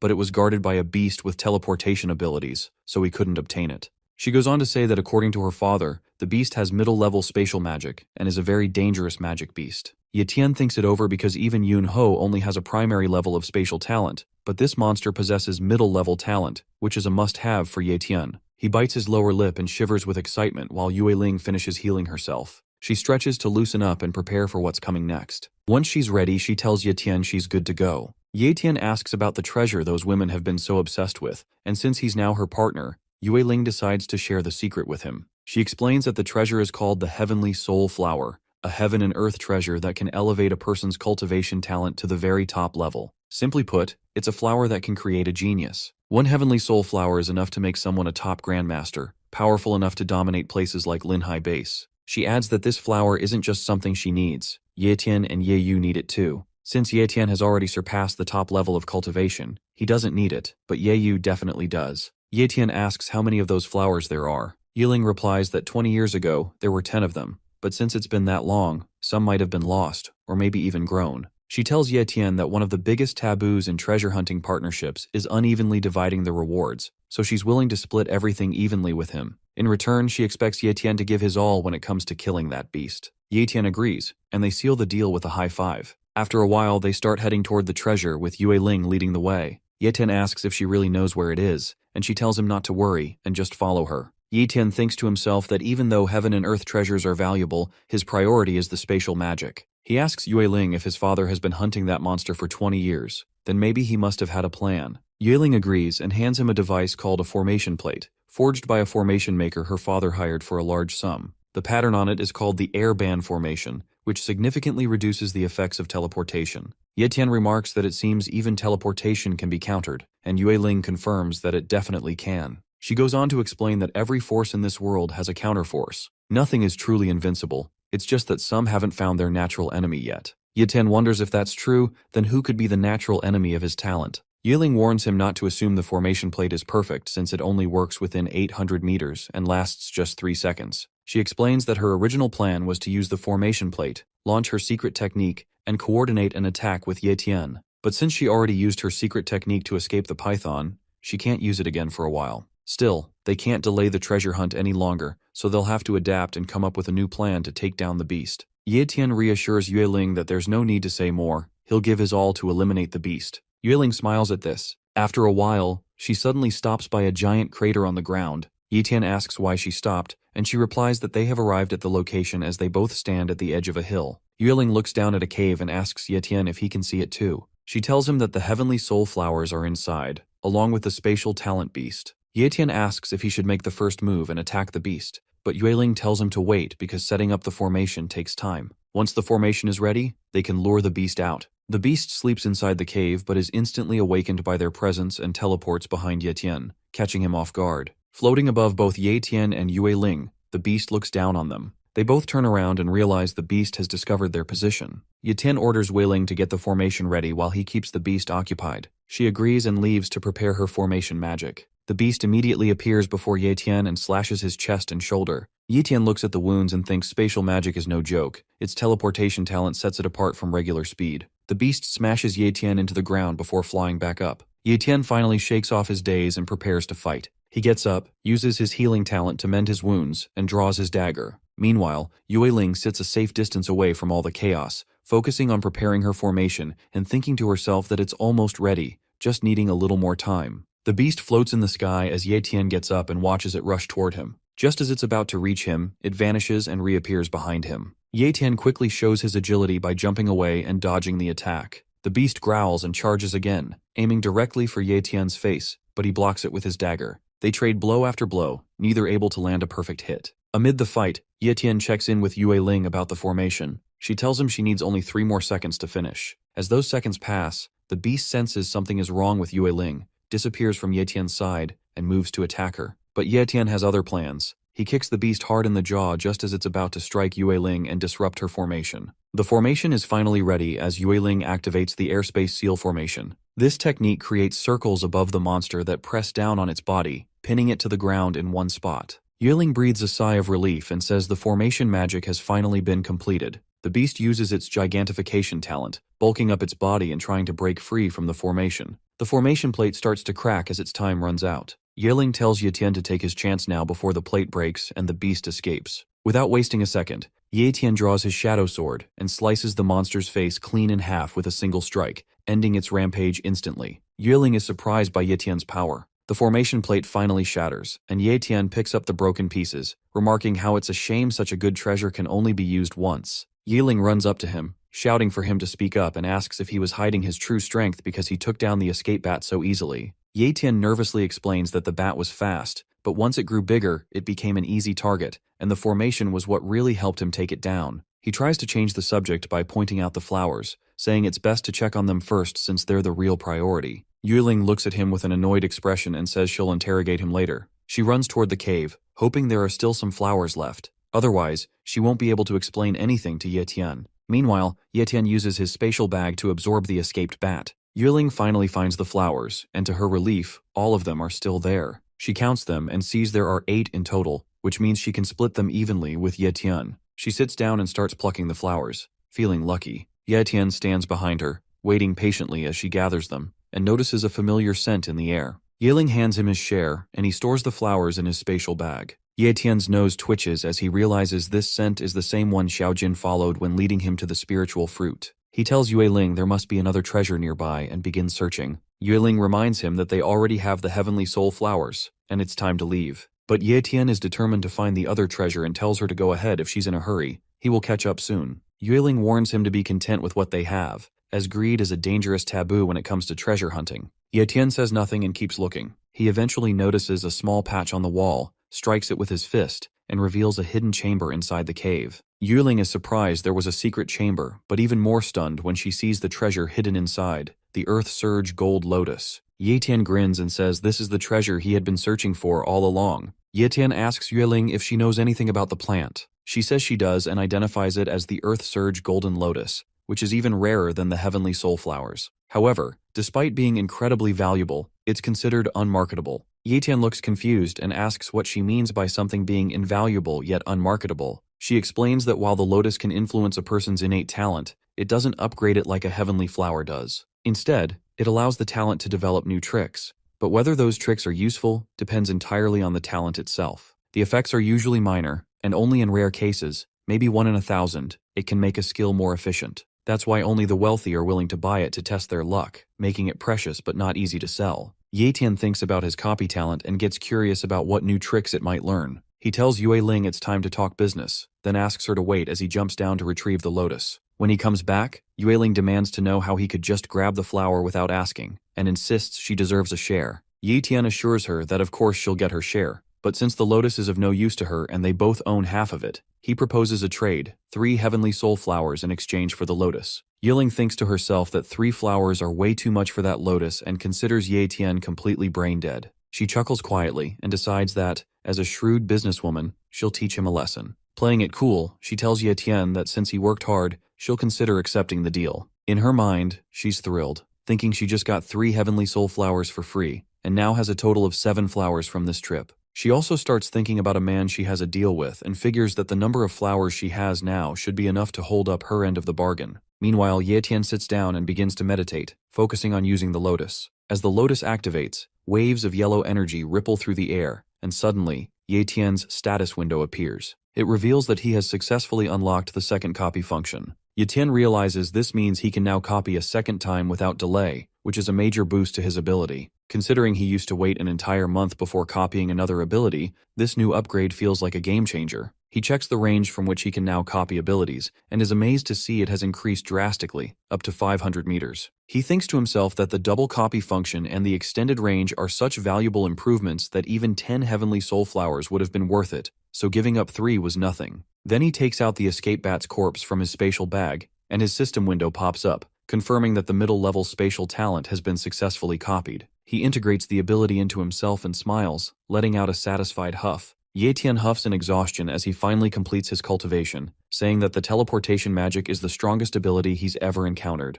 It includes teleportation, spatial perception, spatial mark, and a pocket inventory. He opens the pocket inventory, moves his spatial bag into it, and feels ready to begin a new round of treasure hunting. As he steps out of the cave, he finds Yueling sleeping outside. He looks at her and thinks how much she resembles Ye Yu, wondering how his sister must be doing. Yueling wakes up, dusts herself off, and asks if he's done cultivating as she reattaches her weapon. Ye Tian thanks her for keeping watch while he was busy. Yueling says she's obtained the item she came for and plans to leave the secret realm soon. Ye Tian tells her that he wants to stay a little longer to search for more treasures, curious about what else might be hidden in the secret realm. Yiling scolds him, warning that he's unfamiliar with the area and it's far too dangerous to survive alone. But Ye Tian assures her that he's strong enough to take care of himself and will be just fine. He adds that he'll escort her to the teleportation waypoint, and if they leave now, they should reach it before daybreak. Yiling sighs and thinks to herself that she needs to find a way to convince Ye Tian to leave the secret realm with her. The two of them start running toward the waypoint when suddenly they hear a massive explosion. It turns out there are people fighting in the distance. Yiling says they're probably fighting over some treasure,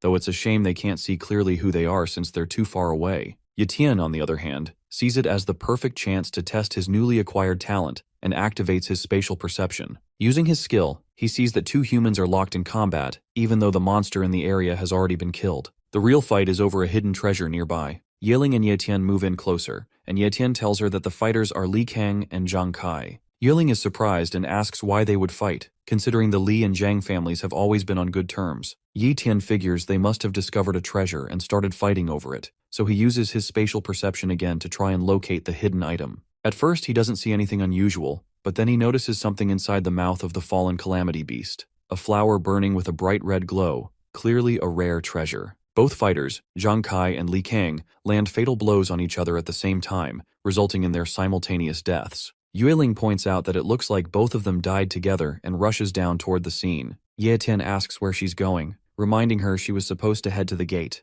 Yiling replies that there's free loot lying around, and only a fool would miss a chance like this. Ye Tian follows her down, telling her that whatever they find this time will belong to the one who picks it up, no sharing. Yiling agrees and warns him not to regret it later. Ye Tian accepts the terms and thinks to himself that he'll admit defeat if she manages to find the stalk of the spirit grass. Yiling speeds up and tells Ye Tian not to blame her for getting a head start. Both of them rush toward the corpses, and Yiling immediately grabs the spatial bags from both fighters, thinking she just hit the jackpot. Meanwhile, Ye Tian heads straight for the calamity beast's corpse and sits on it. He asks Yiling if she wants it, but she replies that the calamity beast isn't worth much on the market, and it's too big for her to carry, so he can have it if he wants. Ye Tian asks if she's really sure about that. Slightly annoyed, Yiling tells him again that she already said she doesn't want it, and he can do whatever he wants with it. Ye Tian smiles and tells her that the corpse belongs to him now, asking her not to regret it later. She tells him to stop being so naggy as she picks up a sword from the corpses, and repeats that she has no interest in the monster's corpse. Meanwhile, Ye Tian opens the calamity beast's mouth wide and finds a glowing flower hidden inside.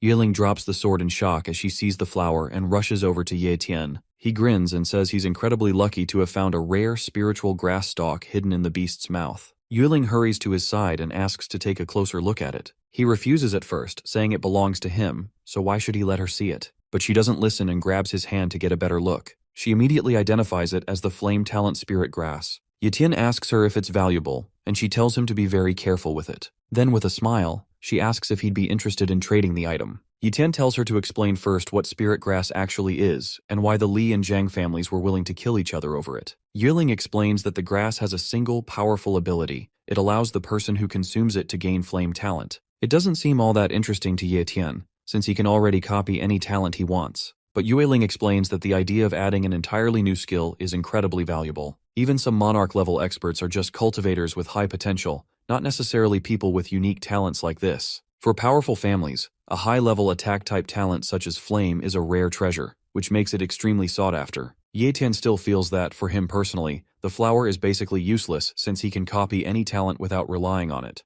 Yiling then mentions that even the monarch rank ancestor in the Yue family is desperate for a unique talent like this. He needs something powerful to drastically boost his battle strength, and this flame talent could increase it tenfold. Ye Tian offers her the grass and tells her she can have it since she wants it so badly. Yiling is surprised and asks if he's really giving it to her. Yeda nods and says yes, of course, he can't use it, and neither can Ye Yu, so it makes sense to give it to someone who actually needs it. He starts walking away, saying he's going to look around for something that might be useful to him. Yiling smiles to herself, thinking this is the difference between Ye Tian and others. Some people would see that grass as a treasure worth dying for, while others like him remain completely unaffected by it. She says to herself that Ye Tian is truly someone destined for greatness, and even wonders if he might be some kind of angel. But Ye Tian has his own reasons for giving her the grass. In his mind, the grass is useless to him, and by giving it to Yiling, he earns her favor. If he tried to sell it in the market or to a martial artist, it would come with complications or a heavy price, so he chose profit over hassle. That's why he handed it over without hesitation.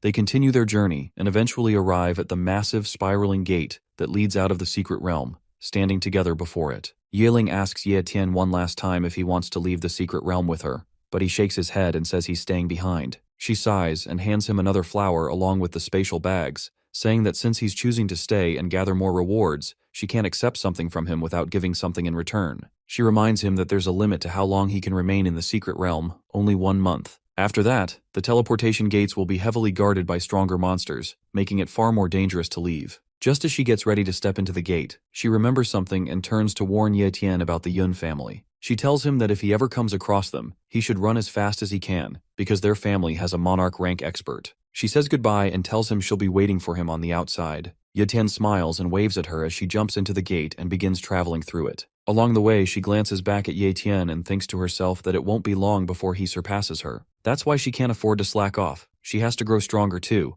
or she'll be left admiring him from a distance. Ye Tian watches as Yahello finally disappears into the gate, then smirks and says, the dead weight is finally gone. Now he can farm treasures to his full potential without holding back. He gets ready to leap off and start exploring again. Meanwhile, back in the real world, the gate begins to ripple as someone starts to emerge. The crowd nearby assumes it's a weak martial artist returning after only 2 days, unable to handle the secret realm. Suddenly, something crashes violently to the ground. 2 thugs glance over and spot the figure, thinking there might be valuable treasures to steal from whoever just returned. As they move closer, they realize it's Yahello, now badly injured and barely conscious, her body lying almost lifeless on the ground. Just as the thieves get ready to rob her, Uncle Ben pushes through the crowd and rushes to her side. Recognizing her immediately, he kneels beside her and urgently asks what happened inside the gate and how she ended up in such a critical state. With a weak and fading voice, Yahello whispers that he should take her to the clan first. Meanwhile, Yunho stands on a nearby rooftop, watching the scene below with a wicked grin as he waits impatiently for his so-called cash cow to appear.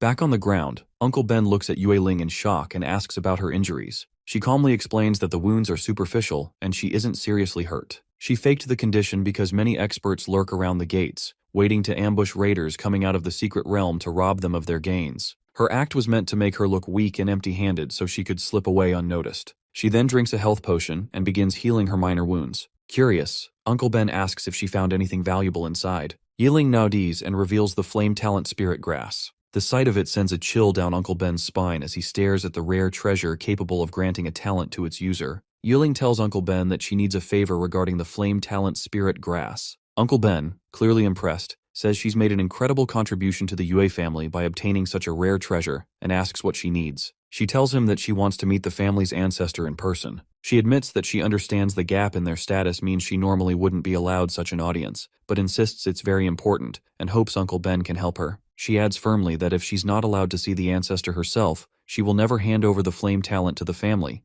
even if it means destroying it. Uncle Ben tries to reason with her and asks if there's any other way she'd be willing to part with the grass, but Yahello refuses. She says her only condition is meeting the ancestor, no matter what. After a moment of silence, Uncle Ben agrees and says he'll make the necessary arrangements. Later, at the Yue family penthouse, Yahello steps out of the bath with a towel wrapped around her body and another in hand to dry her hair. As she stands by the door, she stretches slightly and thinks to herself that it's been a long time since she enjoyed a proper bath. Her mind then drifts to Ye Tian, and she wonders what he might be up to right now. Meanwhile, in the secret realm, Ye Tian sits atop a pile of monster corpses with a knife in his hand, looking completely unbothered. He mutters that things are getting boring since there's no one left who can put up a real fight against him. Back at the Yue family mansion, a maid enters Yahello's room and informs her that Elder Ben has summoned her to the meeting hall. She gets dressed and makes her way there. Inside the hall, the ancestor Yueji is seated calmly, sipping tea. He looks at her with a composed expression and says she has done well in obtaining the spirit grass, then asks what kind of reward she would like in return.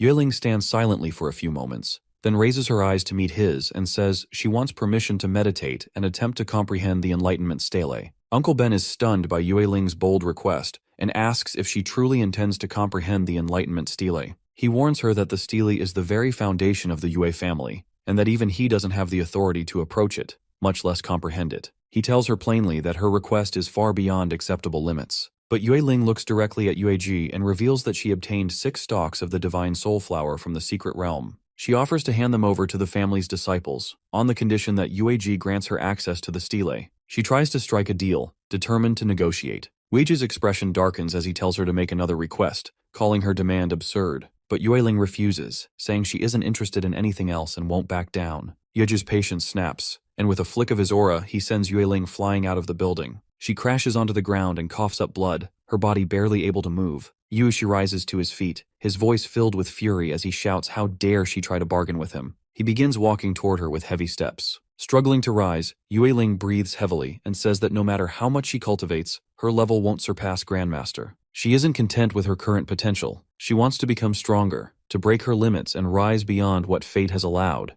Yechi floats in front of Yueling, towering above her as she looks up with fear in her eyes. He gazes down coldly and releases his monarch-level aura. The pressure slams into Yueling like a mountain, forcing her to the ground. The earth beneath her begins to crack from the sheer force and she struggles to breathe. Her limbs feel like lead, and fear slowly creeps through her body as she realizes just how terrifying a monarch's aura truly is. Uncle Ben rushes in, alarmed, and pleads with Yueji to stop. He falls to his knees and begs, saying that Yueling is still young and has made a mistake, but it isn't worth lowering himself to punish her like this. Yueling, barely able to move, grits her teeth and tells Uncle Ben to stay out of it. With pure willpower, she starts to lift herself, inch by inch, defying the crushing weight of Yueji's aura. Her body trembles, blood still at the corner of her lips, but she pushes through and stands once more. She declares with unwavering resolve that she must comprehend the enlightenment stele, no matter the cost. Yeji watches her in silence, his eyes narrowing as surprise flashes across his face. Despite being under his full aura, she's still standing.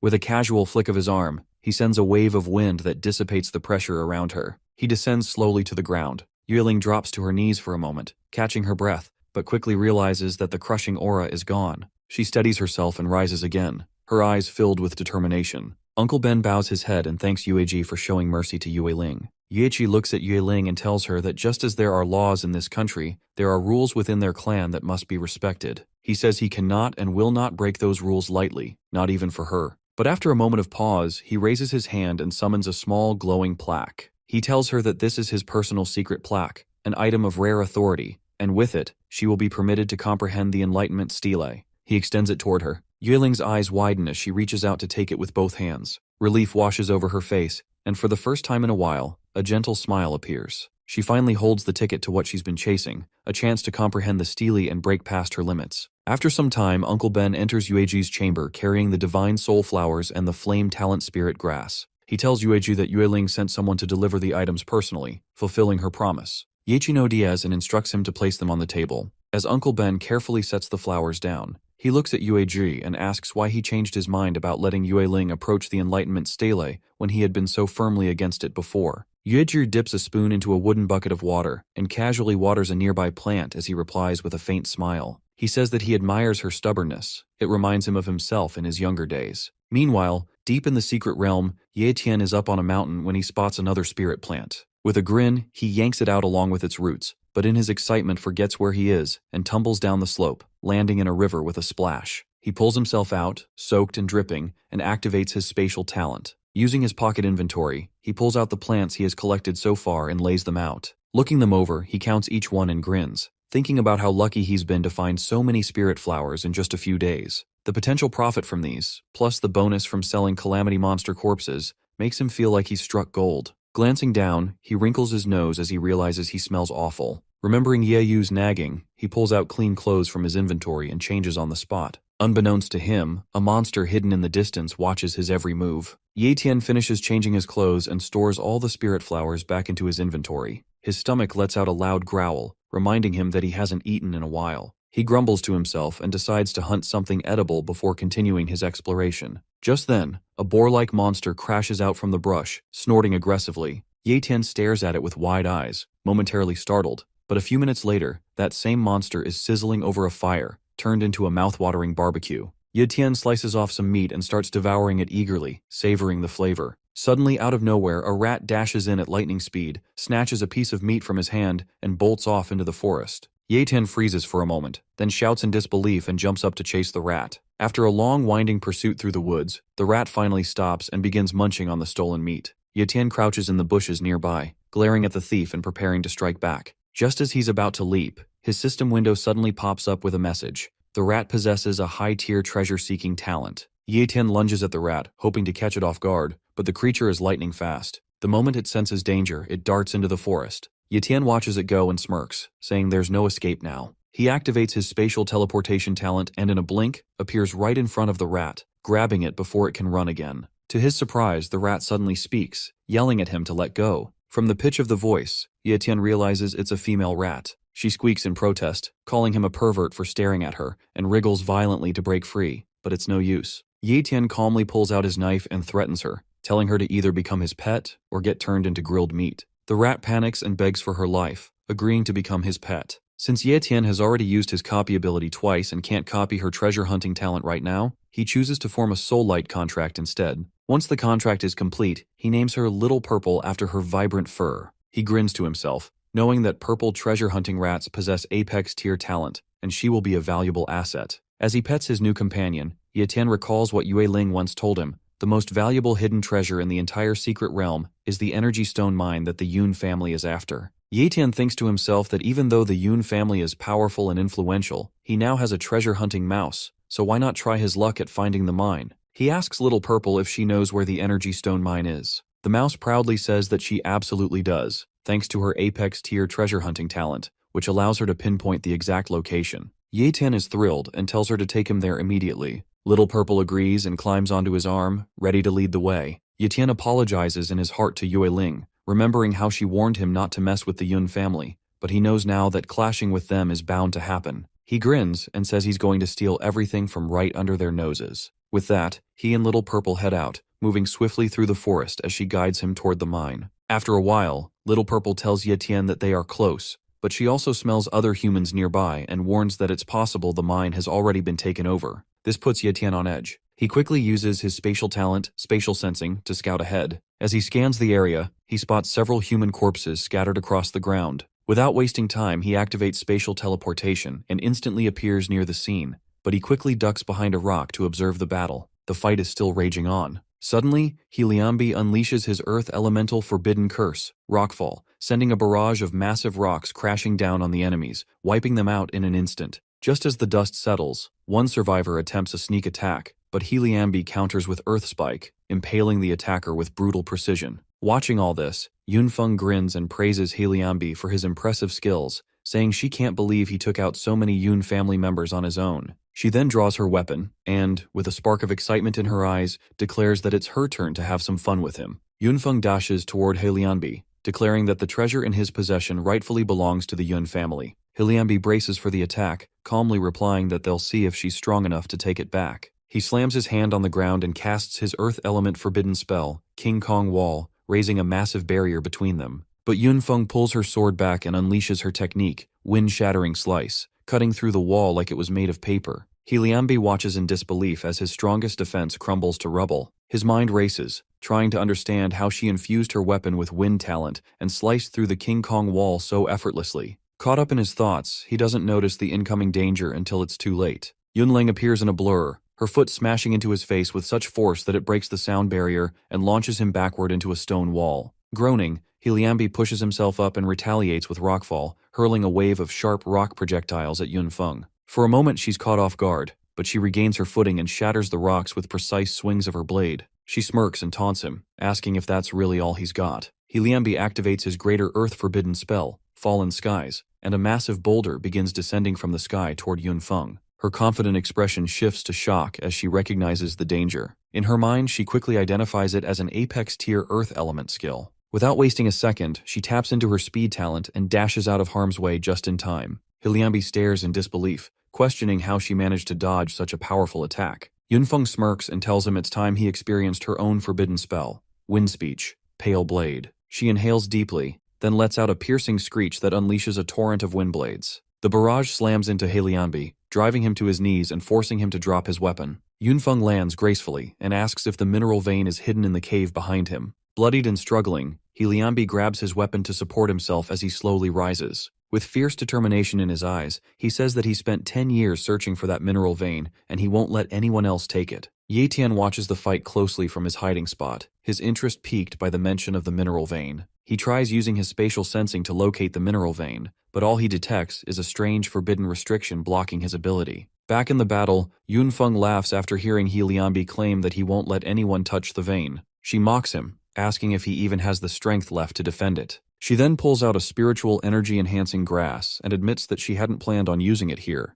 Normally, consuming such a powerful item directly is extremely dangerous and often fatal, but she's so determined to kill him now that she throws caution to the wind. Without hesitation, she bites into the grass and swallows it whole. Yetian watches in shock from afar, thinking that she's gone insane. Consuming that kind of spiritual grass raw could easily make someone explode on the spot. As soon as she eats it, the veins on her neck bulge, her eyes begin to glow a fierce pink, and her blood surges uncontrollably through her body. She collapses to the ground, screaming in agony as a beam of light shoots into the sky from her body. Moments later, she rises again, glowing with a powerful pink aura that leaves energy trails from both her body and her sword. Liambi is gripped with fear as he realizes her cultivation talent has skyrocketed to transcended tier. Yunfeng smirks with new confidence, her expression wild and hungry for battle, as if her fangs are ready to tear through anything in her path. Yetian opens his status window and is stunned to confirm that Yunfeng's cultivation talent has truly jumped to the transcendent tier. Yunfeng looks down at Liambi with a wicked smile and says she might consider leaving his corpse in one piece if he gets on his knees and begs for his life. Liambi's eyes burn with rage as he snaps back, demanding how she dares speak to him that way. He says that even if her talent has improved, it doesn't guarantee victory. He begins forming a powerful spell, but before he can finish, Yunfeng vanishes and reappears beside him in a blink. Her blade flashes multiple times, cutting through him so fast he doesn't even realize he's been struck until blood pours from his mouth and he collapses. Yunfeng coolly stands over him and says her current stats include a high-tier speed talent combined with an apex-tier wind talent, and that he completely underestimated the power boost she just received. She mocks him, calling him a washed-up genius whose battle instincts have dulled, nothing more than trash from the once proud Helian family. Struggling to lift his head, Liambi says that all cultivators walk a path filled with rivals, and that even if she defeats him today, one day she'll be nothing more than a stepping stone for someone even stronger. Yunfeng narrows her eyes and tells him to shut up. He lost, and losers have no right to speak such delusional words. She also mentions that the Yun family is the strongest in the entire Demon Sea base, with even a monarch rank expert among them. She says that in the face of absolute strength, there are no real enemies. With that, she heads into the cave to search for the mineral veins. Outside, Liambi lies battered and bleeding, staring up at the sky as he wonders if this is how his journey ends. Just then, Yetian appears and asks if he's okay. Liambi is surprised to see him and asks who he is, but Yetian replies that it doesn't matter and offers him a potion.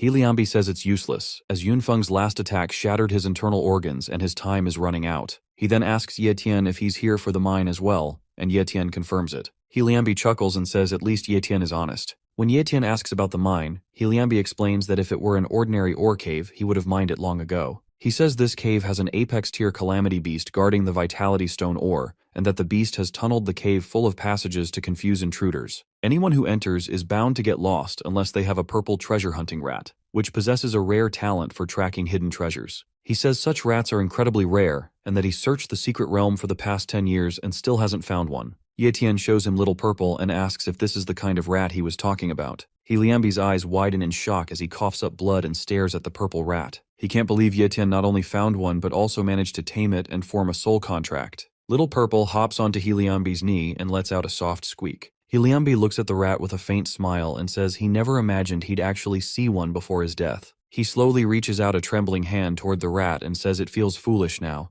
realizing he spent 10 years in the secret realm chasing a dream that someone else accomplished by chance. Just as his fingers are about to touch the rat, Liambi exhales one final breath. His body goes still and lifeless, and in his last fleeting thought, he reflects bitterly that fate has truly made a fool out of him. Yunfeng walks deeper into the cave, carefully exploring the winding paths. She comes across a wall riddled with holes, each leading to a different tunnel. Surprised by how many there are, she mutters that this place is like a maze, then picks a tunnel at random and heads in. Meanwhile, Yetian quietly buries Liambi beneath the rubble and places his weapon upright in the ground as a makeshift tombstone. Back inside, Yunfeng reaches another tunnel, confused by how the cave seems to twist endlessly. Just then, the ground beneath her feet cracks open, and a massive worm-like monster bursts out, lunging to swallow her whole. She manages to leap out of the way just in time, landing a short distance away and staring in shock at the towering creature. She realizes it's a top-tier predator, something that was never mentioned in any of the intelligence reports. The monster starts to charge a powerful energy beam, and a thunderous sound echoes through the cave. Outside, Yetian hears it and smirks, saying it looks like the fight has already begun. He thanks the Yun family for holding the beast off for him, then turns to Little Purple and says that everything depends on her now. The rat hops off his shoulder and begins sniffing around, darting back and forth as she starts to search for the real entrance hidden somewhere in the maze. Yetian figures the maze of caves must be interfering with Little Purple's senses too. But after a short while, she perks up and tells him she's found the real entrance. She leads him toward a river, and Yetian realizes the network of tunnels was just a clever trick to mislead intruders. The true entrance is hidden in what looks like an ordinary pool of water. He mutters that without the purple treasure-hunting rat, he would have definitely been fooled. Kneeling beside the water, he checks it and tells Little Purple that there's nothing wrong with it. Without wasting time, the two of them dive in and begin exploring the pool. As they swim deeper, Yetian finally spots it. A hidden tunnel carved into the rock at the bottom of the pool, and immediately heads into it. Yunfeng feels completely powerless, standing before the monstrous beast. No matter how fiercely she fights back, her strength simply isn't enough to match its overwhelming power. Realizing she has no other choice, she reaches into her storage ring and pulls out a monarch rank magic tool, her last and only hope. With fierce determination, she launches another attack, aiming to make the beast taste the power of a monarch's weapon. With the every ounce of energy she's got left inside her, she manages to activate the monarch magical tool somehow, piercing that nasty monster with this pillar of condensed energy. Let's switch the perspective to our boy, who senses the collapse of the mine. The wave of energy he just felt is so strong that it couldn't possibly belong to that girl from the Yun family. Nonetheless, he activates his speed talent and flashes out of the place to get his hands on the treasure he's been searching for, before things get even crazier. Meanwhile, that giant monster has been pierced through and through, with no strength left to stay upright. As for the lady, her condition doesn't seem much better than the monster's either. She's barely hanging on, with no idea if she'll even survive to fulfill her purpose. Back underwater, Yetian finally spots something that makes his eyes widen with surprise and excitement. He sees the vitality stones, huge, glowing, and scattered all over the mine. It's an incredible discovery, and he can hardly believe his luck. Without wasting a second, he starts collecting them, knowing how valuable they are to the Yun family. Little Purple, his spirit beast companion, warns him that the vitality stones are extremely hard and will require care while harvesting. Yurten nods, unfazed. Breaking them isn't an issue for him. He activates his strength talent, and his muscles begin to glow with raw power. With focused energy, he starts smashing the stones into smaller, manageable pieces. Time is running short, so he calls out to Little Purple and asks for help, telling him to start collecting everything he's broken so far and store it in his inventory space. Little Purple quickly jumps into action, using his own strength to push the stones one by one into Yetian's spatial inventory. Working together with speed and efficiency, the two of them make quick progress through the mine.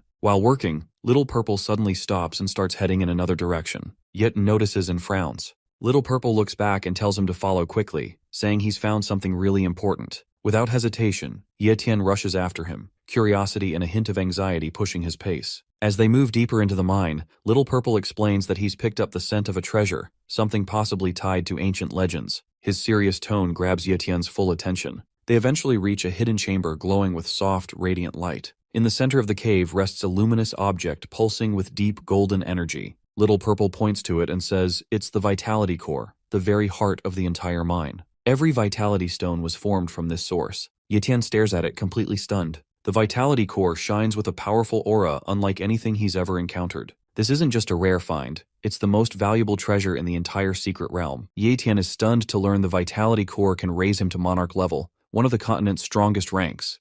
Excited, he approaches the glowing, pulsing core, awed by its power. But just as he reaches out, Little Purple blocks him, warning that the core's energy is too intense and could destroy his body. Yetian begins to feel the heat and pressure, his skin tingling and sweat dripping. But he's not afraid. He remembers the powerful talents he copied back at the Demon Sea base, especially the endurance and defense ones. Those abilities help him stay calm and hold his ground even in the face of danger. He activates them instantly, and a glowing shield of energy wraps around his body, easing the heat and pressure. Little Purple is stunned again. He never realized Yetian had copied so many high-tier talents. His respect for Yetian grows even deeper. With steady hands, Yetian reaches out once more and touches the vitality core. The moment his skin connects with it, a surge of energy blasts through his arm like a bolt of lightning. The power is overwhelming, shaking his entire body. Even his strongest defensive talents begin to falter. His skin starts to crack, and a wave of intense pain shoots through him, threatening to knock him out. But Yetian doesn't let go. He knows this is a once-in-a-lifetime chance, and no matter how painful it gets, he has to push through. He activates his recovery talent, quickly healing the cracks and burns forming across his body. The power of Vitality Core gets so overwhelming that our boy had no choice but to activate one of his spatial talents, known as Pocket Inventory, to absorb the excess heat before he is burned to crisp. Eventually, the power finally subsides. and he is flung backward, hitting the wall behind him. At last, all that suffering he went through pays off when he finally takes hold of the vitality core. Even that little one is so proud of his master. Suddenly, the place begins to collapse. The core's energy was keeping the structure stable, and now with it removed, the cave starts to collapse. Rocks crash down from above, and deep cracks race across the walls. Without hesitation, Yetian scoops up Little Purple and makes a run for it. Using his spatial teleportation talent, he dodges the falling debris and slips through the crumbling tunnels. After a tense and chaotic dash, they finally make it out into the open, just as the entrance caves in behind them. Far away, Yunfeng feels the ground tremble beneath her feet. She glances around, startled by the sudden shift. The mine is collapsing, and she starts to wonder if someone has taken the vitality core. She didn't realize anyone else had entered the cave, and now her curiosity is burning. She wants to know who it was. Meanwhile, Yetian stands just outside the cave, looking back one last time. He notices a number of smaller vitality stones scattered across the ground. These stones may not be as powerful as the core, but they're still incredibly valuable. Not wanting to waste a single opportunity, he rushes back in despite the danger. Using his talents to move quickly and stay safe, he begins picking up each stone and placing it into his pocket inventory. Yunfeng doesn't want anyone else in the mine but her. The thought that someone might have taken the vitality core makes her tense. She has worked so hard and taken so many risks just for this one opportunity. If someone else got to it first, everything she's done will be for nothing. Her heart races with anxiety as she walks deeper into the mine, her face set with determination. Suddenly, she comes across a large stone wall blocking the path. Wasting no time, she steps forward and unleashes her strength. Her hands glow with energy as she punches the wall over and over, breaking it down piece by piece. Rocks crash to the ground, dust fills the air, but she doesn't stop until there's a hole big enough to pass through. She steps into a new chamber, and immediately notices the air feels colder and more hollow. Her eyes land on a small piece of vitality stone lying on the ground. She picks it up quickly, her thoughts racing. If this fragment is here, then this might be where the rest were stored. But as she scans the room, her heart sinks. The chamber is empty. There are no other stones, nothing left in the walls, just bare rock. She brings the small stone close to her nose and picks up a scent. It smells like a human. That means someone was already here. Someone beat her to it and took all the vitality stones. Every single one. Sweat starts to drip from her forehead. Her hands begin to shake, and a sharp pain stabs through her chest. Her legs give out, and she falls to her knees, completely crushed by the realization that everything is gone. All the stones, even the core she risked her life for during her battle with the monster, have been taken. She knows going back empty-handed means punishment. The head of the Yun family had personally given her this mission, but then her expression shifts. The sorrow on her face hardens into rage. Her eyes narrow, her jaw tightens, and her fists clench with fury. She refuses to accept defeat like this. She swears she will find the person who stole from the Yun family, and when she does, she will show no mercy. That person will pay the price. Meanwhile, far away, Yetian feels a wave of gratitude as he looks at Little Purple. Without him, finding the vitality core and gathering so many stones might not have been possible. He smiles and pats his little companion on the head, saying he's lucky to have him by his side. But Little Purple laughs in his playful way and says it wasn't just him. His master has incredible luck. Even he didn't expect such a massive treasure to be hidden there. The two of them leave the area together, full of excitement for the next part of their journey. Meanwhile, back at the Yue family residence, peace is hard to find. A brown-haired girl walks quietly down the hallway, holding a food tray in her trembling hands. The tray carries a warm meal, but her fingers shake slightly. She is taking the food to the young miss, who has locked herself in her room and hasn't eaten in days. Her heart urges her to help, but her mind echoes Elder Yue Ben's strict command. No one is allowed to disturb the young miss, not even to bring food. The young miss had been gathering some sort of energy for a long time, and now it finally begins to appear. After days of silence and isolation, a strange yet beautiful light starts to shine from her room. A soft glow spreads through the air, and soon, a butterfly made of pure energy gently flies out. It sparkles as it dances through the sky, rising higher and glowing brighter with every second. The energy spreads quickly, lighting up the entire sky and radiating from the Yue family residence. It draws the attention of many powerful individuals in the area. A man standing far away looks up, surprised by the glow. He senses that this kind of power can only belong to a grandmaster, and it seems that someone new has awakened. He thinks to himself that the Yue family is about to produce another famous figure, which amazes him. With such a strong legacy already, this new rise will only add to their fearsome reputation. Not far from there, an old bald man also watches the sky, his eyes narrowing as he studies the energy. He nods slowly, thinking that the young miss truly holds great talent and hidden potential. It may have been buried before, but now it is rising like a powerful wave. He is certain of one thing: she is no ordinary girl. Inside her room, the young miss remains calm as she slowly opens her eyes. She takes a deep breath, fully aware of the feeling of finally reaching the realm of a grandmaster. The power flowing through her is unlike anything she has ever experienced. Her body feels light yet incredibly strong, and her soul feels completely free. A faint smile appears on her face as she realizes there's no longer any need to sit and cultivate. Her body is now in perfect harmony with nature, effortlessly absorbing all the vital energy in the air. Her soul resonates naturally with the world itself, allowing her to sense everything around her with newfound clarity. Her senses have become sharper, more refined than ever before. Along with this, she now possesses all the physical abilities that come with the rank of a grandmaster. Her strength, speed, and awareness have reached an entirely new level. She knows that the next day is the last day before the entrance to the secret realm closes,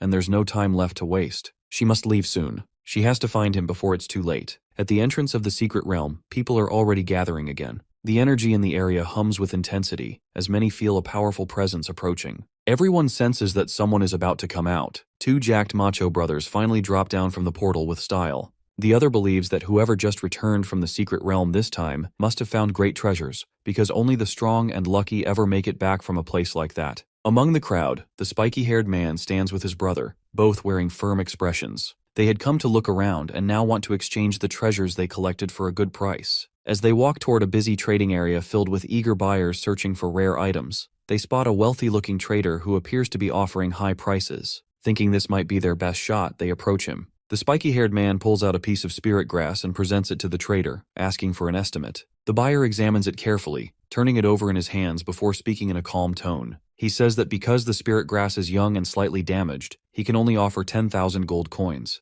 He clenches his fists and begins to raise his voice at the trader, unable to hold back his frustration. The buyer, however, remains calm and tells him that if he's unhappy with the offer, they can always negotiate. He explains that everything in the market is open for discussion, but the spiky-haired man doesn't want to talk anymore. His brother quickly steps in and stops him from saying anything more, reminding him that this isn't the place to start a fight. With so many powerful people around, causing trouble could bring serious consequences. They both decide it's best to walk away and look for another buyer, since there are still plenty of traders in the area who might offer a better price. At that same moment, Yahello suddenly appears. Using his spatial talent for teleportation, he quietly takes that same buyer away to another location without drawing attention. The buyer is shocked but doesn't resist, sensing that Yahello isn't someone to mess with. Once they're alone, Yahello turns to Little Purple and tells him to hide his presence completely and not to come out under any circumstance. He explains that his spatial talent allows him to sense the gaze of monarch-ranked experts, which means someone powerful could be watching from far away. If they're not careful, they could draw unwanted attention. One of the buyers makes an announcement, calling out in a loud voice for everyone to check out the latest items.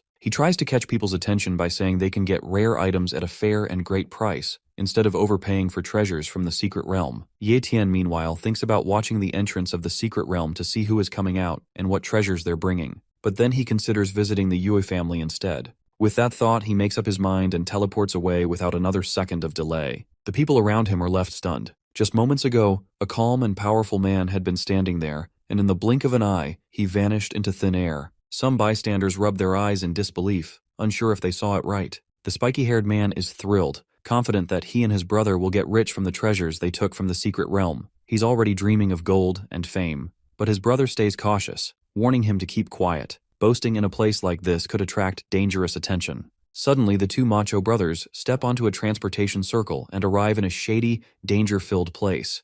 The mastermind behind their teleportation is none other than King Yunhei, who brought them here to interrogate them about the treasure they've managed to obtain. They freeze on the spot and exchange a nervous glance, both silently wondering the same thing. Why is a monarch rank expert like King Yunhei interested in them? King Yunhei continues to stare at the two brothers, his sharp gaze filled with suspicion. He's trying to figure out what kind of treasure they could have possibly brought back from the secret realm that would be worth his attention. For a monarch to personally appear like this, something out of the ordinary must be going on. Meanwhile, far from the crowd, Yahello is wandering through the massive demon sea base, trying to find the Yue family's location. He quickly realizes how difficult the task is. The base is huge, almost like a city within a city, filled with countless sects, clans, and merchant stalls. He regrets not asking for exact directions beforehand. Then, out of nowhere, something unexpected happens. Someone crashes into him with surprising force, and he stumbles, caught off guard by the sharp hit to his side. He grips his ribs, wincing slightly as he tries to understand what just happened. In his mind, he's confused. He hasn't offended anyone in the Demon Sea base, so why is he being attacked while simply walking?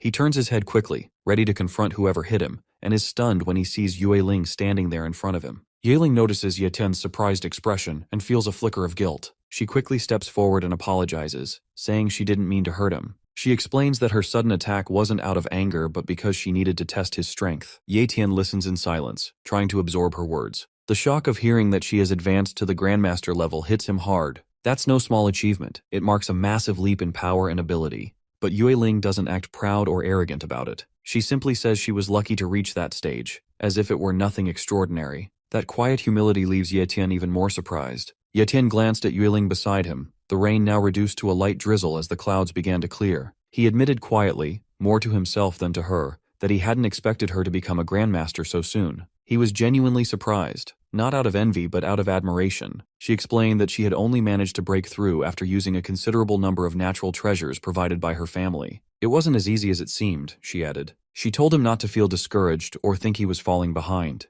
According to her, his pace was impressive, and he would surely catch up before long. Ye Tian smiled faintly but didn't say much. He quietly reflected on her words, thinking that her family must have incredible resources, but even with that kind of support, it wasn't just about the treasures. What truly mattered was her talent. Without her natural ability, all those resources would have gone to waste. She had both the foundation and the backing, and now she had the cultivation rank to prove it. Just then, a small movement near his chest caught Ye Tian's attention. Purple popped his head out from Ye Tian's robe pocket, blinking a few times before speaking up and saying he was hungry and wanted barbecue meat. Ye Tian's eyes widened slightly as he quickly pushed the little mouse back into his pocket, whispering for him to stay hidden, but it was already too late. Yueling had caught a clear glimpse of the creature. Her expression shifted immediately, her eyes narrowing in recognition as she took a step forward. Ye Tian hesitated and asked how she recognized it. He wondered aloud if Purple was some kind of famous spirit beast. Treasure-hunting mice were known across the continent for their unmatched ability to locate precious items, and their value in secret realms was immeasurable. She said she would be willing to buy it at any price, even suggesting he skip going to the Martial Pavilion to sell it, promising to handle the entire transaction herself. Purple immediately let out a tiny whimper, his ears drooping as he clung to Ye Tian's sleeve, silently begging not to be sold. His little eyes shimmered with tears, and he trembled in fear, expecting to be exchanged for gold or pills like a common object. Ye Tian looked at the mouse in his hand, then back at Yueling. He apologized and told her gently that Purple wasn't for sale. He was his spiritual pet. Yueling smiled softly and said she understood. No one in their right mind would sell something so valuable, and clearly, Ye Tian wasn't a fool. After a while, they arrived at the apartments where Ye Yu was staying. The building looked quiet, tucked away in a peaceful corner of the city. Ye Tian stopped at the foot of the stairs and turned to Yueling, asking if she wasn't going to come up. She shook her head and told him that it had been a long time since the siblings had time alone together, so it would be better for her to stay back and not intrude on their reunion. Before leaving, she promised to send someone from the Martial Pavilion the next day to collect the items he had obtained from the secret realm. He stepped forward and knocked on the apartment door, calling out to Ye Yu and asking her to open it for her brother. A few moments later, the door creaked open, revealing Ye Yu's annoyed face. She gave him a cold stare before slamming the door shut again, completely shocking Ye Tian. He blinked, then knocked again, reminding her that he was her older brother and asking what she was doing. From behind the door, Ye Yu's voice rose in frustration as she yelled that he had no right to act like a brother now. Since they had arrived in the city, he had disappeared to the secret realm without a word, leaving her alone to fend for herself in a completely unfamiliar place. Ye Tian sighed and apologized through the door, admitting that he realized it was his fault. But Ye Yu didn't respond positively. She told him to stay outside and never come back. Her voice trembled not from anger but from hurt. Ye Tian paused for a moment, considering her words, then thought of something. Without saying anything more, he activated his spatial teleportation ability and disappeared in a flicker of light, only to reappear inside the apartment a moment later. Ye Yu let out a loud shriek at the sudden intrusion. He calmly explained the ability to her, trying to ease the tension. Then, with a smile, he pulled Purple from his pocket and handed him to her as a gift. Ye Yu took the mouse, her expression softening as she held it in her palms. She smiled quietly and remarked that it was indeed unique. Ye Tian nodded and said that the mouse was now hers to take care of. Just as things were beginning to calm down, Jin, the spirit cat, emerged from one of the rooms. He looked at Purple with a sulking expression and muttered about Ye Tian getting another pet. His eyes narrowed at the little mouse's round belly, clearly unimpressed. He poked it and commented on how fat it was, questioning how it could ever hope to fight in its current state. Purple shrunk back, clearly intimidated, while Jin puffed up his chest and declared himself the boss from now on. Later that night, Ye Tian stepped into the shower and let the warm water run over his tired body. The events of the past few days spun through his thoughts as he leaned against the tiled wall. He knew that Purple would be happier and safer with Ye Yu. She needed something to keep her company, and Purple's personality was oddly compatible with hers. After drying off, he wrapped a towel around himself and sat on the bed, muttering to himself that he would begin copying Purple's treasure hunting talent now. If he could combine it with the other abilities he had copied so far, he would gain another edge against the danger surrounding him. By the end of the night, Ye Tian had successfully copied the high-tier treasure hunting talent, which now joined the ranks of the other powerful abilities he had obtained. Meanwhile, at the Yun family mansion, tension hung in the air like a thundercloud. The silver-haired girl flinched, trembling where she knelt on the floor. He shouted at her, calling her useless and trash, his voice booming as he demanded to know how such a simple mission could end in failure. Her voice shook as she tried to explain that she had been tricked. She told him someone had taken advantage of her while she was distracted during the battle with the Calamity Beast. In that moment, an unknown individual had managed to steal not just the Vitality Core, but all the surrounding Vitality Stones as well. The ancestor's eyes narrowed as he asked if she had at least seen the person. She lowered her head even more and admitted that the man's speed was unbelievable. She hadn't even been able to confront him directly, and by the time she realized what had happened, he was already gone. Enraged, the ancestor screamed again, accusing her of being blind and incompetent. He roared that she hadn't even been able to confirm the thief's gender. Stepping forward with his face twisted in anger, he grabbed her by the hair and yanked her head up, snarling as he asked how she could still call herself the Demon Sea Base's #1 genius among the younger generation after delivering such disgraceful results. He asked her if she truly believed she still deserved to be alive or remain at his side. The girl gasped, fear flooding her eyes, and immediately begged for another chance. She insisted she would find the Vitality Stones no matter what. After a long moment, he released her and pushed her aside. He muttered that the thief might be someone from a major family, given the boldness it took to steal from the Yun family. He ordered her to start investigating which noble families had sent their disciples into the secret realm, and warned her that if she failed again, the punishment would be far worse. Without another word, he turned and walked out of the hall. The next morning arrived with a calmer breeze. Ye Tian and Yue Ling stood outside the Martial Pavilion headquarters, the enormous building towering above them like a monument of power and authority. Yue Ling warned him in advance not to be too surprised at the scale of it all. Ye Tian nodded silently, though his thoughts were elsewhere. Now that he had copied Purple's talent, this was the perfect place to put it to use. Inside a structure filled with rare and ancient items, the treasure hunting ability would serve as a sixth sense to guide him toward the most valuable finds. The hall inside was spacious and filled with display cases, each glowing faintly with spiritual energy. Rows of weapons, pills, books, and artifacts lined the area, neatly organized in tiers and sections. Ye Ling mentioned casually that he could even try out the items if he wished. Ye Tian browsed through them quietly, scanning each one while letting his newly gained treasure hunting sense awaken. He took note of the colors, their glow, and the quality. Blue glows indicated mid-tier treasures, and there were many of those. He picked up one of the blue-colored swords and weighed it in his hand. At first glance, it looked fine, but the moment he pressed its edge against a training dummy, it chipped slightly. Alarmed, he quickly placed it back on the rack before anyone could notice the flaw. Just then, an older man stepped out from the side corridor. Yue Ling greeted him right away and introduced him as her uncle, the man in charge of the Martial Pavilion's marketplace. He nodded at her with a warm smile and then turned to Ye Tian, introducing himself with polite formality. Welcoming Ye Tian with surprising warmth, he told him to take his time looking around and even offered a discount if anything caught his eye. Ye Tian gave a respectful nod and continued browsing. Then, out of nowhere, a strange scent struck his senses. It was distinct, golden, powerful, and pure. His treasure hunting talent lit up immediately, like it had been waiting for this exact moment. His eyes snapped toward the source of the signal. In the far corner of the hall, tucked away almost too neatly, sat a small glass case. Most people wouldn't have noticed it, but Ye Tian's instincts zeroed in on it. The name etched beneath it read, Heavenly Warrior, Blood Dragon. Yue Ling smacked Ye Tian on the shoulder, snapping him out of his daze. He blinked, realizing he had zoned out again, and quietly apologized, admitting he'd been lost in thought. She narrowed her eyes, half amused and half concerned, and told him to hurry up with his choices since her uncle was a busy man. Ye Tian gave a small nod and turned to Elder Yue, boldly stating that most of the items on display were low-ranked, and that he was looking for something more valuable, something fitting for someone with his needs. He added that money wouldn't be a problem. Elder Yue let out a hearty laugh at the boy's confidence, clearly entertained. Yue Ling, standing beside them, murmured under her breath, wondering when Ye Tian had learned to bluff so smoothly. Elder Yue reassured him that the Martial Pavilion had everything, natural treasures, cultivation techniques, and even transcendent tier divine weapons, and as long as Ye Tian had the funds, he could get anything he needed. Without hesitation, Ye Tian reached into his storage and pulled out a shimmering vitality stone, holding it up for the elder to see. Elder Yue's eyes widened in surprise and admiration, praising the stone and emphasizing just how rare it truly was.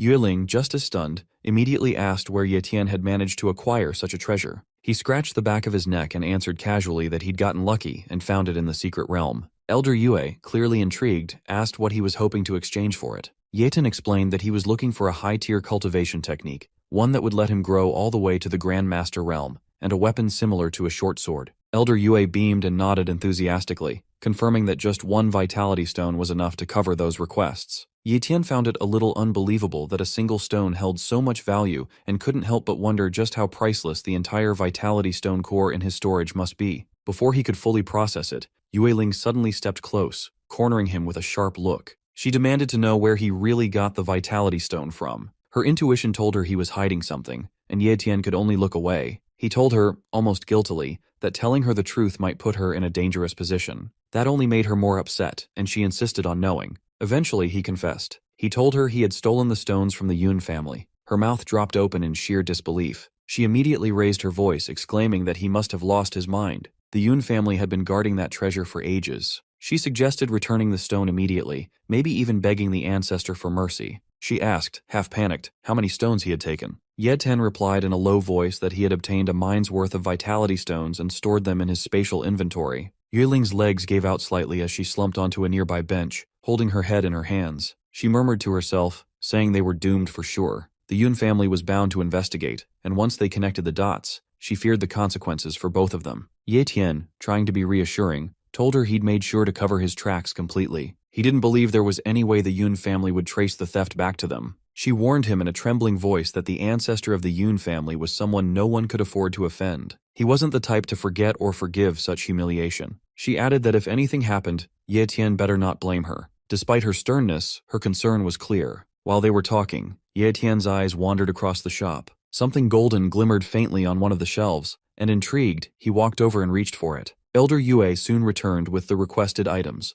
the purple cloud body refining technique, and a short sword that once belonged to a monarch-level expert. The technique was known for strengthening the practitioner's physique to a formidable level, and the sword was said to have been recovered from the grave of a forgotten monarch, surrounded by treasures. Ye Tian held the sword, examining it with a practiced eye. Activating his copied talent to identify hidden strengths, he confirmed its apex tier classification. The weapon hummed softly in his grip, pulsing with latent energy. It felt right. He nodded and accepted both the sword and the manual, placing them into his spatial storage with satisfaction. Elder Yue, clearly pleased with the transaction, handed him a black and gold VIP card embedded with shimmering runes. He explained that the card would allow Ye Tian free access to all Martial Pavilion branches, and grant him a generous 70% discount on all items. It was a mark of both respect and investment. Ye Tian then asked about the golden item he had seen earlier. Elder Yue followed his gaze with a smile, walked over to the shelf, and picked up the object. It was a red gold egg resting in a protective casing. He told Ye Tian that it was a fossilized dragon egg,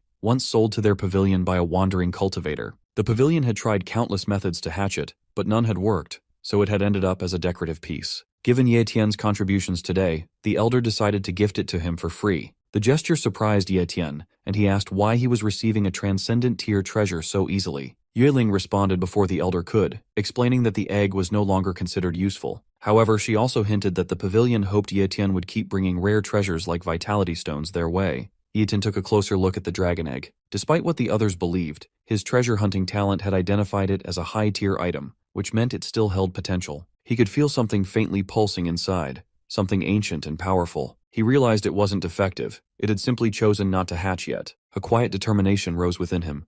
Ye Tian, calm as ever, gestures toward the modest path leading up to his home. With the subtlety of someone who rarely asks for company, he offers her a chance to join him for a meal, mentioning that Ye Yu, his sister, is an excellent cook. Yue Chao, standing at the gate like a sentinel of misplaced pride, had intercepted them with venom in his words. He had accused Ye Tian of scavenging and collecting pitiful remnants by slaying weak beasts. His insults were sharp, but his intent was sharper. Without waiting for a response, Yue Chao had launched into an attack. All of his energy had been poured into a single strike, aimed to overpower and humiliate Ye Tian. Yet, what followed was not the display of dominance Yue Chao had expected. Ye Tian, with a calm steadiness that bordered on eerie, raised a single hand, one hand against all of Yue Chao's might. The clash ended before it truly began. Yue Chao's full force, driven by pride and fury, could not push Ye Tian back even a step. It was like trying to move a mountain with a breath of wind. Shock had painted itself across Yue Chao's face, disbelief draining the color from his cheeks. For a moment, he saw not Yetian the disgrace, but something far more formidable, something terrifying.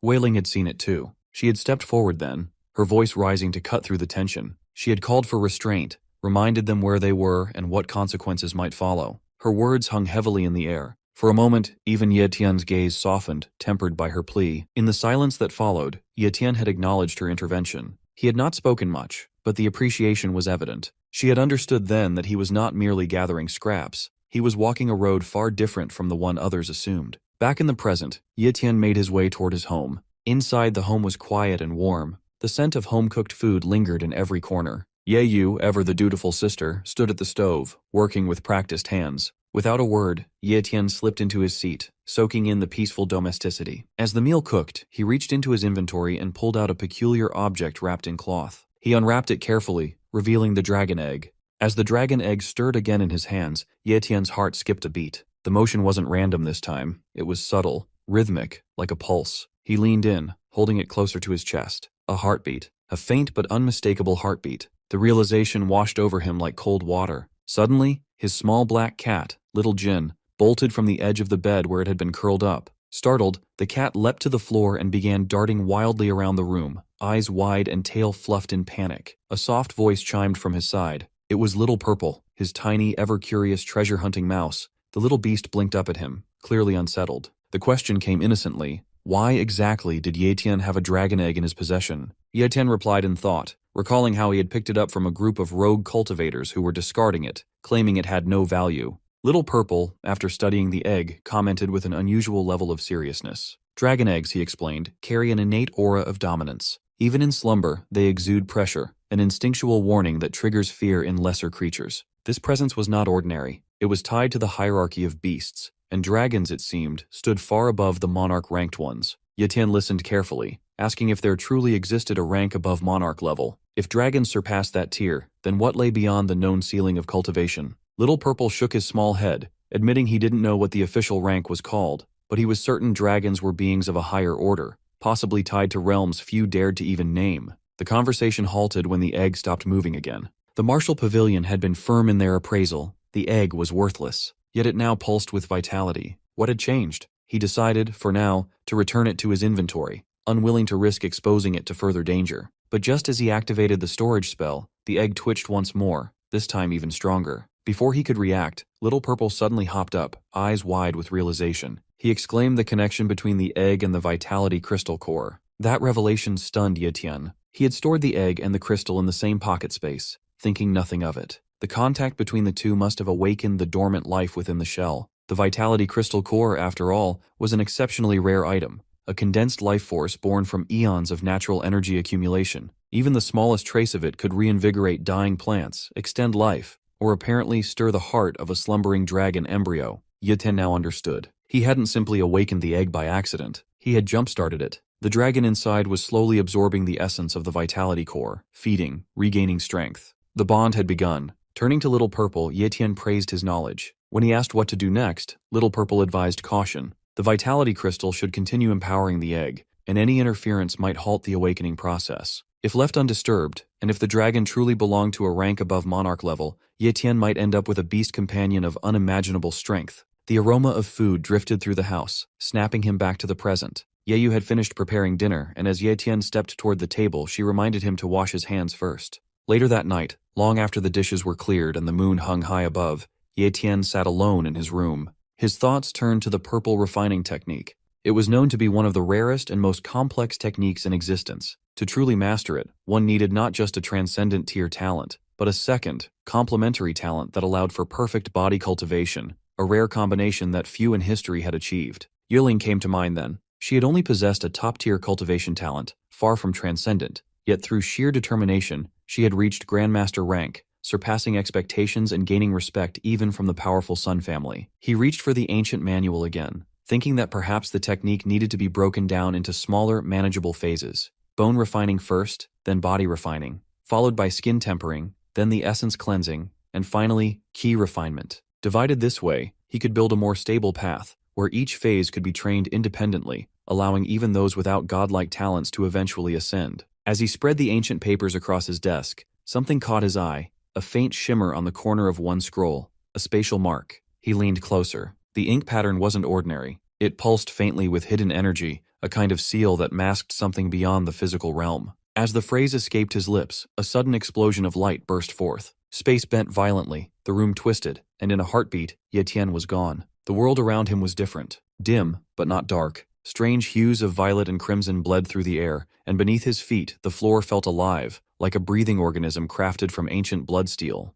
He was inside the purple blood refining realm, a secret place sealed away by one of the technique's original creators. Finally, up ahead, he saw movement. As Yetian sees that long purple-haired guy, he freezes. Upon the arrival of his successor, Yetian, that purple head smirks and introduces himself as the divine immortal of the striking thunder. Meanwhile, a man riding the horse through the dark forest rushes towards a temple where a silver-haired lady is sitting. He informs her that they finally find that person who she asks for. He is someone from the Yue family. They had an outsider enter when the secret realm was opened, and his name is Yetian. She asks with concern about who this guy is who manages to get connected with the Yue family. The man explains that he doesn't know about their connection, but Yue Ling brought back this guy from the Yue family from the Linhai Base 15th Academy. He also discovered that Yue Ling achieved the rank of Grandmaster yesterday. She is shocked, and asks if he is sure about that news, to which he confirms it, as everyone in the Demon Sea Base knows about it already, and according to them, she is the current #1 genius in the Demon Sea Base. The lady asks him if he is also happy hearing that news. He hesitates and refuses immediately. She kicks him hard, claiming herself as the #1 genius among the younger generation, and commands him not to further investigate this matter. Helplessly, the man acknowledges it as he is lying down on the ground. She also adds that she will go meet Yetian herself,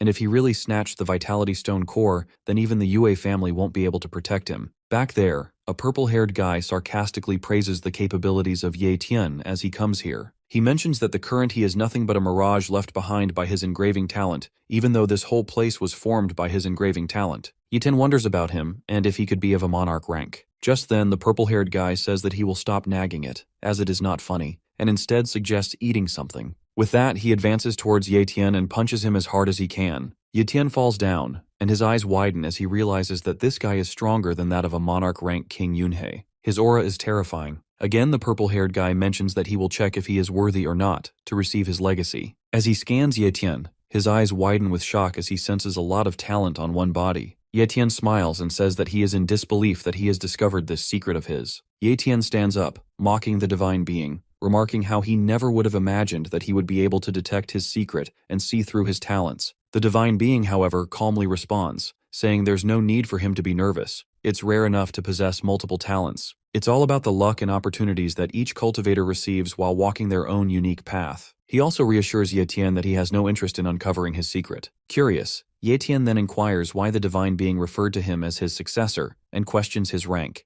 noting that he doesn't seem to possess the aura of a monarch expert. The divine being responds plainly, reiterating that, as he already mentioned, he has no interest in Yetian's secrets, and thus Yetian doesn't need to know his either. He then explains that the only prerequisite to discovering the engraving he left within the book was the possession of a rare talent, such as spatial talent. He states that he has only one piece of advice for future generations: to have some level of talent. Yetian, having multiple talents, far surpasses this standard, and is therefore qualified to receive guidance toward ascending to the Grand Master level. The divine being proceeds to explain the nature of Yetian's talents. Many of them are low to mid-tier. He states that only true experts, forged through life and death battles, are capable of fully harnessing apex-tier talents to push through tougher challenges. Fighting with a low-tier talent, he warns, could prove dangerous. Yetian realizes that relying on a low-tier talent in combat could expose critical openings, especially during life-or-death situations. From now on, he knows he must be careful when copying talents. The divine being continues, pointing out that having an abundance of low-tier talents can hinder one's growth. If Yetian wishes to advance further, he must take a new route, by leveling up all his talents to the apex tier. When Yetian questions whether this is even possible, the divine being affirms it,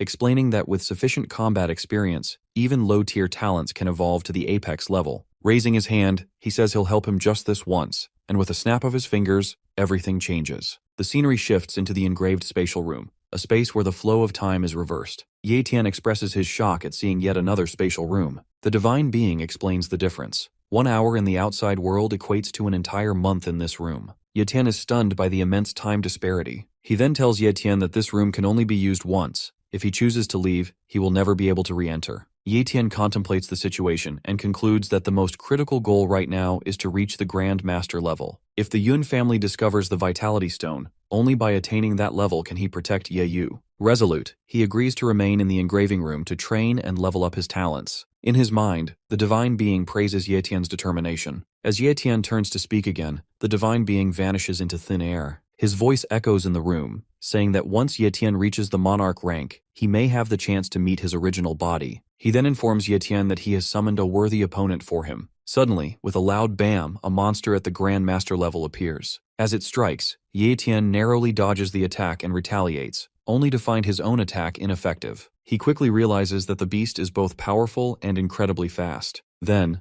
a memory strikes him. When he entered the room, only 6 hours remained before sunrise. He must finish this trial before dawn to avoid making Yu Ye worry. Cracking his knuckles as his power surges within him, Ye Tian steps forward with resolve. Facing the monster head-on, he declares that he must defeat it within half a year. The sun rises as birds begin to chirp, filling the sky with the soft sounds of morning. The bustling market awakens. Vendors set up their stalls, selling everything from medicinal plants to refined pills. Meanwhile, adventurers continue their relentless hunts, still immersed in their killing sprees. Amidst the noise and motion, Yu Ye whimpers softly, calling out for Ye Tian. Elsewhere, Ye Tian remains locked in a fierce battle with the Grand Master-ranked beast. As time dwindles, he charges toward the monster, shouting that he's reached the brink of madness. With a burst of power, he fully activates his apex-tier strength talent, his fist tearing through the monster's defense and sending it hurtling across the room. As he strides forward to deliver the final blow, his long, unkempt hair flows behind him, a silent testament to the months he has endured in the room. The monster, refusing to fall easily, makes a desperate final move and hurls a large rock at him. Without hesitation, Ye Tian activates his sword control ability, slicing the incoming rocks in a single elegant motion. He then raises his hand and strikes with shadow assassination, piercing through the beast's core. As he gazes at the monster's motionless body, a faint smile appears on his lips. He finally won, he whispers in triumph. Outside, the sun now hangs fully in the sky, its radiant glow announcing that morning has truly arrived. Ye Tian jolts awake in his room, momentarily disoriented, thinking he has returned to reality straight from that engraved spatial room. As he tries to gather his thoughts, the door opens and Ye Yu walks in, asking if he's awake because it's time for breakfast. She casually mentions a breakfast shop nearby that serves pretty good food and suggests they go there to eat together. Ye Tian walks over to her and, without saying a word, hugs her tightly. Ye Yu, surprised, asks if he had a bad dream. He shakes his head and replies that it just feels like it's been a long time since he's seen her. Ye Yu blushes slightly and playfully slaps his chest, telling him that even though they are siblings, he can't just say such cheesy things and embarrass her like that. She shoves him away as he quickly apologizes. With a huff, she mutters that she shouldn't have come to wake him up and storms off, reminding him about breakfast. Trying to salvage the moment, Ye Tian calls out after her and suggests that they go shopping today as well, mentioning that he never got the chance back when they were in the Demon Sea base. Hearing the word shopping, Ye Yu's ears perk up. She turns back with a gleam in her eye, asking if he's seriously offering to take her out shopping. Ye Tian smiles and assures her that he will treat her and buy anything she wants, explaining that he managed to save quite a bit of money from fighting in the secret realm. Excited, Ye Yu tells him to wait while she changes her clothes. As Ye Tian waits, he feels energy surging through his body. He reflects on how raising his talent to the apex tier has increased his strength tremendously. Now he only needs a little more progress before reaching the Grand Master level. Later, they roam the bustling marketplace of Demon Sea Base. The streets are alive with people and activity. Ye Yu suggests he call out Yue Ling and Xiao Yu, offering to prepare a feast at their house as a gesture of thanks. Ye Tian agrees, and adds that he wants her to get to know them better, since they'll all be living together in the Demon Sea Base. Meanwhile, Jin and Purple peek out curiously from Ye Yu's bag as the two shop for fruits and clothes. Ye Tian watches from behind as Ye Yu haggles expertly with the vendors, her eyes sparkling with determination. As they continue to explore, Ye Yu notices a fountain and pauses, her eyes filled with childlike wonder. She turns to Ye Tian and tells him this is her first time seeing one in real life. They eventually settle into a cozy inn for breakfast. As they eat, Ye Tian takes a sip of alcohol and remarks that it's been a long time since he's had the chance to drink properly. He advises Ye Yu not to follow his example, reminding her that she's still underage. Ye Yu rolls her eyes and warns him not to get drunk, stating flatly that she has no intention of carrying him home if he does. She then adds with a smile that it really has been a long time since they've had the chance to relax like this. Ye Tian agrees, a warm smile on his face, saying that today feels like a truly blissful and happy day for the siblings. Meanwhile, far from the lively market, a silver-haired woman silently invades Ye Tian's house. She searches the rooms clearly looking for him, but unfortunately for her, Ye Tian isn't home. Ye Yu walks alone on the street, speaking to Jin as she vents her frustration about how Ye Tian doesn't seem to worry about her. She expresses disbelief that he is actually letting her go home by herself. Stroking the animal in her arms, she softly asks if he will be the one protecting her now. In a flashback, Ye Tian had told her to walk home alone since he needed to visit a shop that was far from their house. He assured her that he would be back soon. Now, as she heads toward the alley leading to their home, she silently vows to scold him once he returns. Meanwhile, in a quiet, empty corner, the silver-haired lady and her pawn wait in the shadows. The pawn notices someone approaching and alerts her. Observing Ye Yu, he asks if she is Yue Ling from the Yue family. The lady dismisses the idea, saying she is just an ordinary human, though also a martial warrior, implying that she is not Yue Ling. They silently begin to follow Ye Yu. Ye Yu, unaware, expresses surprise at their resemblance, still unable to believe that such a coincidence could occur. Purple peeks out from Ye Yu's bag, but she quickly shushes the small creature, telling the rat to hide again. Ye Tian had strictly told her not to let anyone see him in public. The rat squeaks, looking past her, and the silver-haired lady catches sight of him. Her eyes widen in recognition. She remembers the rare purple treasure-hunting mouse. Back at the Martial Pavilion headquarters, Ye Tian examines the bone-cleansing pill as the receptionist explains that martial warriors can consume it to enhance their cultivation. She adds that they are willing to give it to him for free, as he is a VIP of the Martial Pavilion. Ye Tian smiles, commenting that the pill could help Xiao Yue raise her cultivation quickly. Hearing this, the receptionist offers to include a martial warrior skill book as well. Ye Tian gratefully thanks her as she instructs a helper to fetch an Apex tier skill book for martial warriors. The helper nods and heads inside to search for the book. Just then, Purple communicates telepathically with Ye Tian, warning him that Ye Yu is in danger. Someone from the Yun family is present, and he must return quickly. Ye Tian immediately drops the pill and informs them that he will retrieve both the pill and the book later, as his sister is in danger. Alarmed, the receptionist asks what's going on, but Ye Tian activates spatial teleportation and vanishes, leaving the girl stunned. Moments later, the helper returns with the book, addressing the receptionist as Sister Xiao Yu.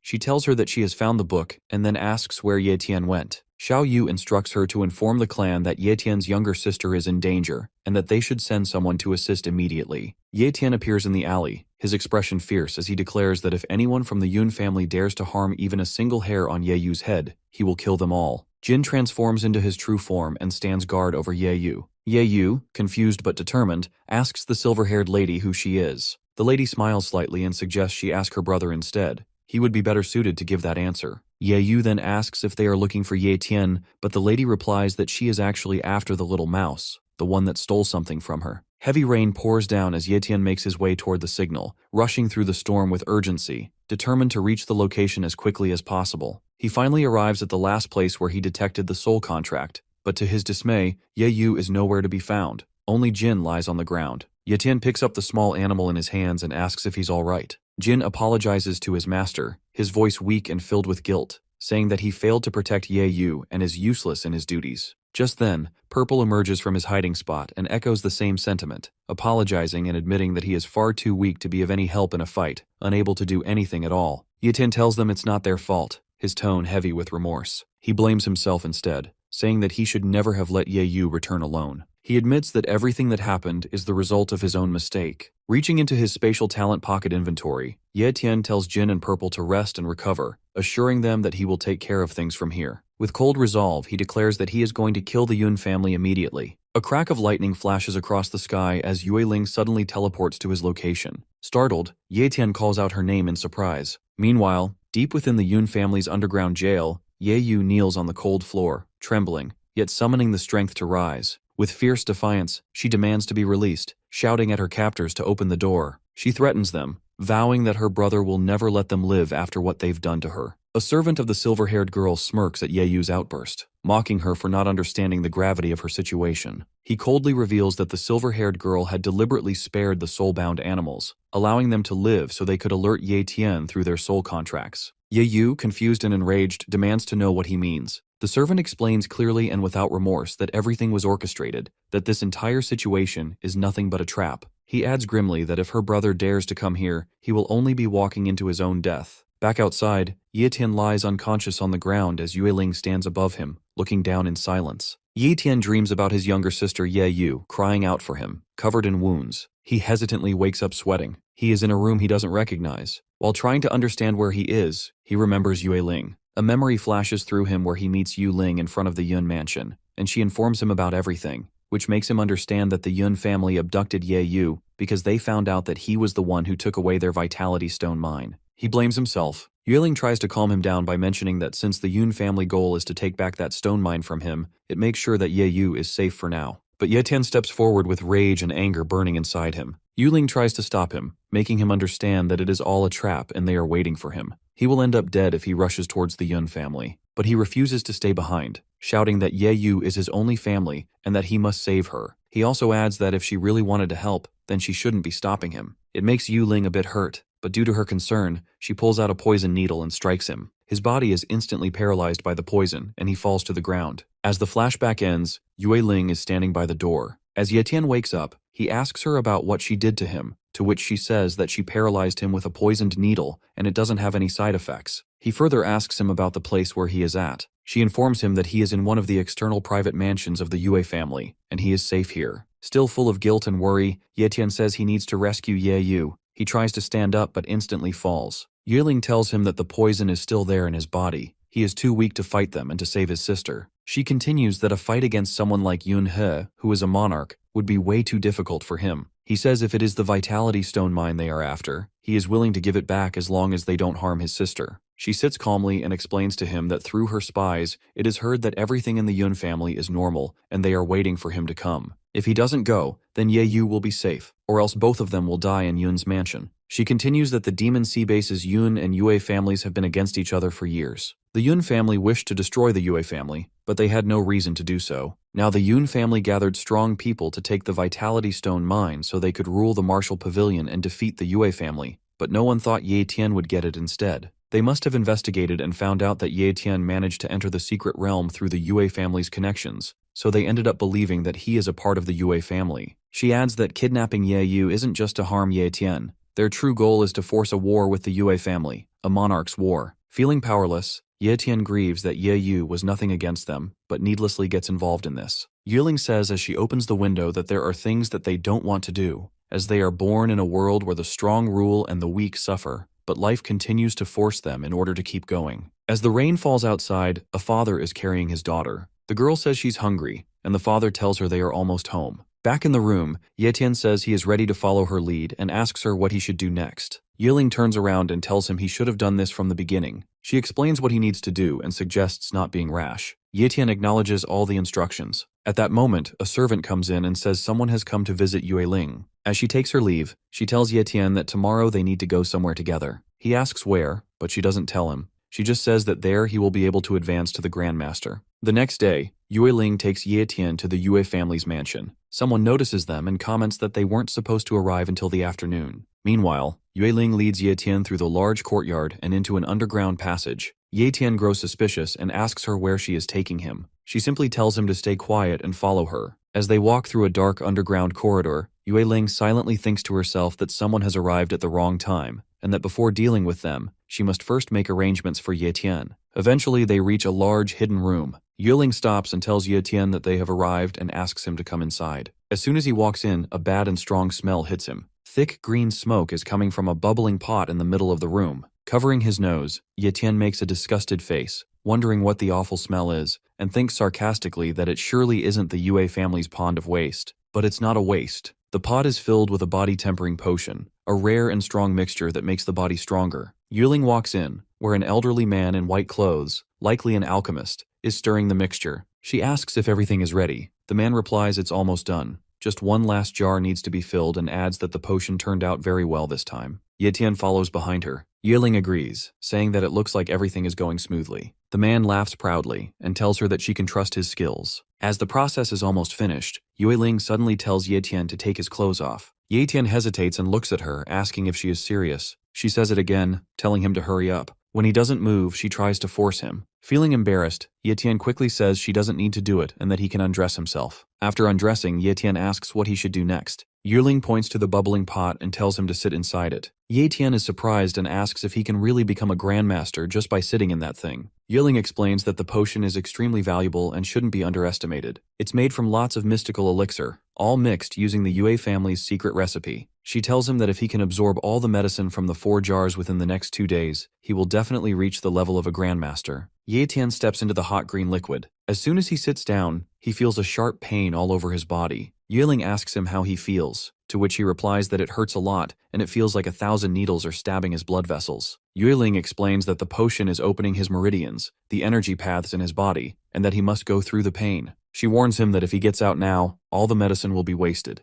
Yahello reassures her, saying he can take the pain and it's not a big deal to him. Yahello then tells the man that she has other things to do and is leaving for now. She asks him to call her right away if anything goes wrong. As she walks away, she looks back at Yahello and silently tells herself that he must become a grandmaster. Outside, in the upper area of the Yue family's mansion, a huge ship appears in the sky. It lands with a loud crash, shaking the ground. The leader of the Yue clan, waiting to receive them, says to himself that they've finally arrived after taking so long. A tall man in a long purple coat stands at the edge of the ship. He is known as the Formation Array Master Nie, a Grandmaster level expert. As he lands, a man bows deeply to show respect. Beside him, Elder Yue greets him respectfully. Speaking as the Yue family's representative, he welcomes Grandmaster Nie on their behalf. Nie asks if they can talk about business. As they walk together, people nearby are surprised. They notice how respectfully the clan leader treats the man. One of them says he's heard the man is a Formation Array Master. Another is shocked, saying Formation Array Masters are extremely rare and legendary. Meanwhile, in the Yun family's underground jail, Ye is sitting alone on the floor, looking sad.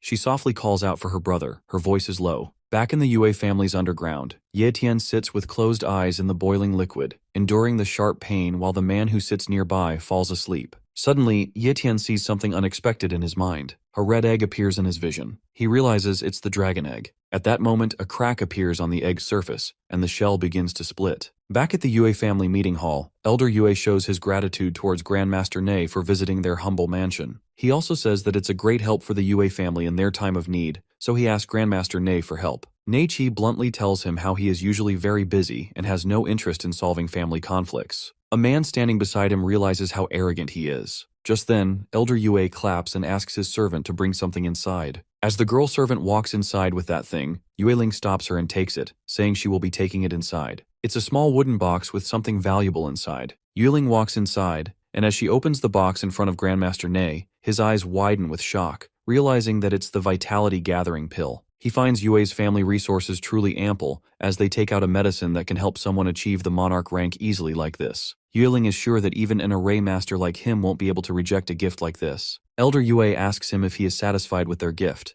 to which Grandmaster Ne laughs and says that how can he reject their generosity, and asks about what he can do in favor of this gift. Elder Yue stands up and explains that since going against the Yue family many times, Yun's family, he and their people are arrogant and reckless. They snatched the business of the Yue family, and even harmed their disciples. This can no longer be tolerated. He asks Grandmaster Ne to join forces with them and destroy the Yun family. Meanwhile, in Yun's family's underground room, Yu Tian suddenly starts struggling as he realizes that the dragon egg is about to hatch. It's consuming all the herbal brew and the medicines at an incredible speed. If that's the case, Yu Tian decides to gather the entirety of the body's tempting potion and let it consume all of it. The pot with the thick boiling potion explodes with extreme energy. The man starts feeling an earthquake as the ground starts to shake aggressively. He looks at Ye Tian and wonders why all 4 cauldrons of the medicine are gathered together in one spot. It makes him realize that Ye Tian is going to explode from absorbing all of it. He rushes to inform Yue Ling about it. Back there, Ye Tian is amazed by the secret recipe of the Yue family, as the medicinal properties are strong. Suddenly, the dragon egg starts consuming the energy inside the Vitality Core Stone. As soon as Ye Tian realizes that he is about to break through to the next level, a huge, loud explosion echoes through the whole Yue mansion. Everyone in the mansion starts feeling an earthquake. Soon enough, the man reaches Yue Ling and informs her that something is wrong with that kid. However, Ye Tian finally manages to enter the realm of Grandmaster,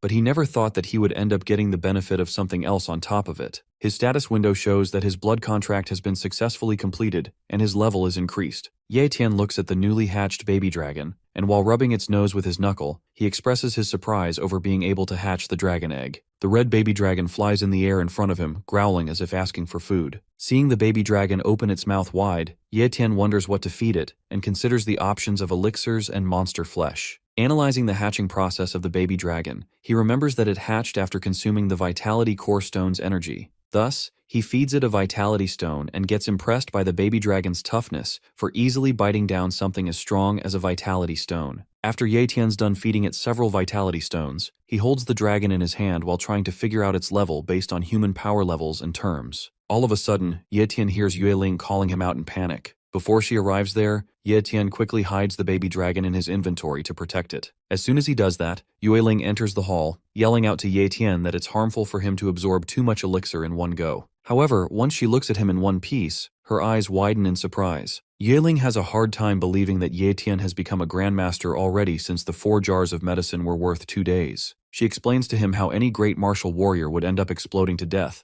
yet here he is advanced to the next level. Thus, she asks him about his method, but he slyly avoids speaking the truth by claiming to be talented. She insists on telling him the truth, but he continues stalling, thinking about how he can't reveal the little dragon to her yet. In a panicked voice, the family chemist asks Yue Ling about the situation, so she informs him about it. When the man enters the hall in shock, Ye Tian thanks him for the elixir. On the other hand, Yue Ling accepts that he's hiding the truth, so she decides to return in order to facilitate the meeting to take down the Yun family. Yue Ling announces her departure and advises Ye Tian to rest, but he stops her and asks about when they'll be going to save Ye Yu. Seeing his growing impatience, she assures him that they'll go soon. After the family chemist has escorted Ye Tian out, Yue Ling analyzes the empty cauldrons and wonders what method he used. At the Yue family's dining hall, Ye Tian eats to his fullest until a wooden box floats in the air towards him. Yue Ling remarks on how he's already familiarized himself with the psychic energy of the Grandmaster level and elucidates that the thing inside the wooden box is a teleportation talisman. After getting to know about the talisman, he inquires where it'd take them. However, Yue Ling informs him about having a great plan, just like how they made an easy trap for Ye Tian. In the compound of the Yun family, a guard comes to another for the shift change. Upon meeting each other, the second one tells the first one about the rumors of the Yun family being under the danger of an attack. The sudden crackle of purple lightning goes unnoticed by the guards when the first one expresses his disbelief over the rumor. He calls it impossible since King Yun he's a monarch, which means anyone who dares to stir up trouble would end up dead. The second person laughs and agrees before saying that the opponent too needs to be a monarch ranked to be that courageous. Oblivious of Ye Tian's arrival, the guards peacefully plan for an outing for the next day. Ye Tian jumps up to the main building of the Yun family and uses Spatial Talent's spatial sensing technique to analyze the area. He finally spots the building where they've kept Ye Yu, so he bolts towards there. On his way, Ye Tian acknowledges the power of the Grandmaster realm for enabling him to sense more than 10 times what he could previously do. Hearing the loud thuds of Ye Tian's feet over the roof of his room, the King Yun he remarks to himself about the mouse walking into the trap. Ye Tian continues his run towards Ye Yu and enters the building's basement using his teleportation skills. However, as soon as he steps into the basement, his face narrowly dodges a strong punch from the silver-haired woman's pawn. He notices how he couldn't sense this man with his spatial sensing and wonders if he used some mystic technique to hide his presence. Nevertheless, without wasting a second, Ye Tian swings his arm and punches the man right through his face before casting the bind spell. This psychic energy results in breaking the mask of the man, since it's at the level of a grandmaster, and the man isn't even an advanced martial warrior. When the man thuds down into the ground, Ye Tian wonders why the Yun family only had an advanced martial warrior looking over Ye Yu. Nonetheless, Ye Yu spots her brother from behind the cage and calls out to him. Thus, he strides towards her and opens the cage to enter inside. She immediately hugs him and starts crying, but he tries his best to comfort her and takes all the blame on himself for not taking care of her. He then immediately grabs her hand and puts her on his back before running away. While Ye Yu notices Ye Tian's immensely increased strength and thinks about how much he would have suffered to achieve this rank, a blade flies towards them and lands right in front of them. Ye Tian jolts back in surprise and looks up towards the direction it came from. The silver-haired woman calls back her weapon with a signal of her finger. Once she has made sure that she's gotten Ye Tian's attention, she remarks how it's their first meeting and demands that he hand over the Vitality Stone core. Ye Yu looks up at the silver-haired woman, Yun Feng, and informs Ye Tian that she's the same woman who kidnapped her and hurt Xiao Jin. Claiming to be aware of that, Ye Tian commands Ye Yu to go hide somewhere since Yun Feng is more troublesome than he thought. Once Ye Yu has rushed away, Yun Feng gets down towards Ye Tian while pointing her weapon at Ye Tian, which he narrowly blocks. While he acknowledges her fast speed, she remarks at how he's risen to the Grand Master realm and mocks him by asking if he's gotten a lot of benefits from the Yui family. However, he pushes her away and makes her weapon get out of her grip as he calls her out for talking too much. Soon after regaining her balance, Yun Feng swings her weapon towards Ye Tian, and their fight starts in the air, while Ye Yu cheers for her brother from the ground. Suddenly, she feels an uncanny appearance towering over her from behind,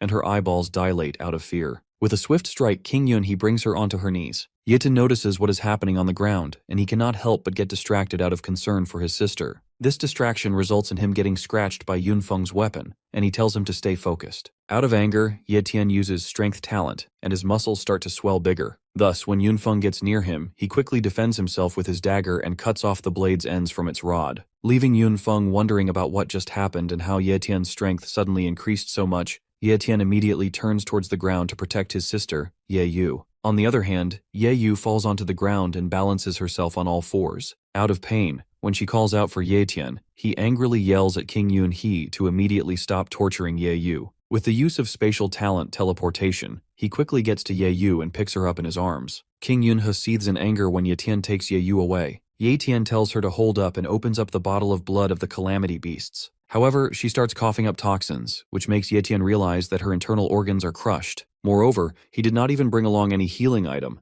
nor can he give her his regeneration talent. Seeing this painful condition of his sister, Ye Tian curses at King Yun He for using his psychic energy on a regular human while being a monarch rank himself. Even so, instead of replying to him, he questions Ye Tian about how he managed to obtain so many talents within his body, like strength, speed, and also spatial talent. King Yun He's arrogance makes Ye Tian even angrier, and the two of them glare at each other. Taking out the teleportation talisman, Ye Tian looks into King Yun He's eyes and claims that he's not going to forget what he did to Ye Yu. Once the teleportation talisman starts working, he picks up Ye Yu and calls out to escape. Seeing them planning to teleport, King Yun He fumes with anger and lunges towards them. He tries to stop them and yells at Ye Tian to stop right away. However, it's too late by now, and they get teleported away after Ye Tian seethes at him, claiming that King Yun He would eventually die by his hand. Yunfeng can hardly believe how Ye Tian managed to escape with the help of the unparalleled speed of the talisman. She gets down on the ground and advises King Yun He to not let Ye Tian go away,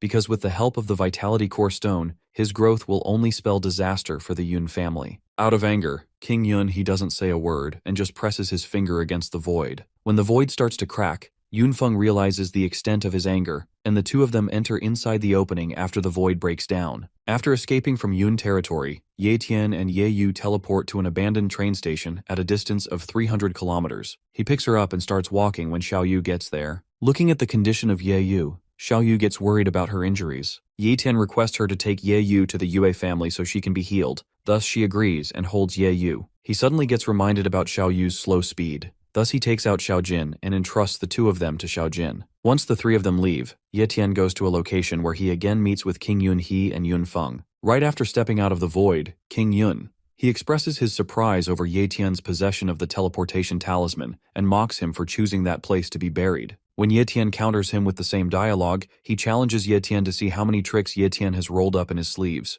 The King Killer formation array is initiated, and King Yun He and Yunfeng get surrounded by the endless, extremely ice prison. He quickly understands that this is a formation array placed beforehand by Ye Tian. As soon as he grabs Yunfeng's arm, they both get struck by ice and get frozen within. Ye Tian is busy acknowledging the awesomeness of the formation array, in front of which even a monarch didn't stand a chance, when he hears a voice. Ni Qi Yueling and Elder Yu arrive there, and Elder Yu praises Ye Tian for being able to make their plan go smoothly. He thanks Ye Tian for bringing Yun He over and remarks that even if his strike was unable to kill Yun He, it deprived Yun He of his fighting skills.